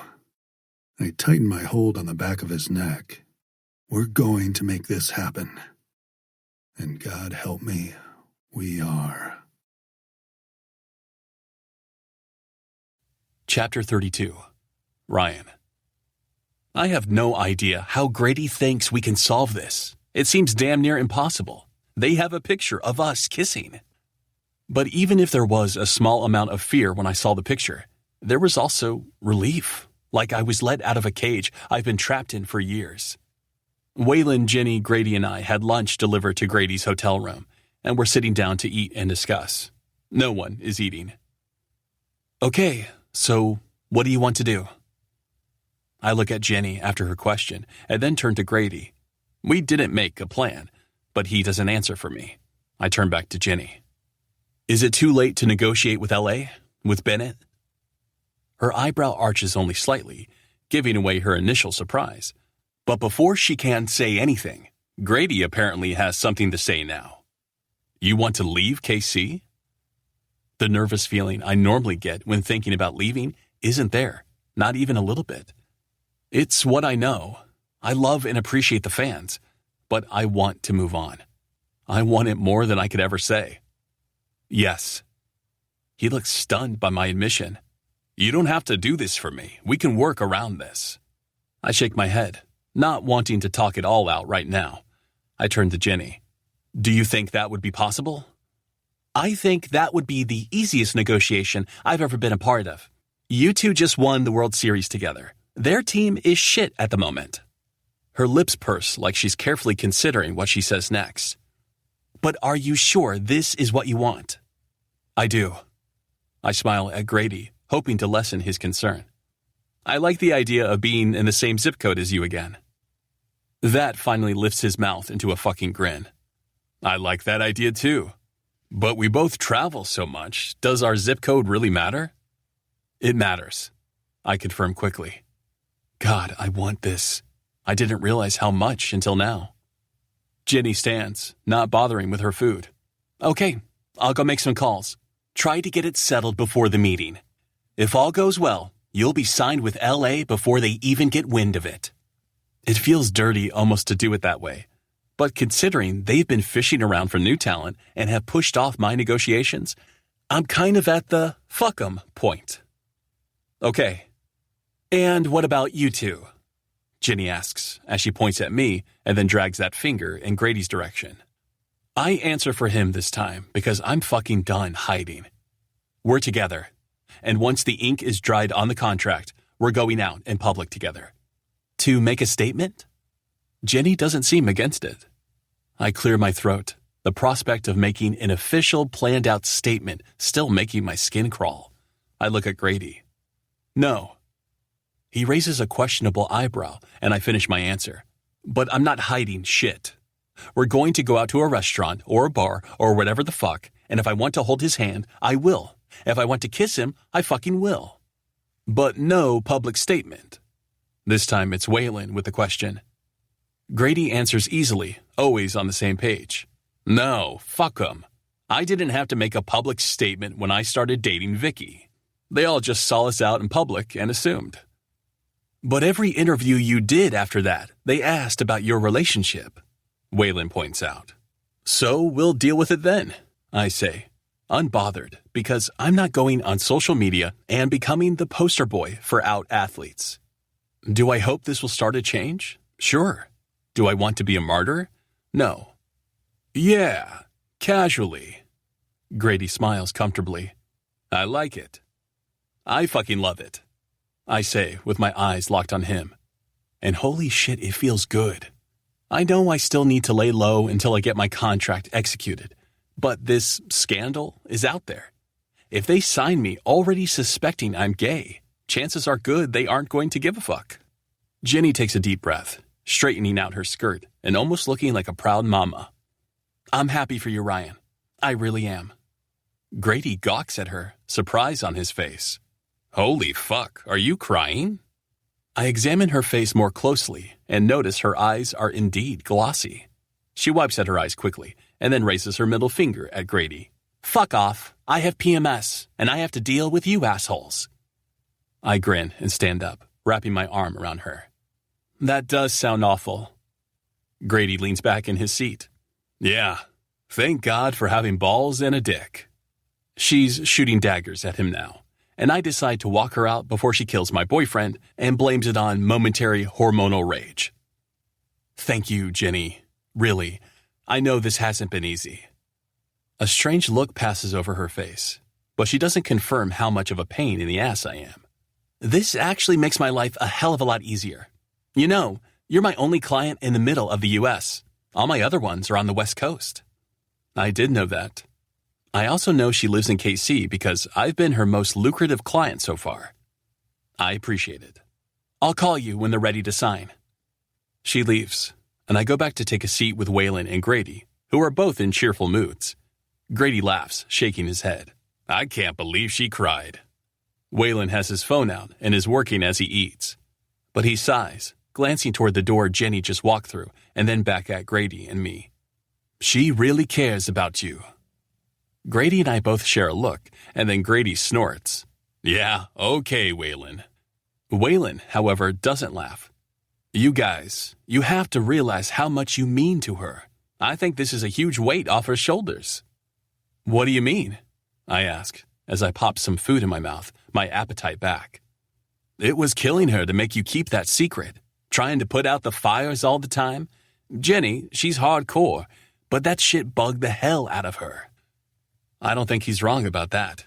Even if she came off brash nearly all the time, I never got the sense she enjoyed making me hide my sexuality. Maybe. Not maybe. You guys need to give her a break. She's a woman who has a career in a male-dominated field, always having to prove herself. His eyes land on me, but he's not mad. And you haven't made it easy on her.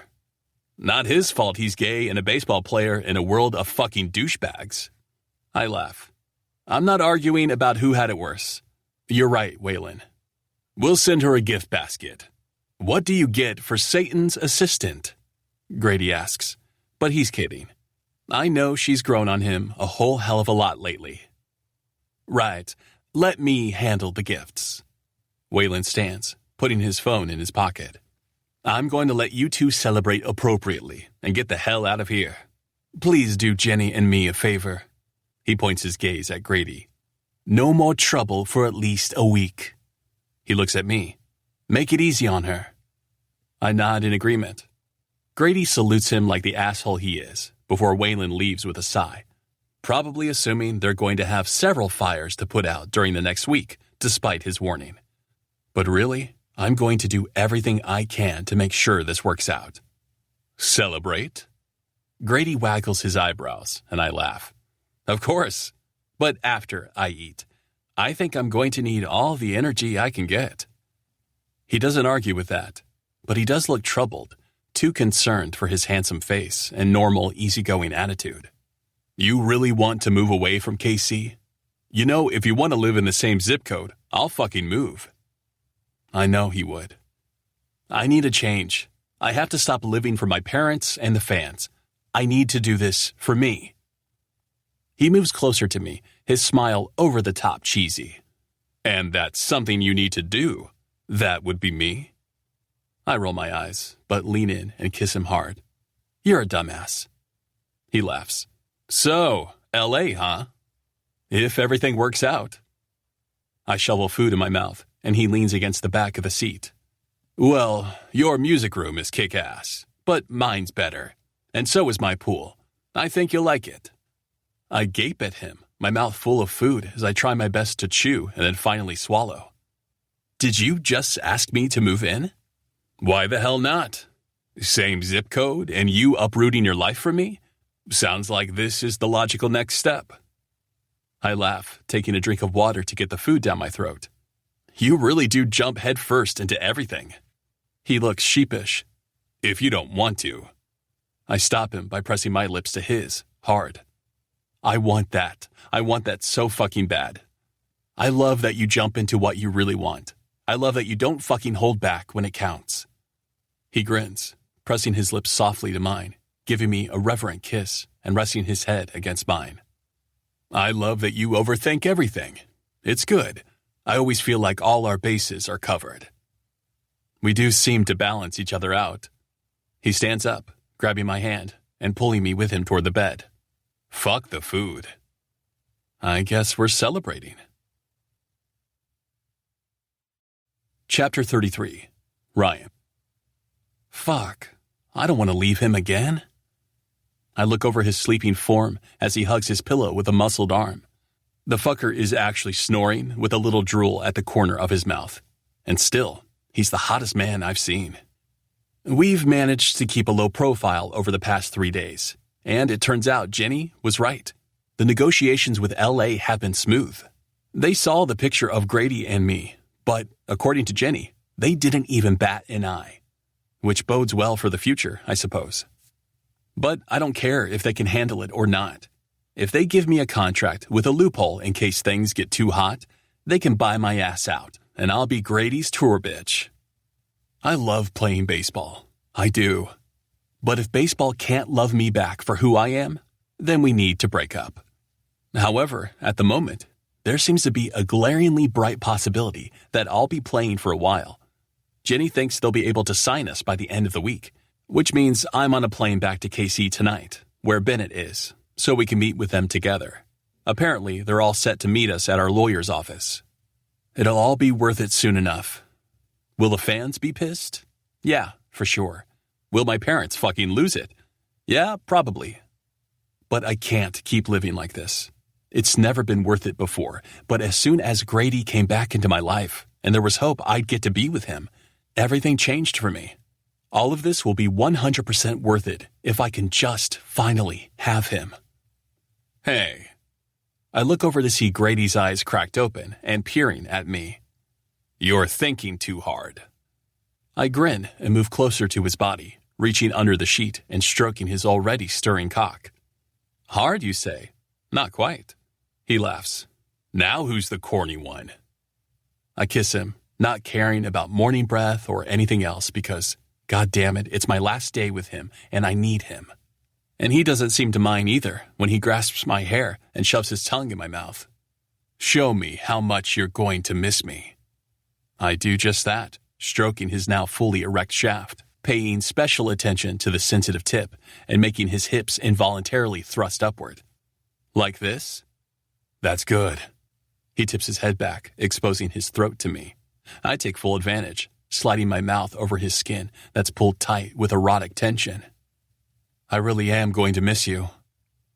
He grabs my ass with both hands, tugging my full weight onto him and forcing me to straddle him, gripping my ass cheeks and not letting go. I'm going to miss you too. His hands slide over the planes of my back as I look down at his cock, continuing to stroke him after grabbing the lube and making sure he's nice and slick. He steals some lube from his cock and moves one hand to my aching dick, stroking me. I was already hard, but when his hand grips me, I nearly lose it, going from hard to achingly hard. Fuck, Grady. We can do that, but right now? He says, thrusting into my hand, and I do the same with his. I'm too fucking close. Me too. I lean down enough to kiss him while we jerk each other off, chasing our mutual pleasure. My body strains with tension, craving the release his hand promises. The room is quiet except for our moans and heavy breathing. It's not long before we're both spilling over each other's hands and making a sticky mess that neither of us give two fucks about. I lay next to him, my head on his heart, and think about what a future with him will look like. I'm not really sure about the details, and realize there will, no doubt, be challenges. But at the end of the day, it's going to be fucking beautiful. Chapter 34. Grady. I'm on my usual high after a concert, but it's coupled with nerves when I walk into the dressing room backstage and immediately look around for my phone. Ryan's meeting with the LA baseball team was today. It was hours ago, but with the fucking time difference and sound checks, I haven't had a chance to talk to him yet. My mind has been on him all day. My body and mind have been strung out with nervous energy, needing to know the next move. I was completely serious when I asked him to move in with me. I want it to happen. And at this point, if he isn't moving to LA, I'm moving back to Kansas City. I don't really give a fuck where my address is, as long as it's the same as Ryan's. The idea of sharing a roof with him is all-consuming for me now. It's all I think about, and I want it. I find my phone and see a text from him, telling me to give him a call when I can. Apparently, I'm dick-whipped because I immediately call him, and he must be equally whipped because he answers right away. I'm graced with his beautiful face and his tired but happy eyes. "Hey, finally found time for me, huh, rock star?" I laugh and settle into the sofa in the dressing room. "And what about you? Are you a former professional baseball player, or still a current one?" He's sitting in bed, shirtless with disheveled hair, and if I had to guess, I'd say he'd been asleep before I called. "Current." I don't bother hiding a grin that's so wide it feels like my cheeks are going to split. "Contract?" "Signed. With Bennett." Relief washes over me. "How many years?" "3. God, he looks happy. And twice what KC was struggling to pay. I'm set. Good. And the fans?" His muscles pull tight as he shrugs and looks adorably guilty, yet still sure of his decision. "They'll be pissed we're leaving. I'm okay with it, though. I've paid my dues." "You've committed no crime." I have to throw in some Bohemian Rhapsody lyrics. He rolls his eyes. "Always about Queen with you, huh? Why don't you stick to your own lyrics?" I laugh. "Don't you know it's impossible to write a good song when you're happy, Bailey? I've really fucked you over, huh?" "You really did. You owe me." "Want me to break your heart?" "Hell no." I don't even hesitate. "You're never getting away from me now." Sounds stalkery. I chuckle. "I'll find you." He shakes his head, raising one arm in the air to yawn, and I sit back to bask in the arm porn. If I sensed any hesitance at all in him, I'd question him about wanting to move, but I only see happiness and relief on his handsome face. "So, when are you coming to me?" He laughs, and God, I've missed that sound. How the hell did I go 7 years without that sound? I don't have to be at spring training until the middle of February, so I'm yours until then. You're fucking mine always. When do you move in? Again with the fucking gorgeous laughter. Whenever you're ready for me. You seem pretty busy, though. I run my fingers through my hair, content. More content than I've ever been in my life. The love of my life is happy with his career and is moving in with me. You want me to cancel this fucking tour right now? Wayland walks inside my room, not even slightly bothered by our conversation as he takes a seat next to me. I'll do it. Oh, he will, Wayland says dramatically, waving at Rye. Hey, Ryan, how did it go? He walked into only the last part of our conversation, and even though he walked in when I offered to cancel my tour, he seems happy. My guess is he already talked to Jenny. Ryan sits up further in the bed, and I get lost in the view of his chiseled pecs for a moment before he answers. No, I don't want you to cancel, dumbass. I'm coming to you. We'll figure out the whole moving thing whenever. Actually, I'm coming to you in 2 days. Is that so? Wayland confirms, having no problem butting into our conversation like the brother I never wanted but am glad I now have. Yep, Kansas City, 3 nights. Ryan's eyes do a happy celebration, while the rest of him remains cool and collected. Well, all right then. I'll leave the light on for you, Grady. You fucking better, Bailey.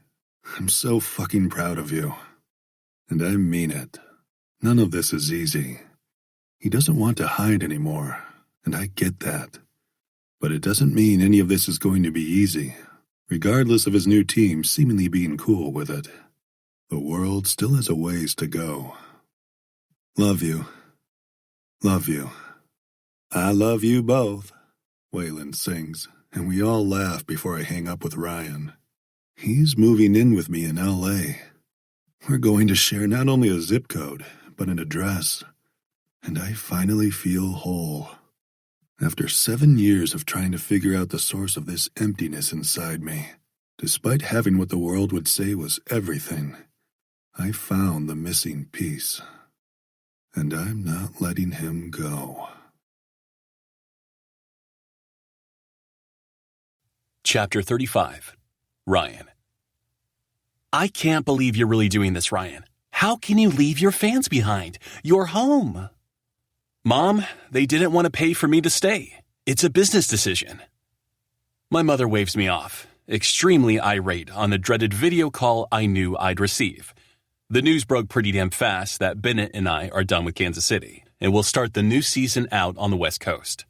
So I knew it was only a matter of time before I received the call from my parents. And yet, I don't feel as ashamed as I thought I would. I don't feel the need to explain much to them. I'm 25 years old. I've been on my own for years, and I just signed a major record-breaking contract. Not to mention, I have the man of my dreams in the master bathroom, who's singing in the shower at the moment. He flew in yesterday for the first night of his Kansas City engagement, and after the concert, we came back to my house and spent our time catching up, in bed. We even managed to talk a little. My father is sitting next to my mom, but he hasn't said much. I knew he wouldn't be happy with this news. You need to have some loyalty, Ryan.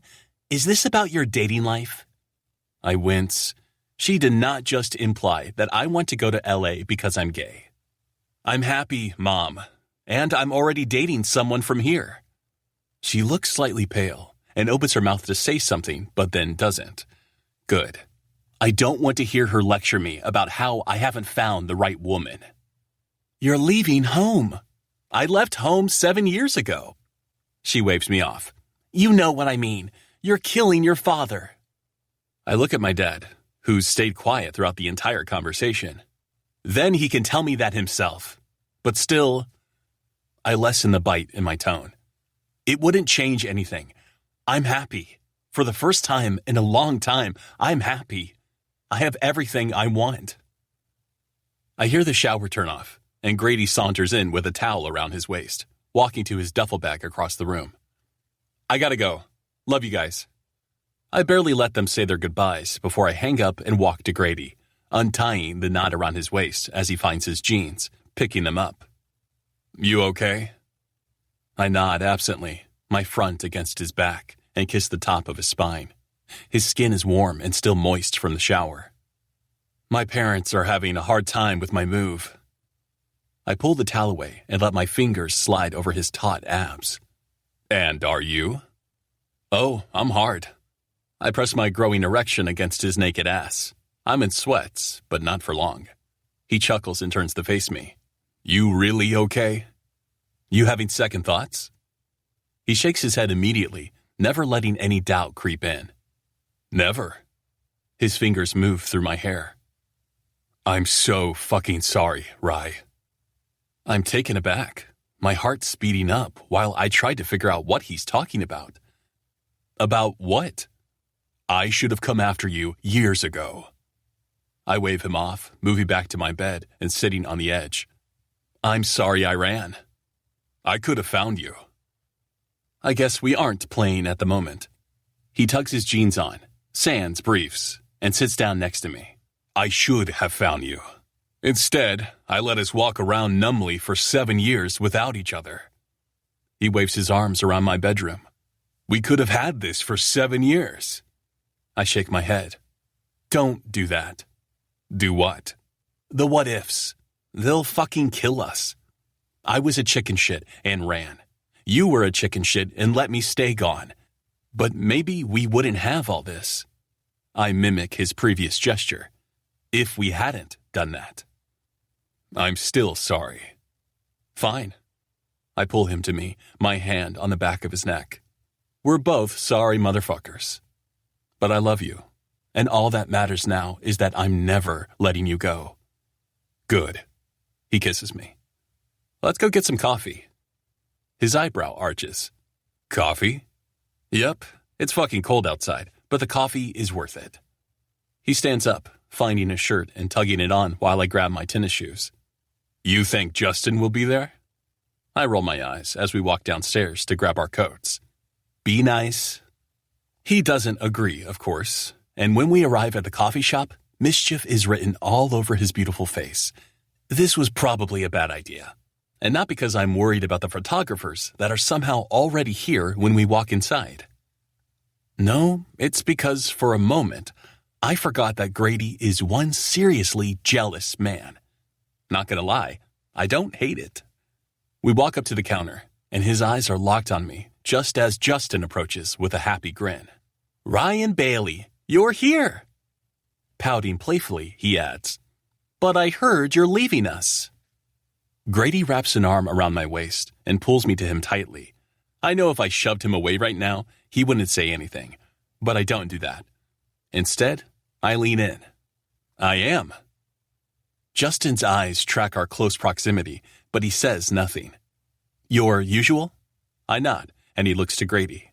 "And what can I get you?" "Well," he drawls. Oh boy.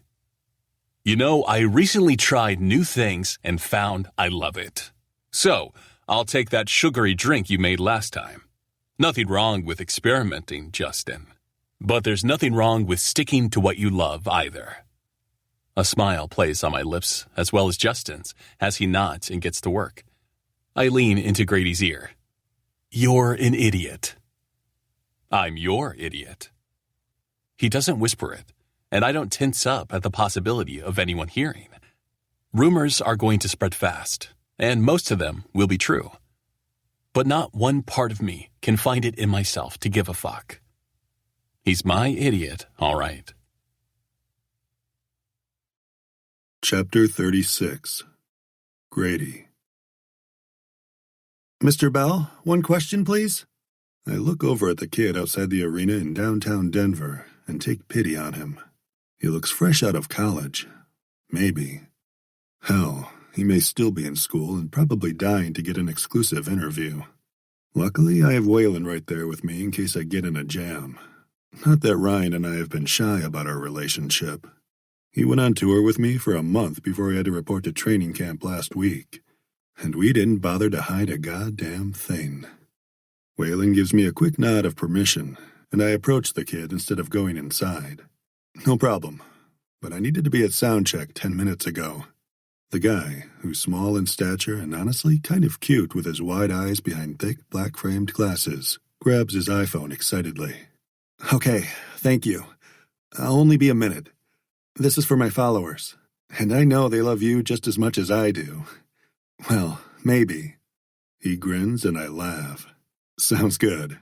He quickly pulls up an Instagram live feed and does an amazingly fast introduction where I don't catch every word, but can't help smiling at his enthusiasm. "Okay, so like I said, I have Grady Bell here, outside the arena." He points the camera at me. "I'm assuming you're here for the concert tonight." I beam into the camera, putting on my best show, preferring these impromptu interviews far more than the scheduled ones I typically avoid. "I suppose that's why I'm here. I hear the band is pretty good."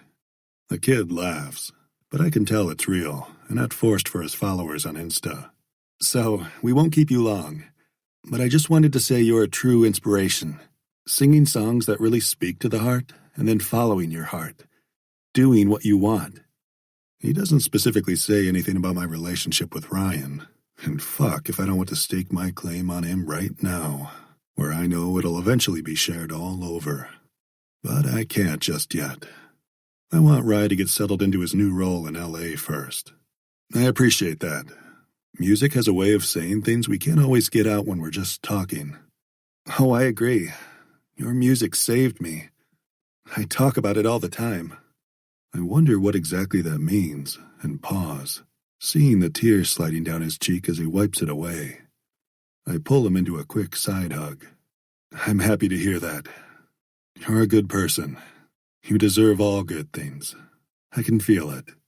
He smiles brightly, standing a little taller. And I know the kid isn't here for a hard-hitting interview. He's actually a fan. "I'm really sorry, but I actually am late." "No problem. I just wanted to say that and to ask if you're going to do another tour next year. We need your music." I turn to Waylon, who doesn't offer an answer.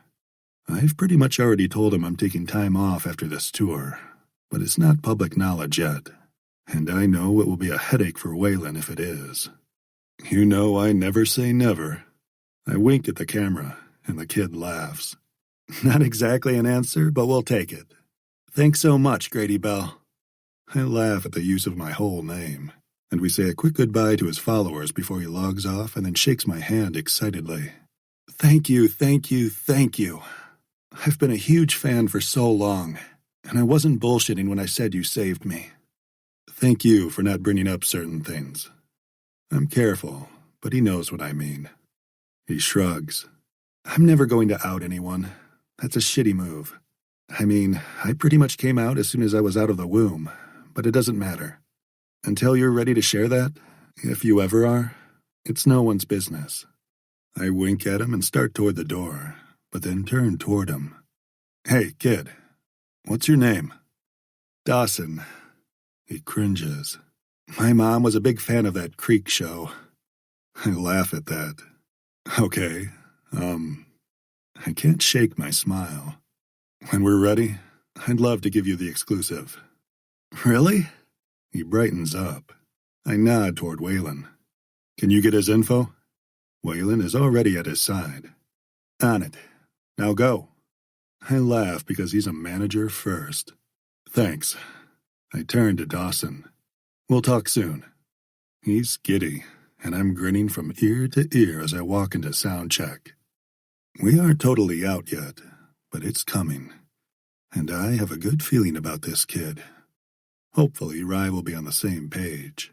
Though I think we'll wait till he's done with baseball if that's the way he wants it. Neither of us is interested in making a great big gay statement. No one has to come out and say they're straight, so fuck 'em. But I do have a good feeling about the kid.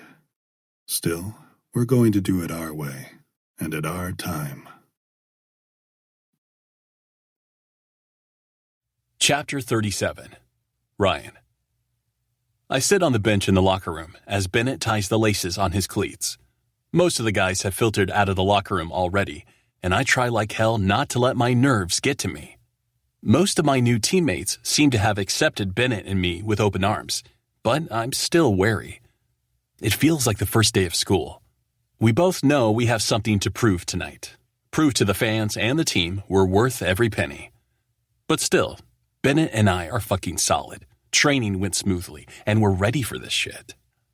Okay, I have to ask you. I look over at Bennett expectantly. The rumors. I almost laugh, but don't. He hasn't asked me all spring, but now he's going to? Okay. What rumors? He shoves my shoulder. Don't be an asshole. Are they true? He doesn't look disgusted or even nervous about my answer. He already knows, but wants it confirmed. It's the worst-kept secret nowadays. Grady and I don't hide. We go where we want, when we want. But still, we've avoided any actual, straightforward questions, and we haven't put out a statement. It isn't our style, and honestly, it isn't going to happen. At least not a professionally worded, well-thought-out tweet. I'm gay. He nods, standing up and walking toward the door. Okay, then. What the fuck? I stand up, smiling, and walk to him. That's it? No questions? What? Like who's the pitcher and who's the catcher? I roll my eyes and shove him. He laughs. No, asshole. You really want to talk about assholes? He cocks his head to the side, and I grab the handle to the door. Never mind. You really are a shithead. He stops me from leaving. You're the shithead. You could have told me. It's not like I didn't suspect. Maybe. Not surprised. You never said anything. He shrugs. It's not like it mattered, but you could have told me.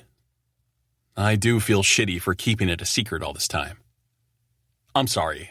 I didn't want to put that burden on you. Keeping a secret like that doesn't feel good for anyone. I'm sorry you had to. He raises an eyebrow. But not anymore? I shake my head. Nah, it's nobody's business who I fuck. That being Grady Bell. Who knew you were such a fucking gossip queen? He laughs, pulling the door open so we can walk out. The game is starting soon. No more secrets, dickhead. I mean it. I'm happy for you, even if my wife is pretty damn disappointed Grady is off the market. Did you hear what you just said? She's your wife. He laughs easily, shrugging it off with confidence and playfulness. I know I'm her second choice. I've dealt with it, Rye. I laugh at his joke because that woman is head over heels for him, crush on my man or not. Still, I hope we'll still get invites to your famous cookouts. He nudges my shoulder. Of course you will. Just gotta keep an eye on our significant others. I can hear the crowd already as we walk out to the field. God, I love that sound. Not quite as much as Grady singing or his laugh, but it's right up there with my favorite sounds. Let's go show these motherfuckers how we do it, I say as we jog out to warm up. Who knew I could have everything I want? Not me, but I'll fucking take it. Chapter 38. Grady. It's the last concert of this tour, and my last one for a while, although not many people know that yet. Ryan tried to fight with me about it, but I'm taking a couple of years off. I'm more than okay with that. It'll give me time to write new songs and just be with him. This way, when I want to, I can travel with him. I'm happy. Holy fuck am I happy. It's the best time of my life, and I'm not going to squander it. I stroke the dark black facial hair I've grown out on tour. I'm not sure whether I'm going to keep it, but Rye doesn't seem to mind, so maybe I will. I try to ignore the slight tremor in my hand as I address the crowd from my position at center stage. Well, hello, Los Angeles. Man, it's good to be home. The crowd shouts happily. I do consider this my home, despite being from Kansas. It's where I've begun to build my life with Ryan. It's where our house is, where we'll live together when we aren't traveling. And until we both officially retire and buy that private island somewhere. Yeah, I doubt it will happen, but never say never. This is our home. The baseball team here has more than embraced Ryan, and we still don't hide when we go out in public. Our secret is a poorly kept one, and the city seems to be okay with it. And for the record, if they weren't, it wouldn't matter. I haven't felt this free or this happy in a really long time, and nothing will ruin it. Nothing. As you all know, this is my last show for a while. I'm met with the normal boos as expected, but when I look backstage and see Rye's wicked smile, I can't help but match his energy as I look out at the crowd. I know, but you guys want more songs, right? Cheering, but it's woeful. Okay, so I can guarantee you tonight will be the best damn show you've ever seen. The crowd roars, and I look over at Ryan, who's standing next to Waylon and Dawson. Dawson has been a frequent visitor at our house, along with Waylon, who assures me there's nothing going on, that he's just taken the kid under his wing. I don't push because, honestly, I'm not sure if anything is going on. All I know is I made sure Dawson was here tonight, and that he was live streaming the beginning of this concert, because it's going to be something to see. Okay, Belle, you can do this. Don't be a pussy. So, some of you may or may not know that I've been seen around town a hell of a lot with a special person. My best friend. Rye cocks his head to the side as I look at him, but keep my body toward the crowd. Now, I'm not going to embarrass him and make him come out here with me. I face the crowd now, smiling. But I want everyone to know just how much he means to me.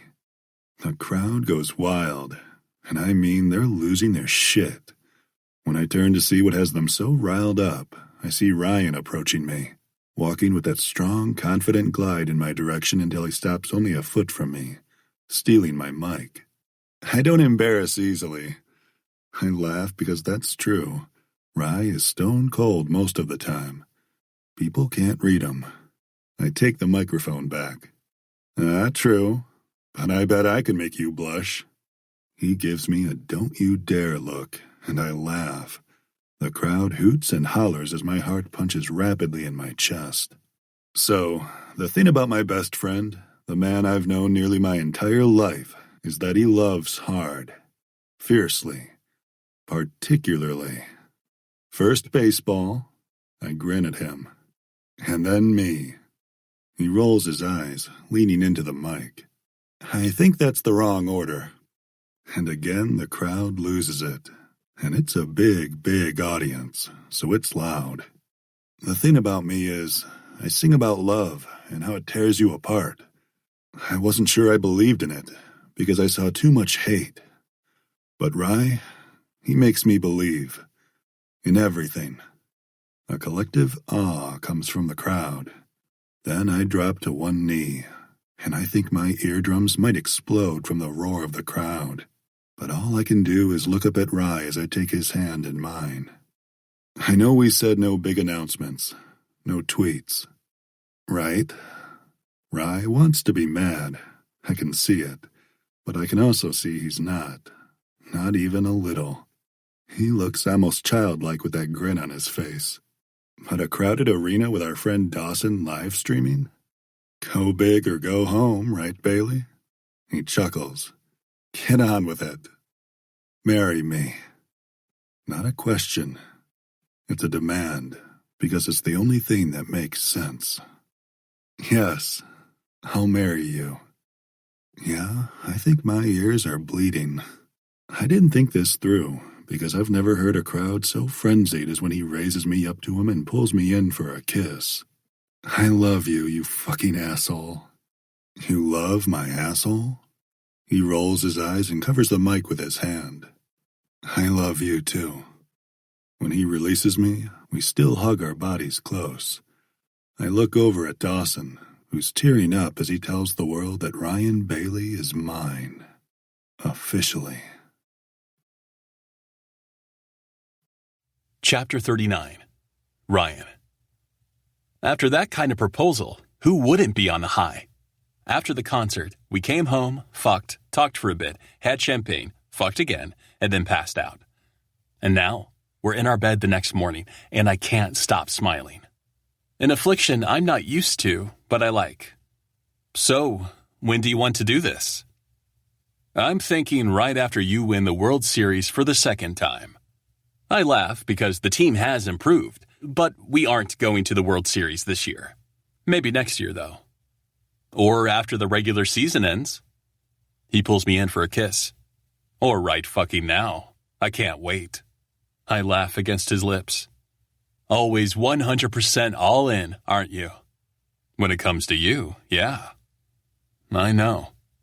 I groan when my phone rings, because the only person I want to talk to is right here. But then I groan again when I see it's a video call from my mom. No. We have to face them sometime. I'm sure the news is out everywhere. I figured it would be Jenny. He laughs at that like it's the funniest thing he's ever heard. Are you fucking kidding me? I asked her for your hand in marriage before I got down on one knee. I don't have a death wish. My eyes widen.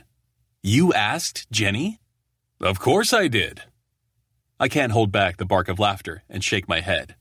She has you trained. That makes two of us.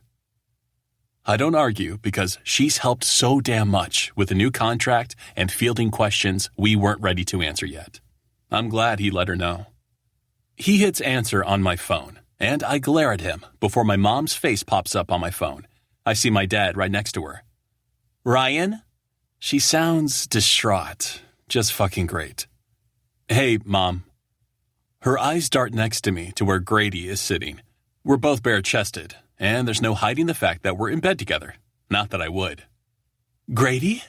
She sounds breathless. Is it true? Yes, ma'am. I'm sorry I didn't get a chance to ask for Rye's hand. This isn't a joke. My mother cuts him off quickly, starting to cry, and I recoil, already wanting to hang up. I love my parents. I do. I'm grateful for all the things they sacrificed for me. But I don't want anything tarnishing my happiness with Grady. No, it's not. I love Ryan. Nothing about this is a joke. We're getting married. She gapes at Grady. But you're straight. Grady laughs easily, taking the phone casually from my shaking hand. Apparently, I'm not. How can he say that so easily? It took me so fucking long to tell these people I was gay, and they just swept it away like it wasn't real. And I let them do that for so long. Your father, Grady cuts her off quickly, has no role in my life. He's been blowing up my phone for weeks, so I've changed my number. I want nothing to do with him. But, Grady... Again, he doesn't let her speak, but his tone softens. Look, I know you love your son, but you need to love all of him, or you're going to miss out on a whole hell of a lot. Our wedding, our kids. Kids? I raise my eyebrow playfully. That's not something we've talked about. Opposed? No. I answer quickly because I think we'd both make amazing fathers, and all of a sudden, I want that with him badly. Well, I suppose that's not as bad as you playing for L.A. Grady and I both turn our attention to my father, and my jaw drops at his first words. What? He shrugs his shoulder uncomfortably. I'm proud of you, Ryan. I just want you to be happy, even if it's in L.A. He says L.A. with disgust, but it's playful. The whole sentence sounded genuine. Really? He looks directly into the camera. Yes, really. You've always made me proud, always working to achieve the highest goals. And now you're in love. There's nothing wrong with that. My mother gasps. But... My dad cuts her off this time. But nothing. You know you love weddings, and you want grandchildren. No need to ruin that chance. My mother wipes at her face, and she breathes deeply. I do love you, Ryan. I love you too. It's true, even if we don't see eye to eye on much, and I wish she wasn't so damn close-minded. And we love Grady. Good, I say firmly. That's non-negotiable. What about L.A.? Is that up for negotiation? My dad jokes, and I shake my head. I don't think so, Dad. Well, he says, scratching his chin. I don't think I can stomach going there to watch a home game, but when you come here, you can bet I'll be in the crowd. I'll get you VIP seats. They both wave me off, and we talk for a while longer before we say our goodbyes. I put my phone on the table next to me and lean against Grady. Did that really just happen? He chuckles, his shoulder moving with the movement. I think your dad is more pissed about you playing for L.A. than you being gay with me. Gay with you? I look up at him, amused. You better not be gay with anyone else. I roll my eyes. You're fucking ridiculous. I know, but you love me. I kiss him softly, letting my hand rake down his toned abs. I do. Want me to show you how much? Yes, please. I'm glad my parents seem to be coming around, but even if they weren't, it wouldn't matter. Nothing else matters but this. Chapter 40. Grady. Almost 3 years later. Ladies and gentlemen, we're here. We're witnessing the last play of Ryan Bailey's career. And what a career it's been. I can hear the announcer, but my eyes are on my husband. He could have signed another contract. Hell, he could have negotiated a huge contract, considering his team is about to win his third World Series. But he doesn't want it. I've been taking time off the past 3 years, being a baseball husband and enjoying the holy hell out of it. Doesn't hurt that my husband's ass looks fucking great in those baseball pants. But still, I don't follow him every time he travels, but more often than not, I do. Especially if I can fit in an interview in the city he's in, keeping the band relevant. My record label actually has been pretty damn cool about the whole thing. I either misjudged them, or they just didn't want to deal with a scandal. Or maybe Jenny got to them. Who knows? I've still been writing songs and keeping up with Immoral. And maybe after some much-needed time of both of us being off work, I might go back on tour. And that's it, folks. I smile as the game ends and Rye's team rushes the field in another victory. Ryan Bailey, the city of L.A. thanks you, the announcer says warmly, and I wait for my man on the sidelines, ready to start our new life. As Ryan remains busy with reporter after reporter, I decide to finally check my phone, and my heart speeds up in a panic. Oh, fuck. I see missed phone calls from Jenny and Waylon, as well as several texts from both of them. Fuck. I try to call Waylon, but there's no answer. Rye's eyes meet mine through the crowd, He must sense my panic, because he makes his way to me. What's wrong? Before I can answer, a large microphone is shoved in my face. Grady Bell, how proud are you of your husband? Grady Bailey, actually. Rye was more than willing to hyphenate our names, but I wasn't having it. I don't want anything to do with my father's last name, and I'm happy as hell to have Ryan's. Right. The reporter looks slightly flustered, but quickly rebounds. Well, how happy are you for your husband, Mr. Bailey? Super proud. Always. Can you please give us a minute? Rye asks politely, and thankfully, the reporter and his crew get the hint. He immediately turns to me. What's wrong? I have a shitload of missed calls from Waylon and Jenny. Fuck. I know. Finally, my phone rings in my hand, and I answer when I see it's Waylon. What's going on? Jesus, now you finally answer your phone? I hear Waylon's frantic tone, and a bucket of ice water may as well have been poured over my head, because I'm freaked the fuck out. I'm sorry, we were a little busy. What's going on? Jenny's in the hospital. Get here now. Shit. Ryan and I don't waste any time and get out of there. Waylon is a miracle worker and gets us immediately on a chartered jet from Colorado back to California. After what feels like an eternity, but in reality is only a short time, we arrive at the hospital. We're greeted by a wary Waylon, who looks worn the fuck out. Finally! Where is she? Ryan asks, and Waylon leads us into the hospital room where Jenny is lying in a bed. But she's not alone. Not anymore. Oh my God! The gasp comes from me as I see the bundle in her arms. Jenny.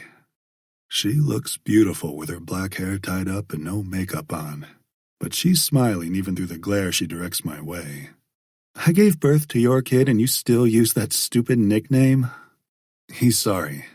Rye has tears in his eyes as he approaches the bed. She's here. Already? Yeah, I thought we had 2 more weeks. The sweet girl wraps her pinky around Jenny's finger and looks up at Rye with her big blue eyes. It's like she knows she belongs to him. But she's my girl, too. We both put sperm in the equation, and who knows who's actually won out. We don't care. As far as we're concerned, little Christy is both of ours. And thank God for our friend Jenny, who deserves one hell of a raise for this. You okay? Ryan asks her, placing a hand on our baby's head. I'm fine, really. They gave me an epidural quickly, and I didn't feel shit.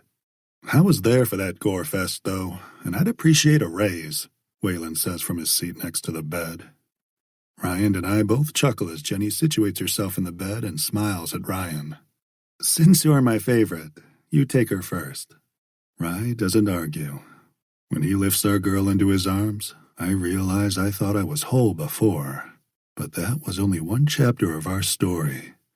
Because now, everything is right in the world. Nothing can touch me.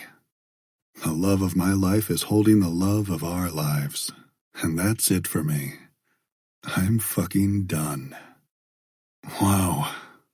I can't say anything more than that. And when Ryan moves to my side and places Christy in my arms, I take a moment to deeply breathe in her sweet scent, taking in every detail from her tiny nose, big eyes, and tiny little hands. She's perfect. Ryan is beaming. She is. She's everything, Grady. She's a Bailey. I grin. He takes my hand as I hold our girl, surrounded by our best friends. Maybe I should have immediately followed Rye all those years ago. Maybe he shouldn't have left, but it doesn't matter. Maybe I should have had the courage to tell him how I felt, even if I didn't really understand it back then. I kissed him because I loved him. I know that now. But none of it matters. None of it. Because I have him. And we have her.